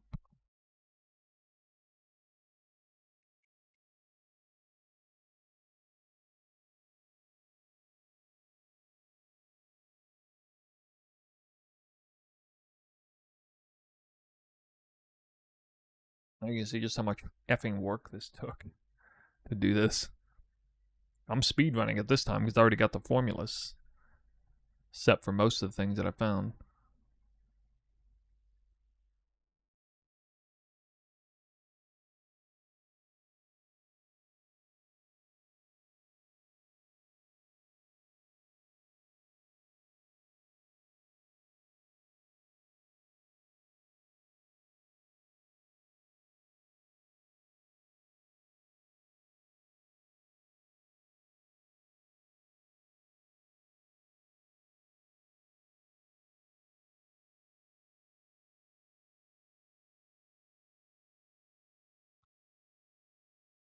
Ten Mania.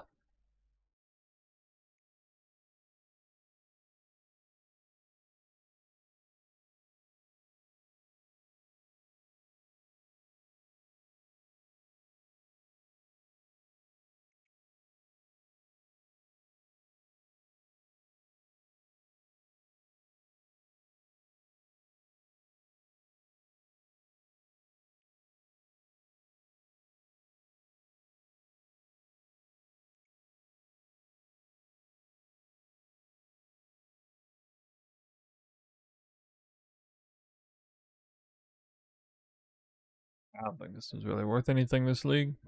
Maybe on day 3 people thought it might be.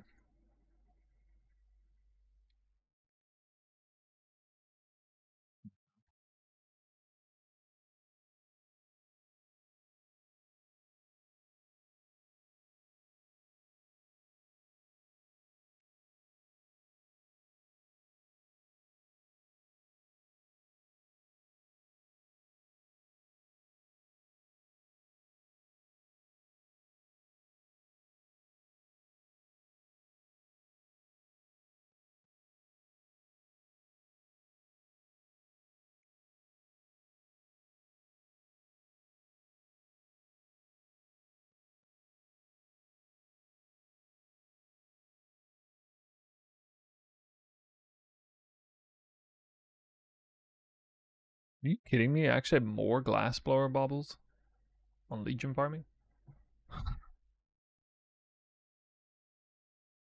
That's hard to believe.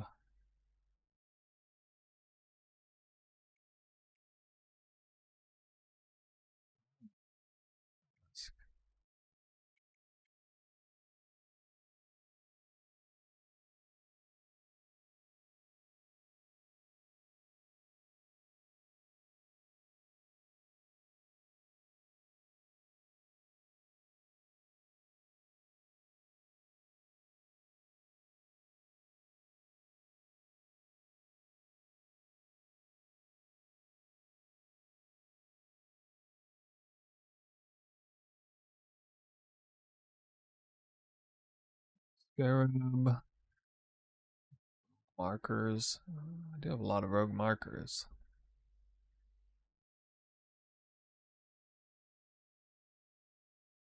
I don't think I'm going to count them.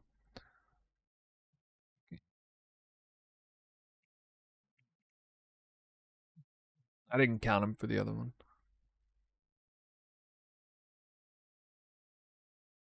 But I only dropped like 500 on the other one. Somehow.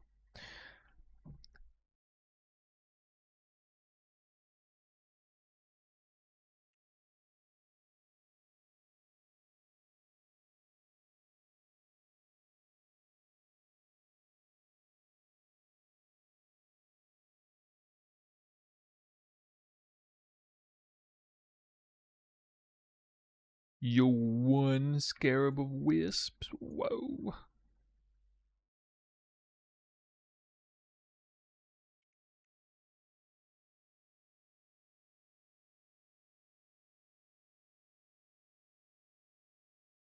Scarab of Delulu.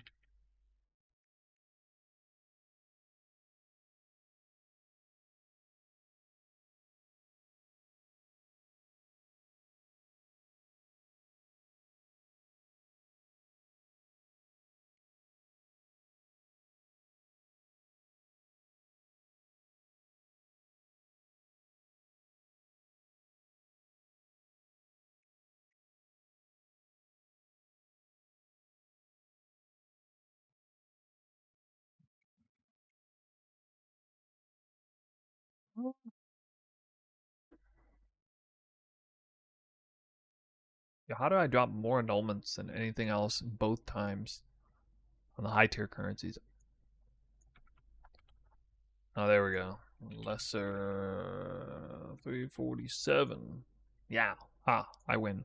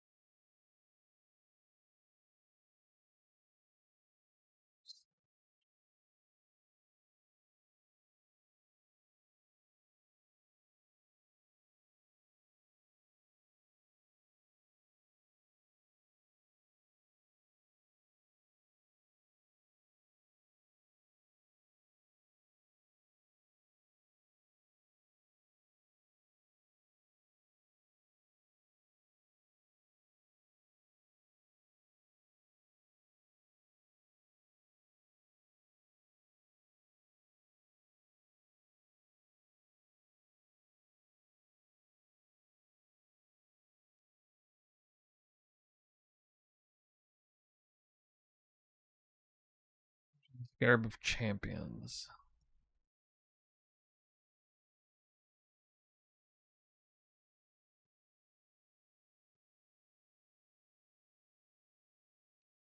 It's worth a lot last league.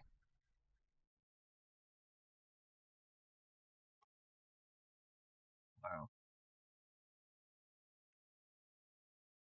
0.9. Hmm.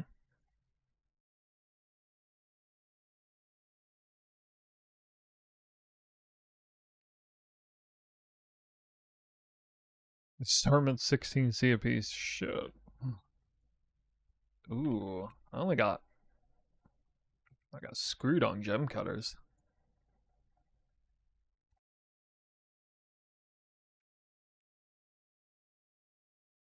Hmm.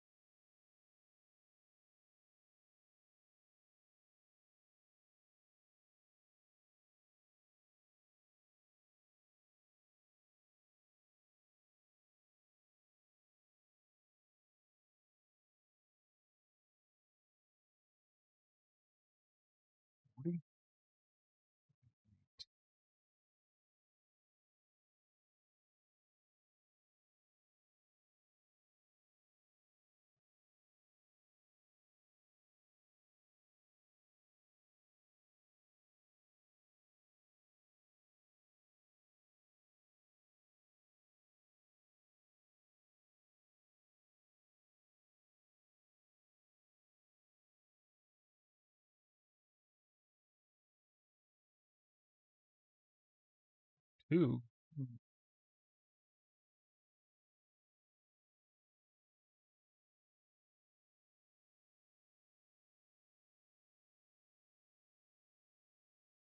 Honestly, would have probably been better off just skipping the scarabs. If I can go back in time and do this again.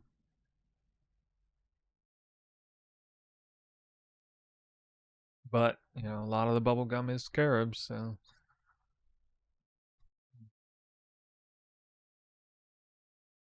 Especially given scarab rewards from Eldritch Altar. Kind of have to count it. EHotS, Elemental Hit of the Spectrum. That's a build I used for this farm. I'm finishing it up right now. I got a ton of work I got to do on the back end to figure out exactly how much currency I made on day 3 without it being day 3.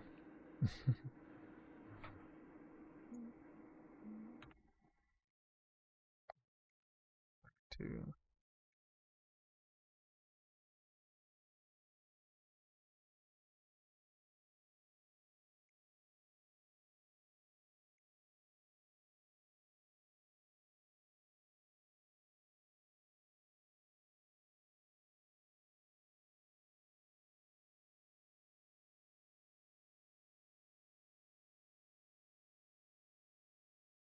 Oh,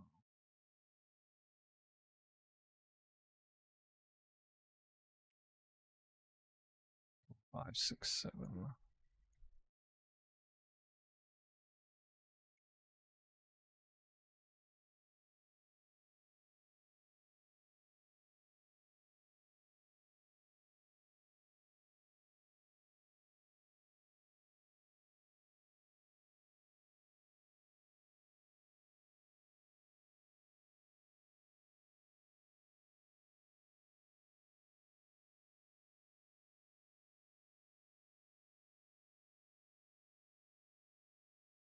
This stupid thing like reset itself. Oh my god.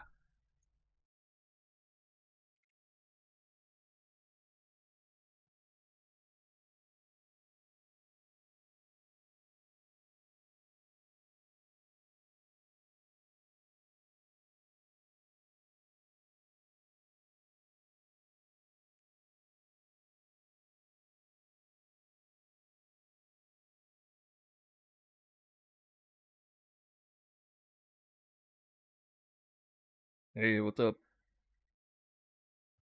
I'm a salary man. I'm doing salary man work today on stream.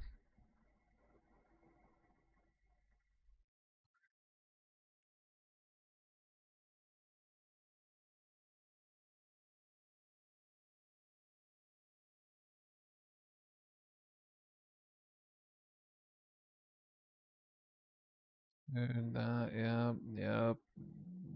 Yep, yep, yep, yep. Yep, yep. East Oblast, Touch, West. Harbinger. Harbinger?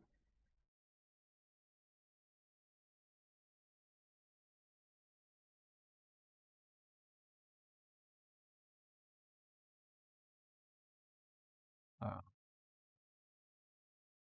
Scarab.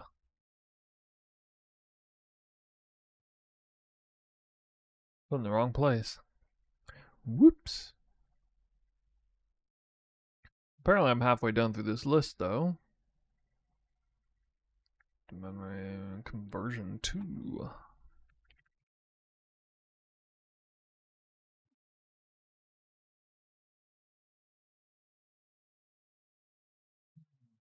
Horseman's 2.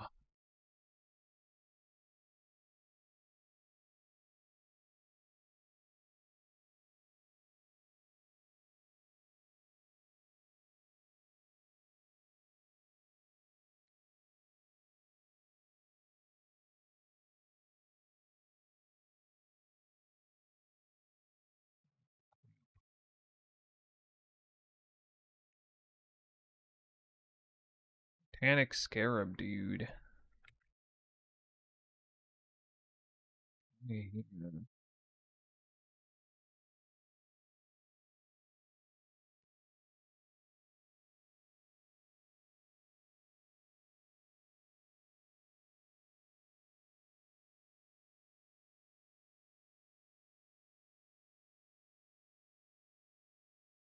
What does hemophilia mean, anyway?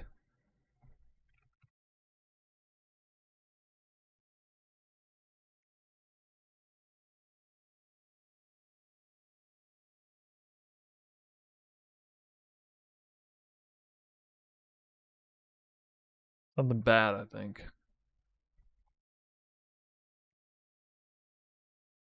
I dropped one before, I dropped one this time. Nemesis. Yep.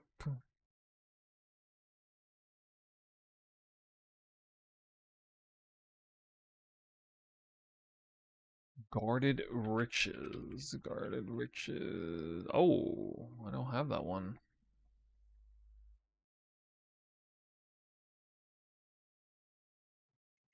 Scarab, Guarded Riches. That's a long name.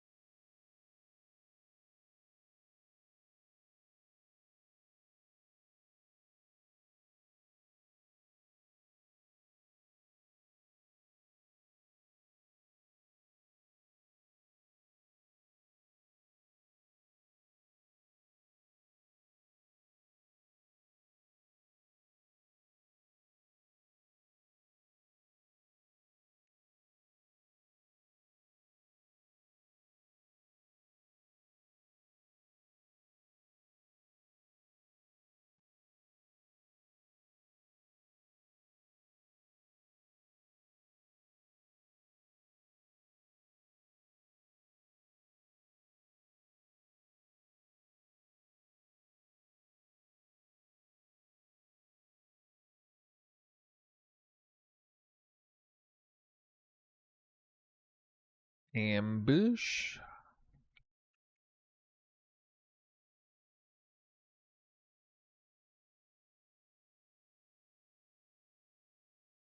Ooh.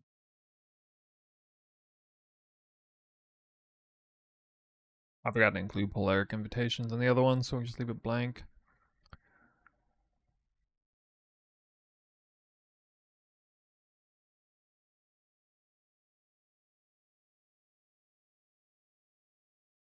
Session.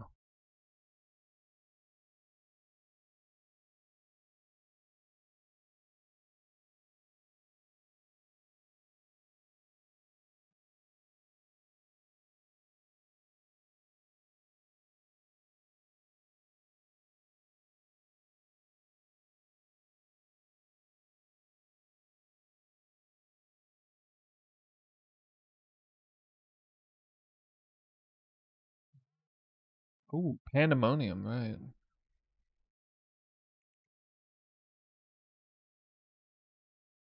I have no idea what this is worth on day 3.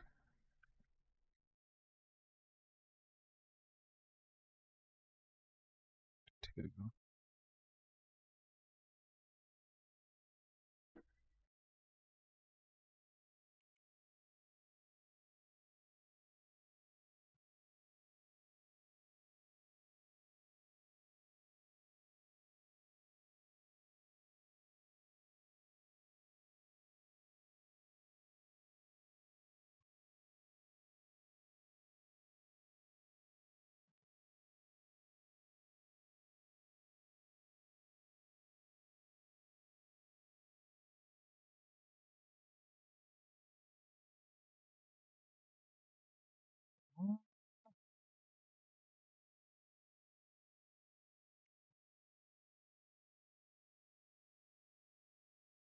Six.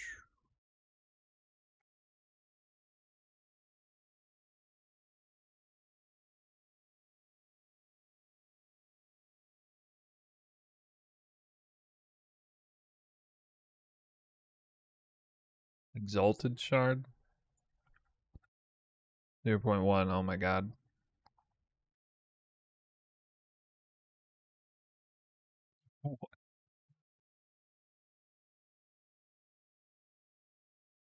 Or wait. So I guess I got 2. 2? Yeah, I did too much math in my head. Escape. The escape. I think this one's alright on day 3. Right?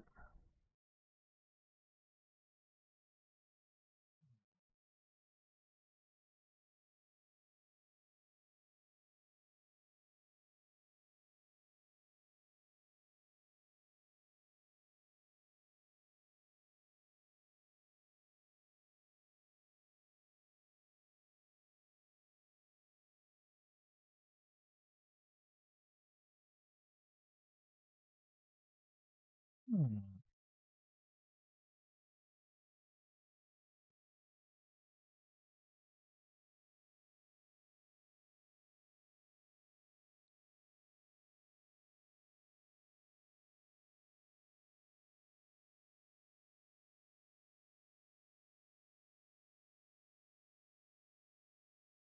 Weird.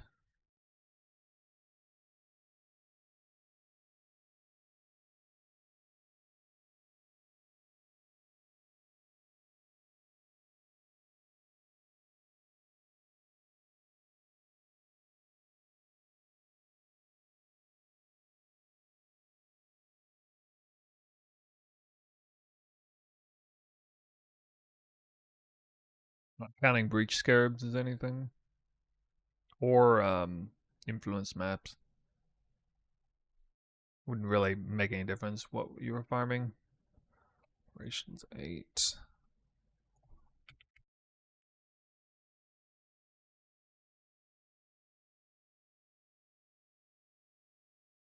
Oh yeah, Vaults of Atsiri.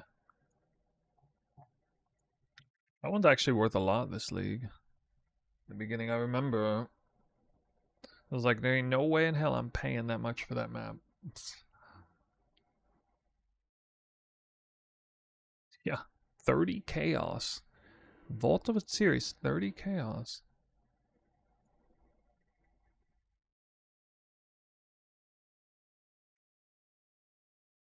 Stupid, man. Stupid.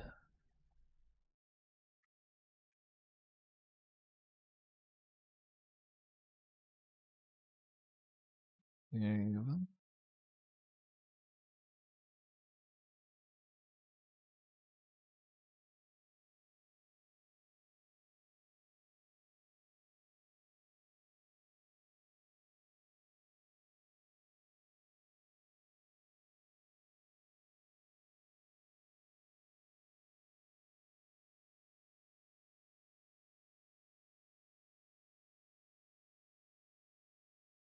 I decided not to count essences either.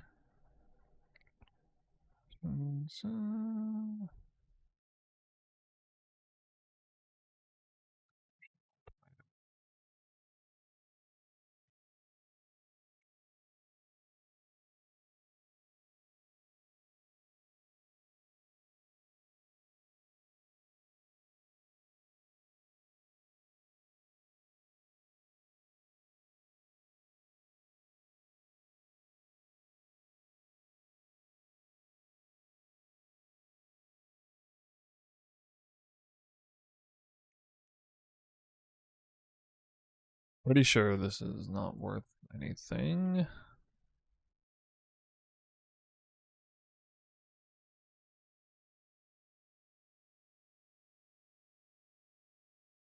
Baseline ultimatum scam. Don't you get it for free? You spawn it from specking points into it.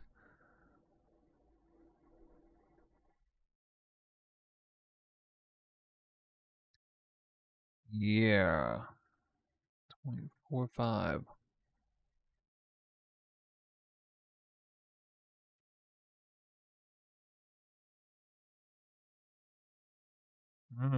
I'm rich.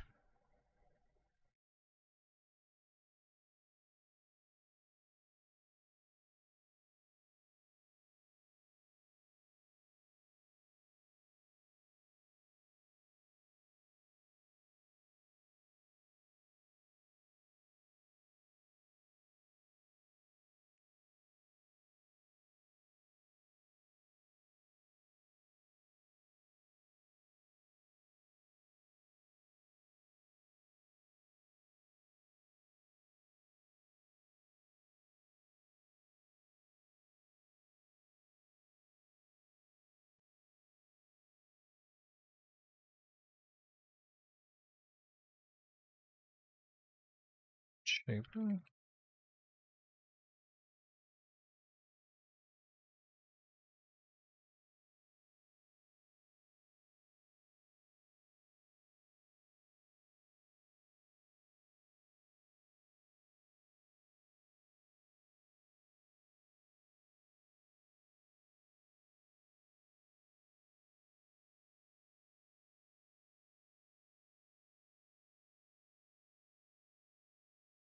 This is already starting to look comparable, actually.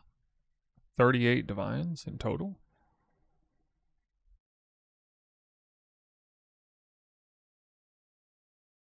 What?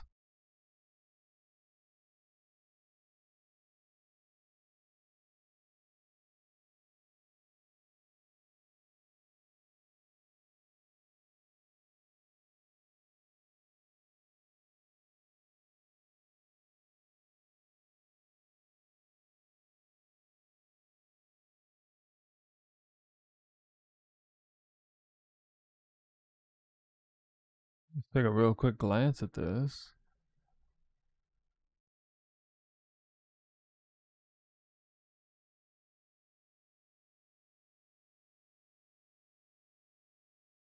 Uh, it's already almost tied. And I'm still not done putting stuff in. I haven't even done the deliriums cluster jewels. Oh, dude, it's gonna make way more currency.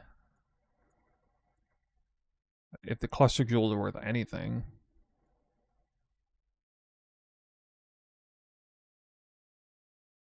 Crazy.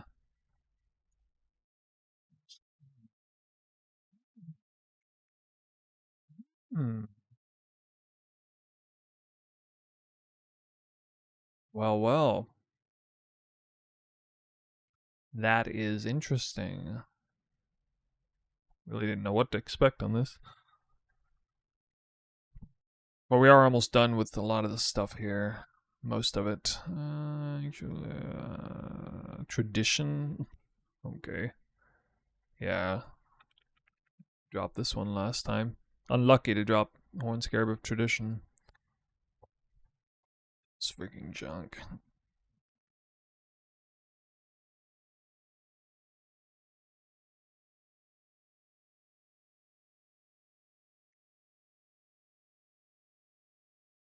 Actually, this is probably good, this league, since you only get loot off tile set rewards anyway. I should have done a tradition strat.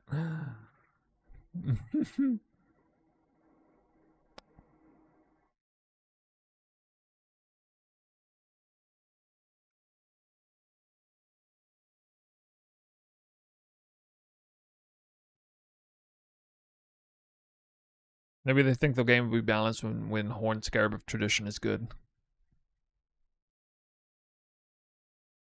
I know it always seems bad when you try it, but if we ever reach a point where tile set rewards are like that unbelievably good, I mean, never know.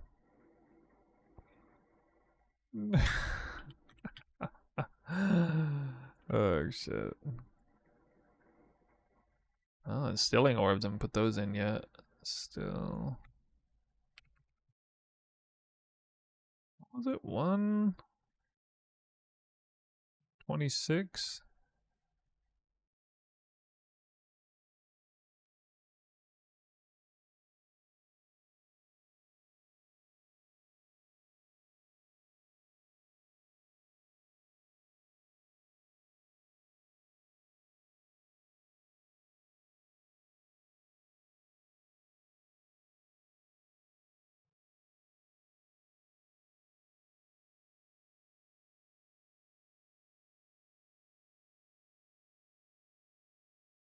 Four. 3. Why is your Fizzbow your preference compared to deck stacking Deadeye? To be honest, I've not really explored deck stacking on Ranger in this game. I've never done it. I haven't looked into it enough.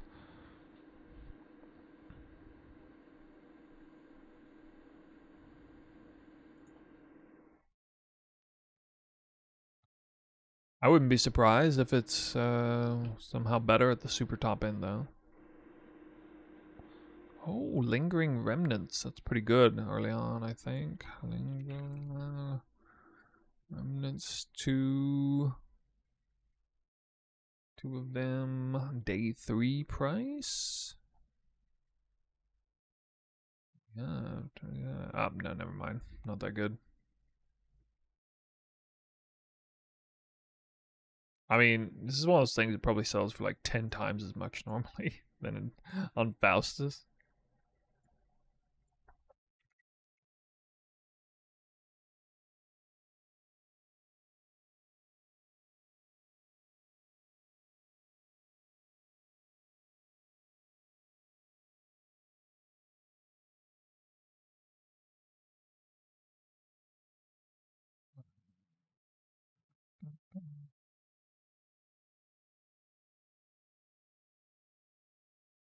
Peculiarity. Definitely didn't drop that one before.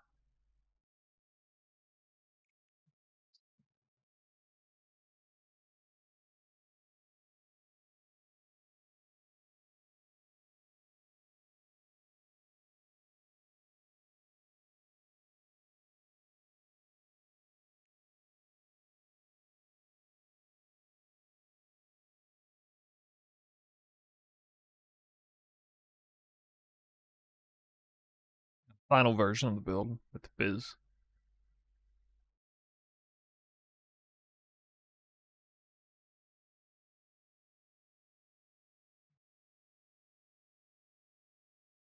Five, I guess.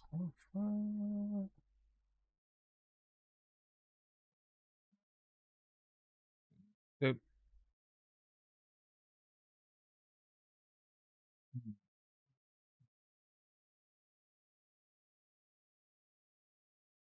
Regal Orb 19.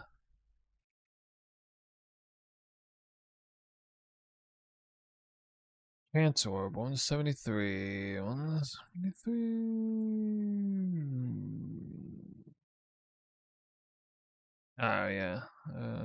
Contract 2.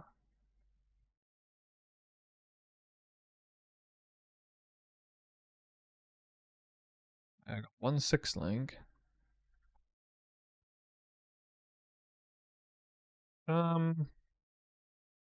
Check out Blasks.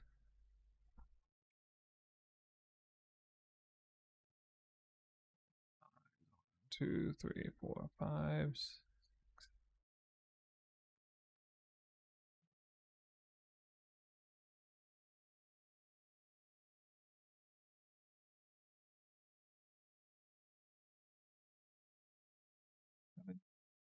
8, 31, 2, 3, 4, 5, 6, 7, 8, 9, 40. 1, 2, 3, 4, 5, 6, 7, 8, 48, 49, 50. 1, 2, 3, 4, 5, 6, 7, 8, 9, 60. 1, 2, 3, 4, 5, 65.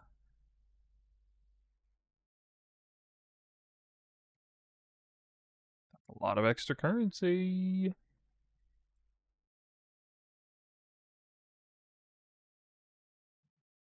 Buying vessel 2.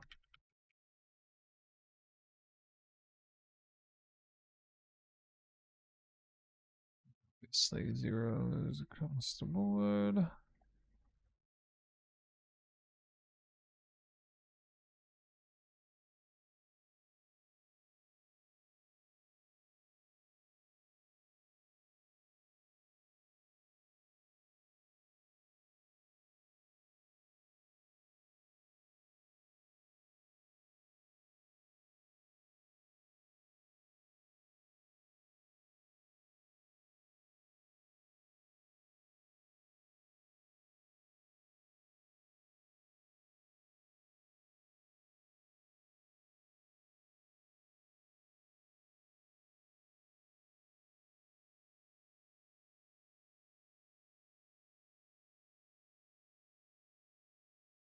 Stability 1.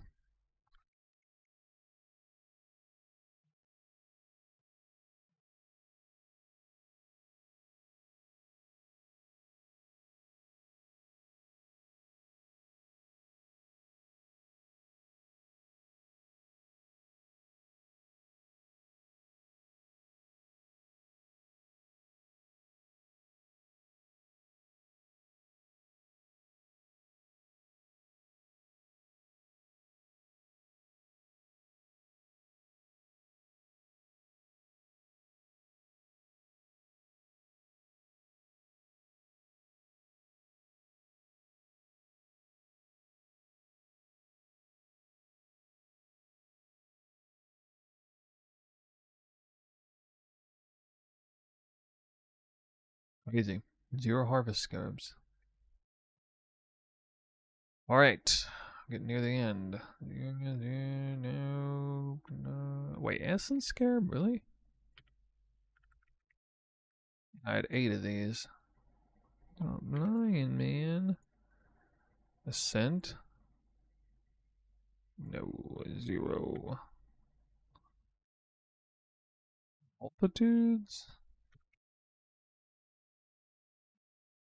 I don't know how I'm missing these. 0.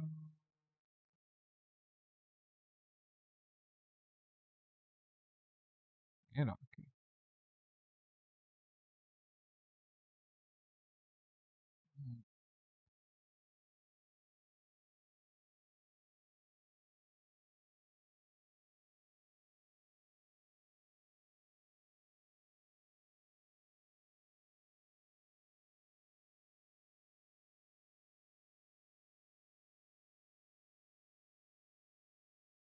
Obviously, no obtaining currencies. I don't grand Eldritch Embers? What? You gotta be kidding me. I did not put that in yet.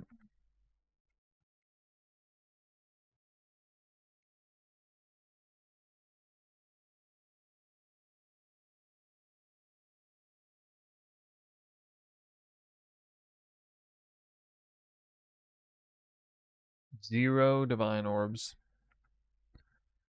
Terrible. Or exalted orbs for that matter. I had bindings. Didn't show up anyway.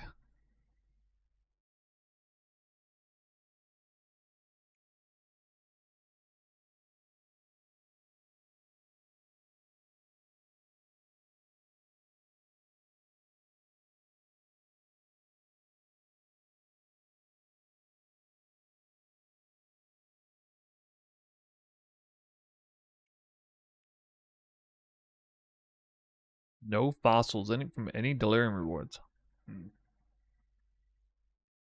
Asshole.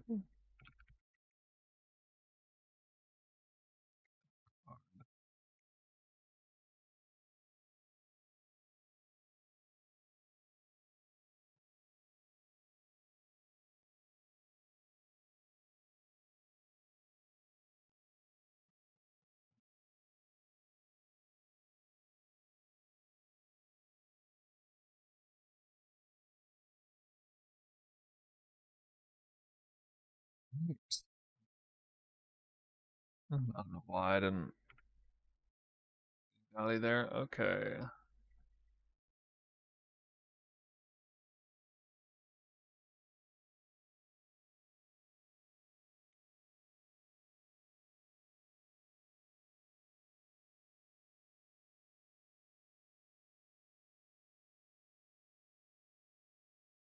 Forgot to track these. They didn't show up on the list.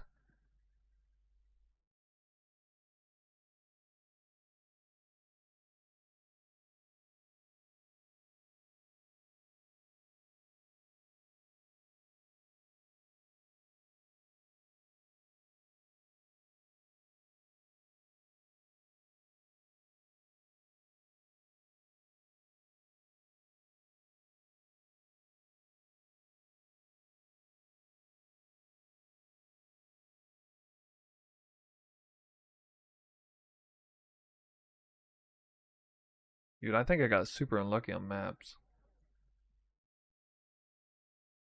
I dropped a similar number of Dune maps.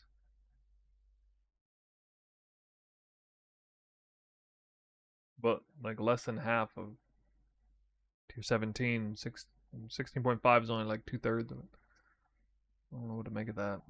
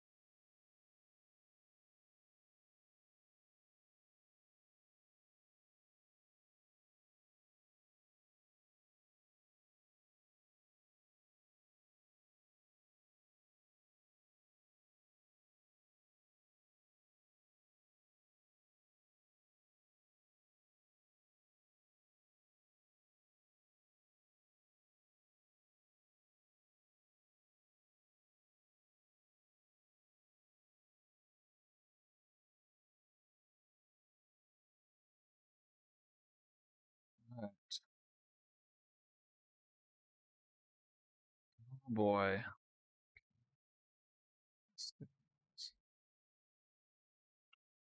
8, 25.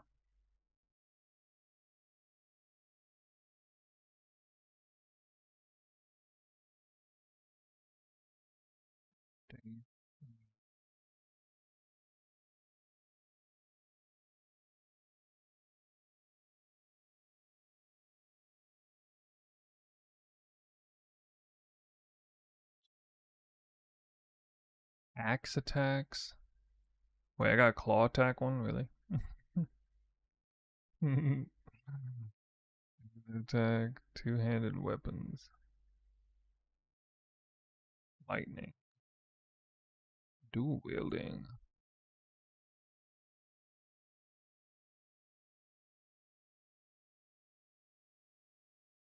What the hell? I thought the weapon ones were more rare.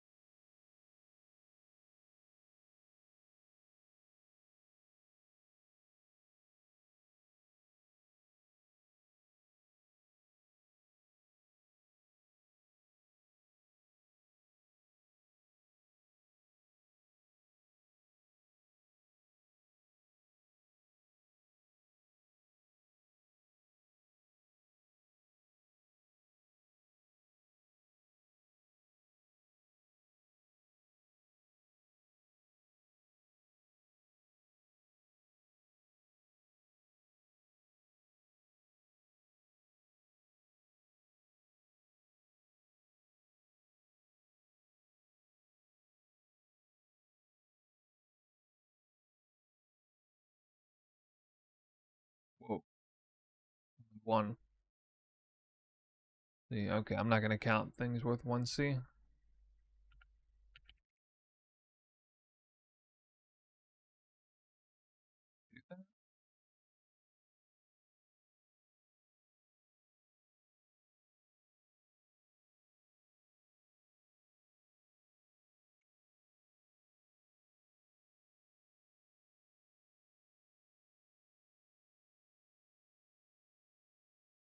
5C.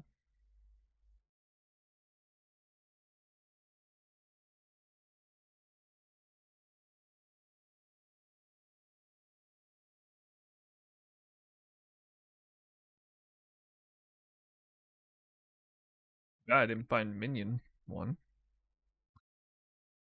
Damn.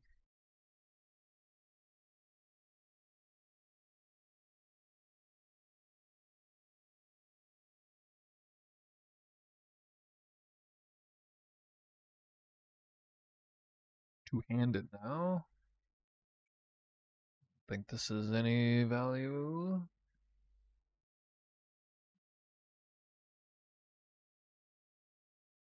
Three.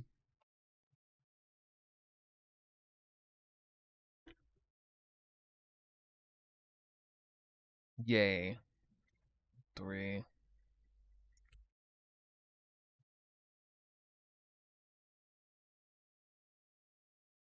I recommend farming Delirium plus Eldritch Mob plus Domination late in League. Yeah, sure. That's a shrine juicing strat, yeah. Pretty solid.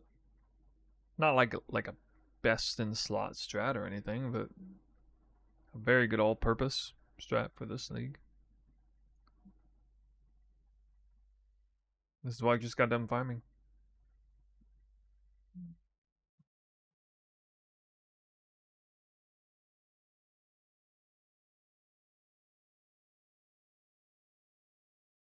Law.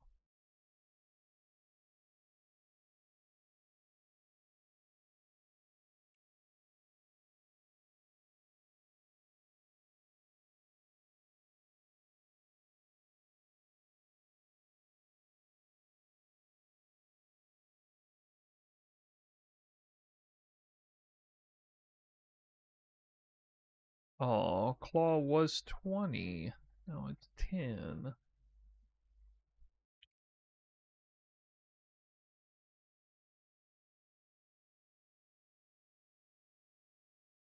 You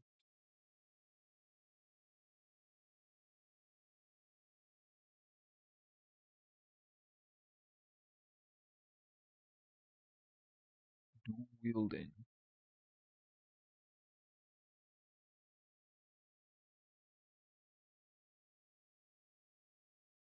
Dual wielding.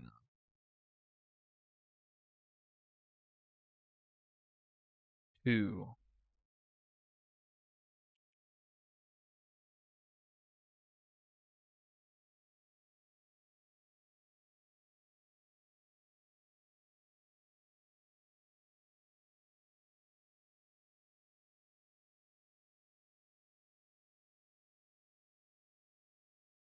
A passive lightning's gotta be decent.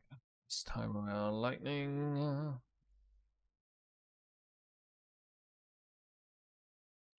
Good. It might even be good.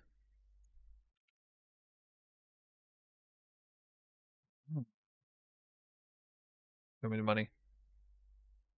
18.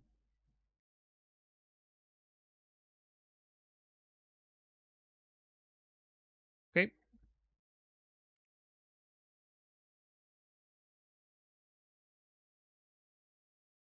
Not terrible.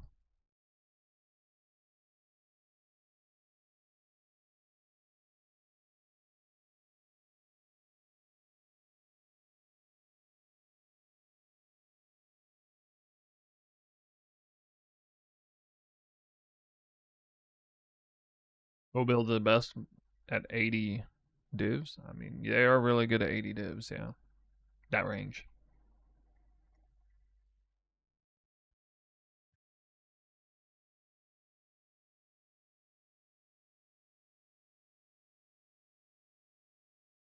A lot of people think they're a little too weak, you know, before like 10, 20 div or 30 div. Too squishy. Or too slow if you build it that way. I don't know.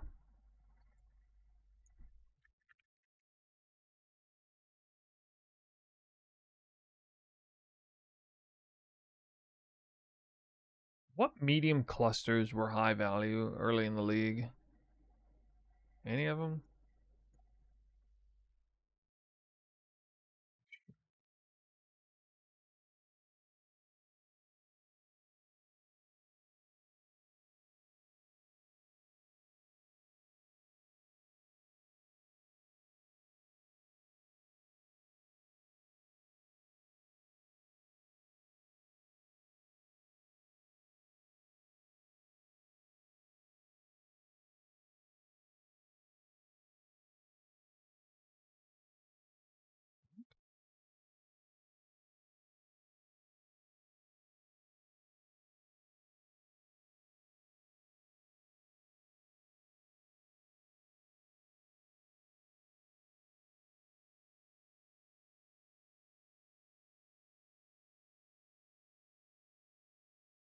The exerted attack one? Totem damage, maybe.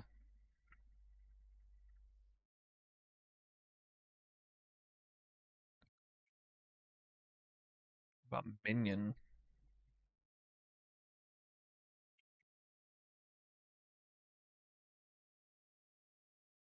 Yeah, medium.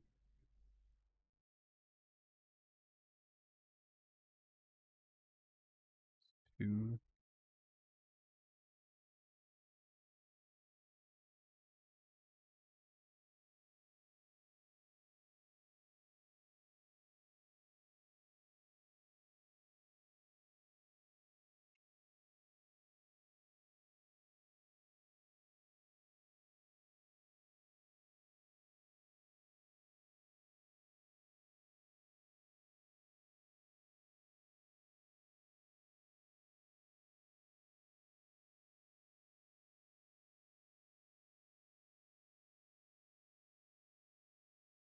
I feel like projectile one might have been good this league.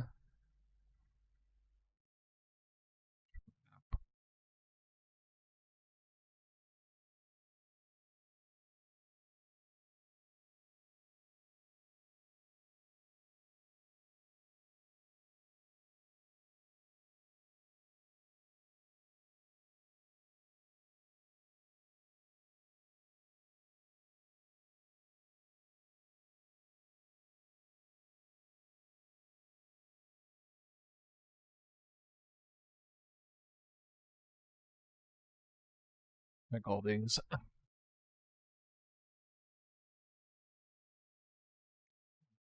2.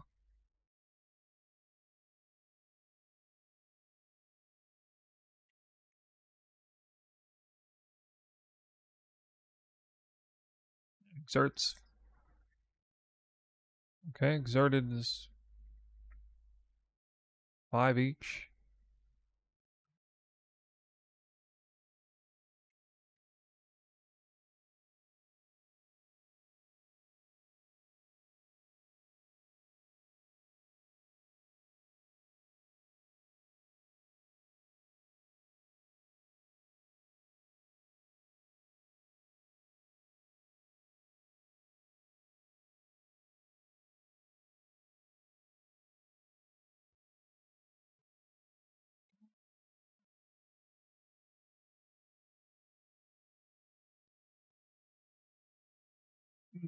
Chaos damage over time?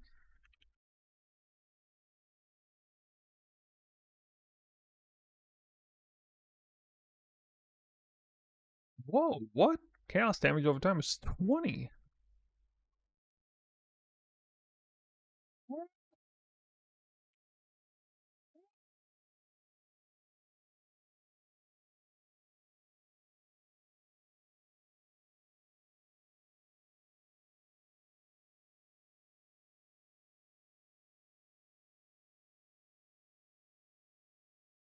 Way too dank.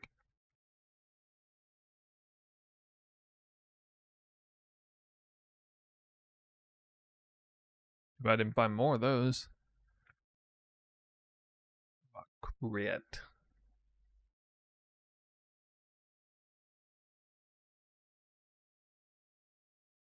Well, I'm just doing them for the sake of what I have and making this list here, but yeah, kind of compiling them, you could say.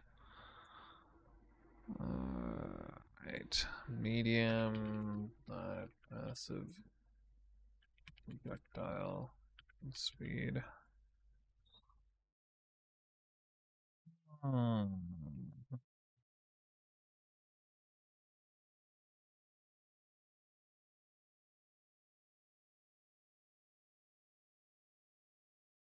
Wait, did I? What? Stupid.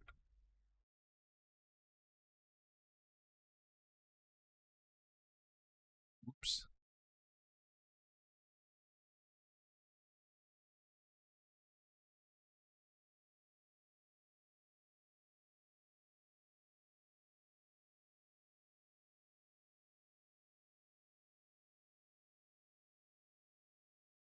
Why did that happen?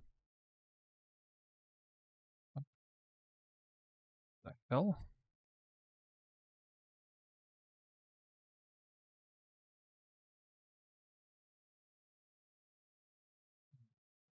Well, I have to do all this extra work because I'm looking at day 3 snapshots only. There's no like real convenient way to do this.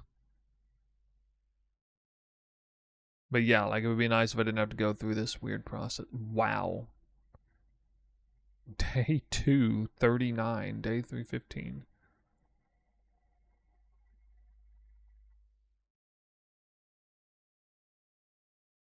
I'm 2 of each.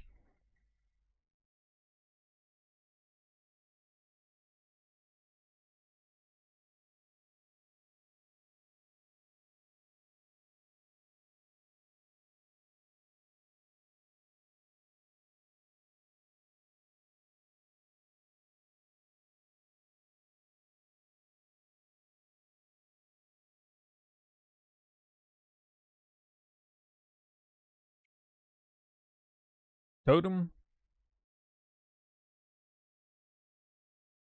It was actually worth something. Wow. Shit.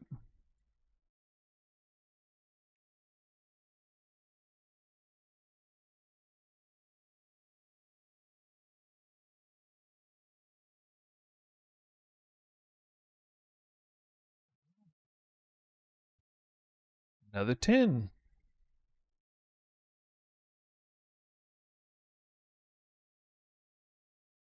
Burning and traps and mines.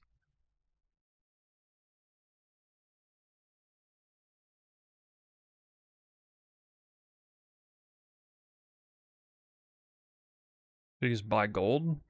Well, I mean, if you do the farm I suggested, you will end up making a lot of gold too.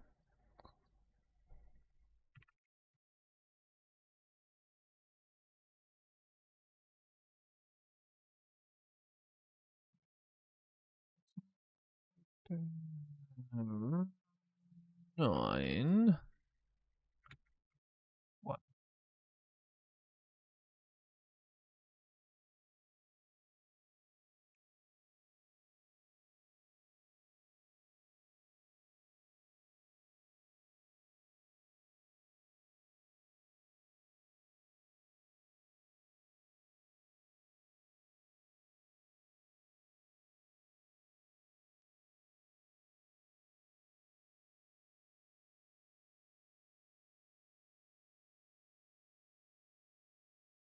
All right.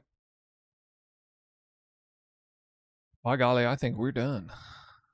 I think we have concluded this.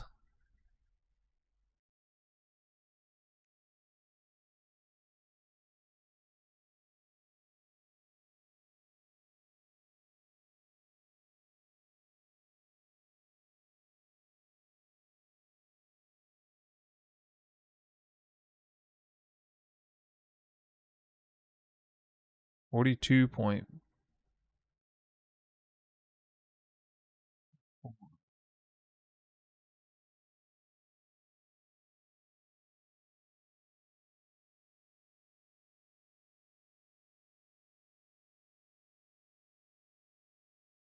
Profit 31.24.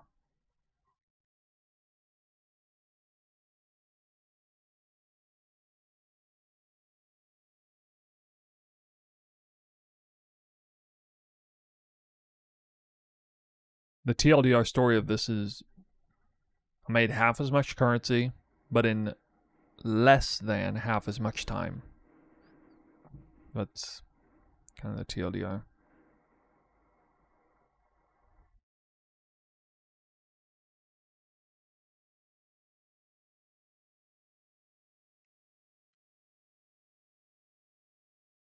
.6 divines an hour.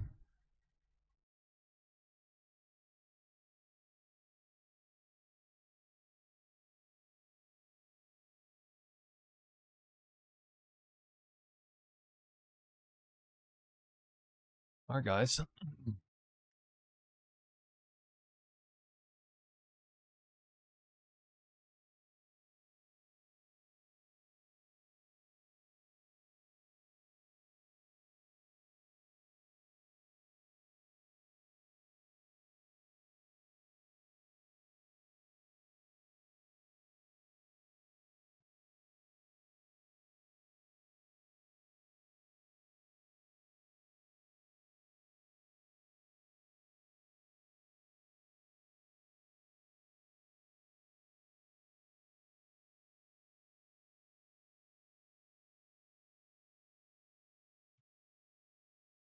Okay, guys, we got the results. They're quite interesting, actually.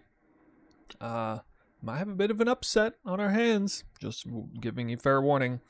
So, dump tab A, B, and C were for the Legion dump tabs, and then dump D ended up being the place for shrine juicing, and I needed to open up a little bit more, so I just put things in here. Just showing you kind of, blanketed bird's eye view of everything that dropped. But it's going to look a lot clearer when we look at the spreadsheet.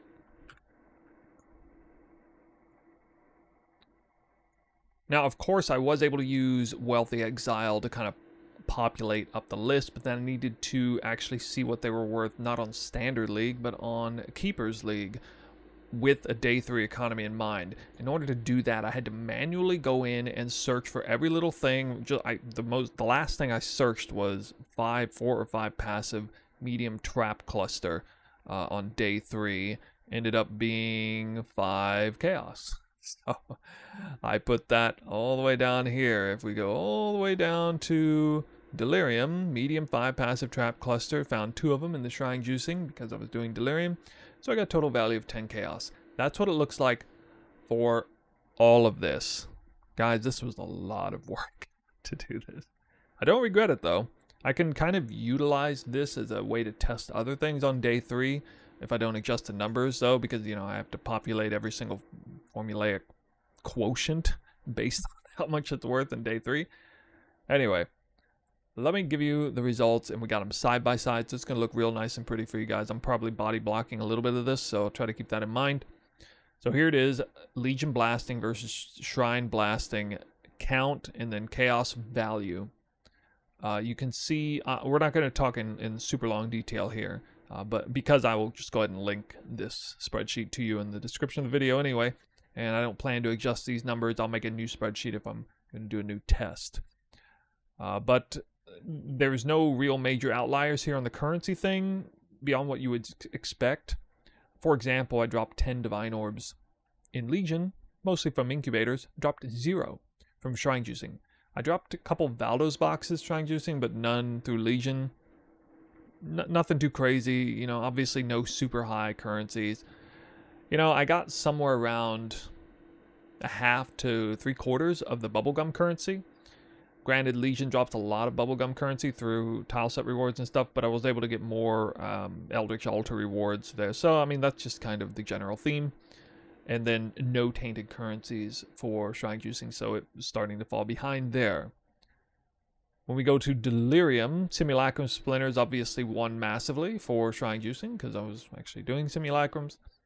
Delirium Orbs as well, but Delirium Orbs aren't actually worth all that much on day 3. To be fair, so it doesn't end up being amounting to all that much.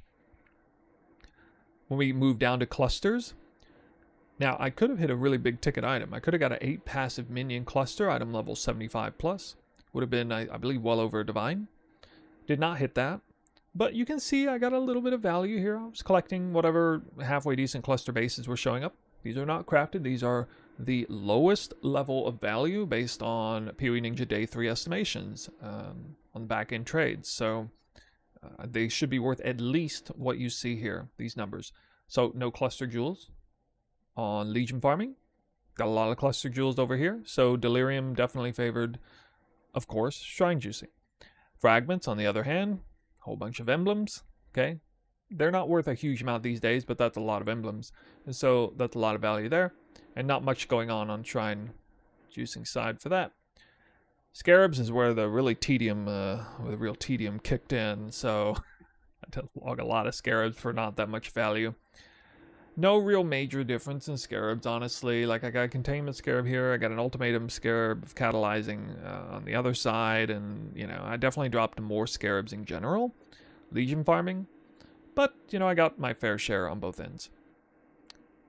Delve, I guess I never populated the fossil reward on Delirium side, so that was just all Legion, not a huge amount of value there. Divination cards.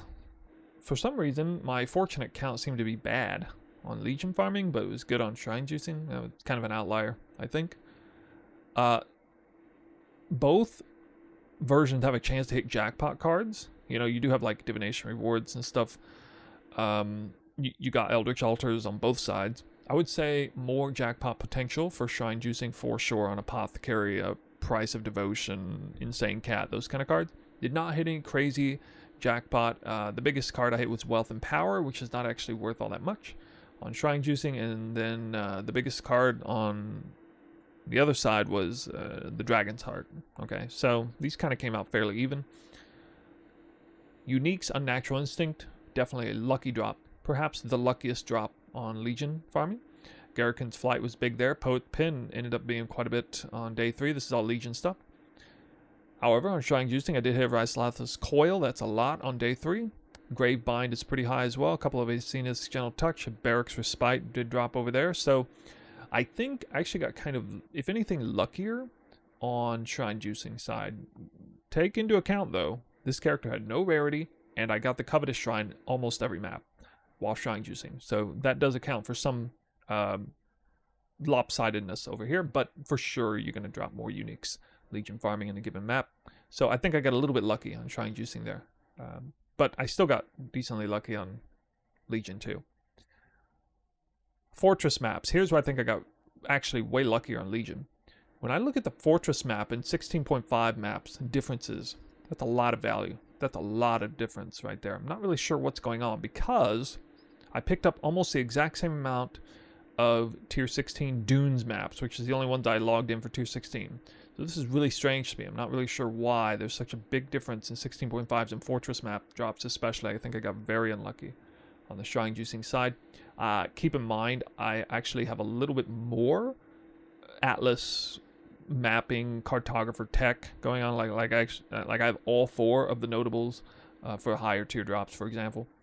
Whereas I only have 3 out of 4, I think, for Legion. So a little bit stronger map dropping potential on the shrine juicing strat, other than the fact that, you know, I'm not killing quite as many magic and rare monsters, especially, I suppose. There's some unique maps that came out kind of even. And then we have other, 2 invitations on both sides, some scouting reports, some blueprints, contracts, incubators did make up a little bit of extra value over here, go figure. Way more 6 links. Counted them as 30 chaos apiece on average. Now, that's because like some of the bases are good. Occasionally you hit a great base, it's worth a divine or two. But more often than not, it's not really all that valuable, even on day 3. So I feel like I'm being pretty fair. Plus, I dropped a huge 6-link pile of loot on the Legion side, which was an outlier in and of itself. 1 clean 6-link dropped on the Shrine Juicing side. No 2120 gems of any real value here. Utility Flask I picked up because I like to actually craft them on day 3. But as far as baseline, the ones I picked up, they're all worth at least 3 chaos. I'm level 84. Mostly granite, jade, quicksilvers, amethyst, sulfur. Only like the better ones. And here's the grand total difference right here. Total chaos value. 9,151 for Legion. 4,499 for Shrine Juicing. And that's going to be pretty accurate. I might have missed a couple things. Maybe a few things. But nothing major, I don't think. So, assuming that's the case, this video's been released. I've already verified that. And so total divine value looks to be a little bit more than twice as much for Legion. So, we have all the numbers broken down here. And we can see the investment cost for Legion, 20.4. Gross, 86.3233. Net profit, 65.92. Div per map, a little over 1. Div per hour, 8.79. And here's where the kicker is in. So there's, I believe, 6 obelisks on each map. That takes some time, even with the blaster I have. And believe me, this is a very fast character. For not having a headhunter or mage blood, this is very fast at farming Legion on dunes. Still took me about 7.5 minutes per map to get through this. And that's evidenced by the VOD that is linked in the description. Fully uncut for the Legion side farm. Consequently, the div per hour is about 8.79. Respectable, not bad. That's baseline for me. And I feel like as far as total drops are concerned, pretty average. Not, a couple of little lucky things here and there. Nothing too crazy. Not really unlucky, not really lucky, I don't think. So, yeah, looks fine to me. And, oh yeah, keeping into account, these are the trade values of day 3 with no Faustus. Bear in mind that when you're trading on Faustus, you're getting up to maybe 50% more currency per sale on those items. Up to, perhaps. So, actually, this number's higher. It's probably closer to like 10 to 12 div per hour, being more realistic. But anyway, these are the numbers based on the math that was used. 60 maps of Eldritch blasting. So I don't know why I keep typing that. Try to be uniform here. Shrine blasting. Okay. Investment 11.2 divines. Half of Legion. Gross 42.44 divines. About half of what Legion got. Net profit 31.24. About half of what Legion got. Div per map. About half of what Legion got. Div per hour. More than what Legion got. Why? Because that strat is bonkers fast. I completed it in a little over 3 hours. In less than half the time. About 2/5 of the time. To do Legion. Why is that? Is that because I have this crazy fast mapping blaster? Well, I mean, kind of. It helps to have a faster character be able to do these maps faster. But really, it was the fact that I didn't have to do any mechanics that take any time. You just get all the shrines. Get 10 shrine effects. Acceleration shrine most maps. Just delete everything. We're doing Exarch Altar, so every mob spawns instantaneously when I go by. So there's really no delay at all. And that makes for insanely fast mapping. And it's even really fast if your character's not designed for it. And so that's a big takeaway that's going to be at the end of the video for sure. Actually outperformed Legion with this. I was a little surprised. I thought there might be a chance. I knew that it would rely mostly on the timing factor. And so that was really impressive, I felt. And I gave Legion a fair shot at it. I did it on a character. I didn't do it on my Assassin Poison build. I did it, which is not that amazing at Legion. I did it on this build here. Gold per hour is also a lot higher, which means XP per hour is certainly higher as well, I'm pretty sure. And this character is kind of rough on delirium content, so I wasn't really progressing leveling into 98. But for most players, the shrine juicing strat's gonna be less rippy because you're gonna have a resistance shrine every time anyway. Like you're gonna have 90 already automatically. Although you are taking covetous shrines, to be fair. And suffering delirium. I don't think Delirium was a huge impact on this strat, but it was okay. You know, the Simulacrums added up, the Cluster Jewels are there, and you are getting more Eldritch packs to pull out from there. So I think Delirium is kind of necessary on this strat. You could maybe run Beyond instead, perhaps, and try it. I don't know. But I like it the way it looks. I mean, if the numbers can actually outperform Legion, then it must be pretty good, I'd say.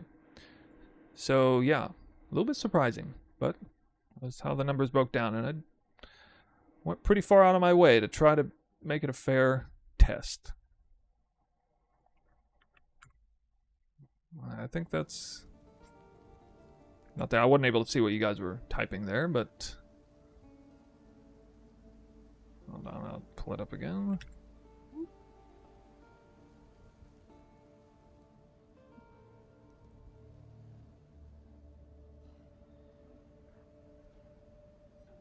Legion on map device. Go ham on altar farm.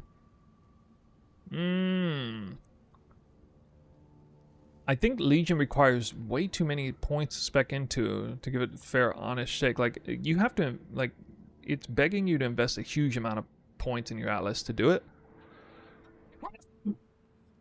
Excuse me. And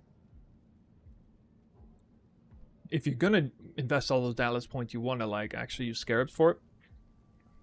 I don't know, man. Maybe you could drop, like, you don't really want to drop Influencing Hordes. Or Escalation, probably.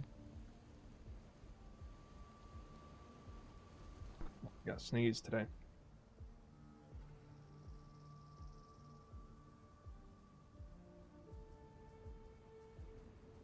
Altars require very few points. But you're going to spec... yeah, okay. So basically you're asking a question, is it worth dropping Delirium for Legion? The problem is Legion's on the wrong side of the tree for this. These are actually on two opposite sides of the tree. Because Beyond isn't really here, it's over here. So Legion and Beyond are together. Whereas, like, Shrines and Delirium are... Well, Delirium is to the left and Shrines are up the middle, but there's nothing on the right. I don't know. It doesn't really favor it. We could leave it up to the people in... the intelligent people in the chats to maybe figure that out.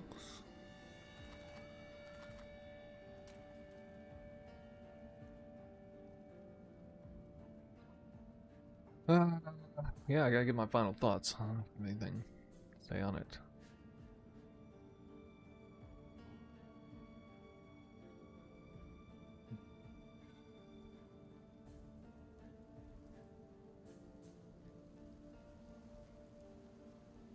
Yeah, okay.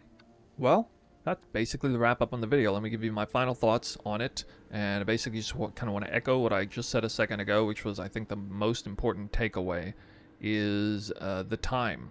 Alright, so time can really affect the efficacy of a farm. Granted, there is some setup time, but we're in a whole new world now with asynchronous trade. It takes less time than ever to set things up. You're never having to whisper somebody and waiting to see if they respond, message 10 people to finally get a response, and then wait for them to actually exit their map and then actually do the trade. You don't do any of that anymore. You usually just bulk buy practically everything. When you're buying even 8 mod corrupted maps, just check the check Faustus and all that, and it's there, as well as our regular Faustus functionality for doing the currencies and things. Again, just to remind you that the numbers that I used were all extremely accurate based on PoE Ninja's numbers, which are not necessarily accurate based on what Faustus is offering. Like I said, up to maybe 50% more currency for bulk trading, which I don't really think would favor Legion all that much because, again, the primary target farm on both cases is bubblegum currency. So I think you would just make about, you know, probably 20 to 30% more currency by utilizing Faustus the way you normally would on both ends. Maybe a Legion would stretch open a little bit more for a little bit better currency per hour, but yeah, I also think that there is some jackpot potential on both sides. If anything, though, Shrine Juicing is going to have higher super giga jackpot potential because, again, you're really going to nail down those cards with, like, unique card divination cards to drop unique jewelry. I saw that modifier, plenty of time. Never really dropped one that was worth a ton. Divination card that drop corrupted unique items. That's the other really big one. Those produce some insanely valuable cards every great once in a while. So if you do those for a really, really long time, you get them. And believe me, I've seen it happen a few times. I used to do 100 maps farming Eldritch, Ember stuff, and I saw some of those big cards, saw the Apothecary before, all that stuff. So, you know, there's probably a few different ways to pair things up, but yeah, we were talking a little bit in chat a second ago, trying to maybe combine Shrines and Legion. Maybe can't really get like Beyond, and I guess maybe you could drop Beyond, but Beyond was pumping some pretty good currency into the Legion rewards if you saw the numbers on there. Maybe try, I don't know. The problem is with the Scarabs. You know, if you're going to go into Legion pretty hard with the Scarabs, and maybe that is a potential outlier. The fact that I'm using 8 mod corrupted maps, using those specific Scarabs, there might be a different Scarab combination. Things might look differently if you were doing Alch and Go with no investment. Then maybe Legion is perhaps a little better. I suspect it might be a little better if you were comparing Alch and Go on both ends.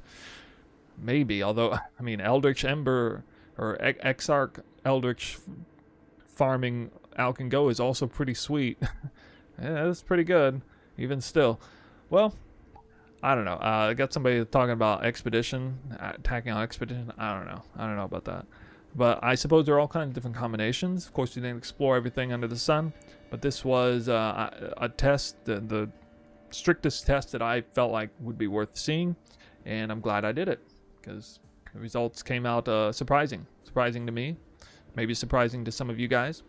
And one last thing to say about the strategy comparison. This doesn't automatically mean Shrine Juicing is better than Legion. Juicing got to also take into account the marketplace, especially for like the Scarabs. Like the investment cost for Legion was twice as much because everybody thinks Legion's better or the best. So everybody's paying crazy currency on day 3 for baseline Legion Scarabs, whereas they're not necessarily for domination Scarabs. If you flip that on its head, well, then that would change the numbers quite a bit. So do keep that kind of stuff in mind. There's just so many different variables to factor in.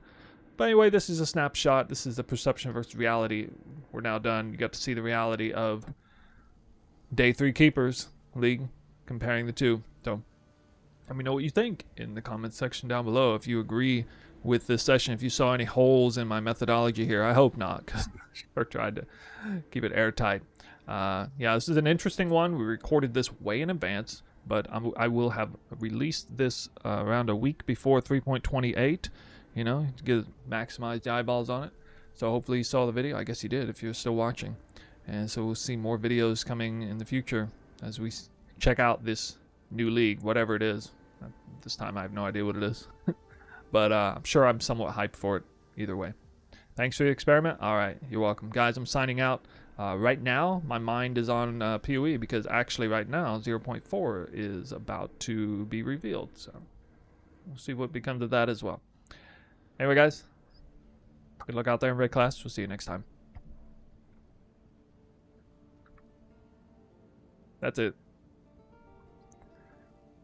Yeah, that'll be a fun video.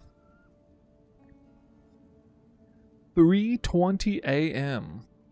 See ya, bye. Usually I say, well, that's just the end of the video, not the end of the stream. But today, that is the end of the stream, actually. So, we're gonna end this. Can you guys believe that? Can you believe Shrine Juicing got more currency per hour than Legion farming? That's crazy. That's crazy.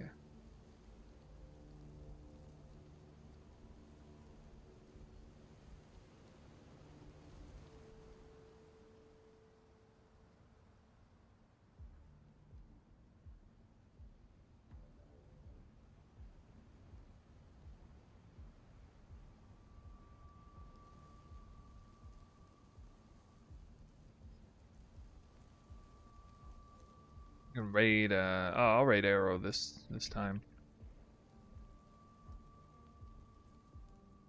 Never mind, he is playing Pt.2 right now. So you've been warned. If you're on Twitch, we're gonna go see Arrow. I'm gonna sign out. I'm going to bed, and then I will not be on tomorrow immediately to do the live reveal because it's not happening tomorrow. Happening the day after. Oops. I will not stream. I'll just take it easy and relax tomorrow. I gotta edit the video and not put it out, but I gotta like get it ready to be put out, like unlisted, I guess.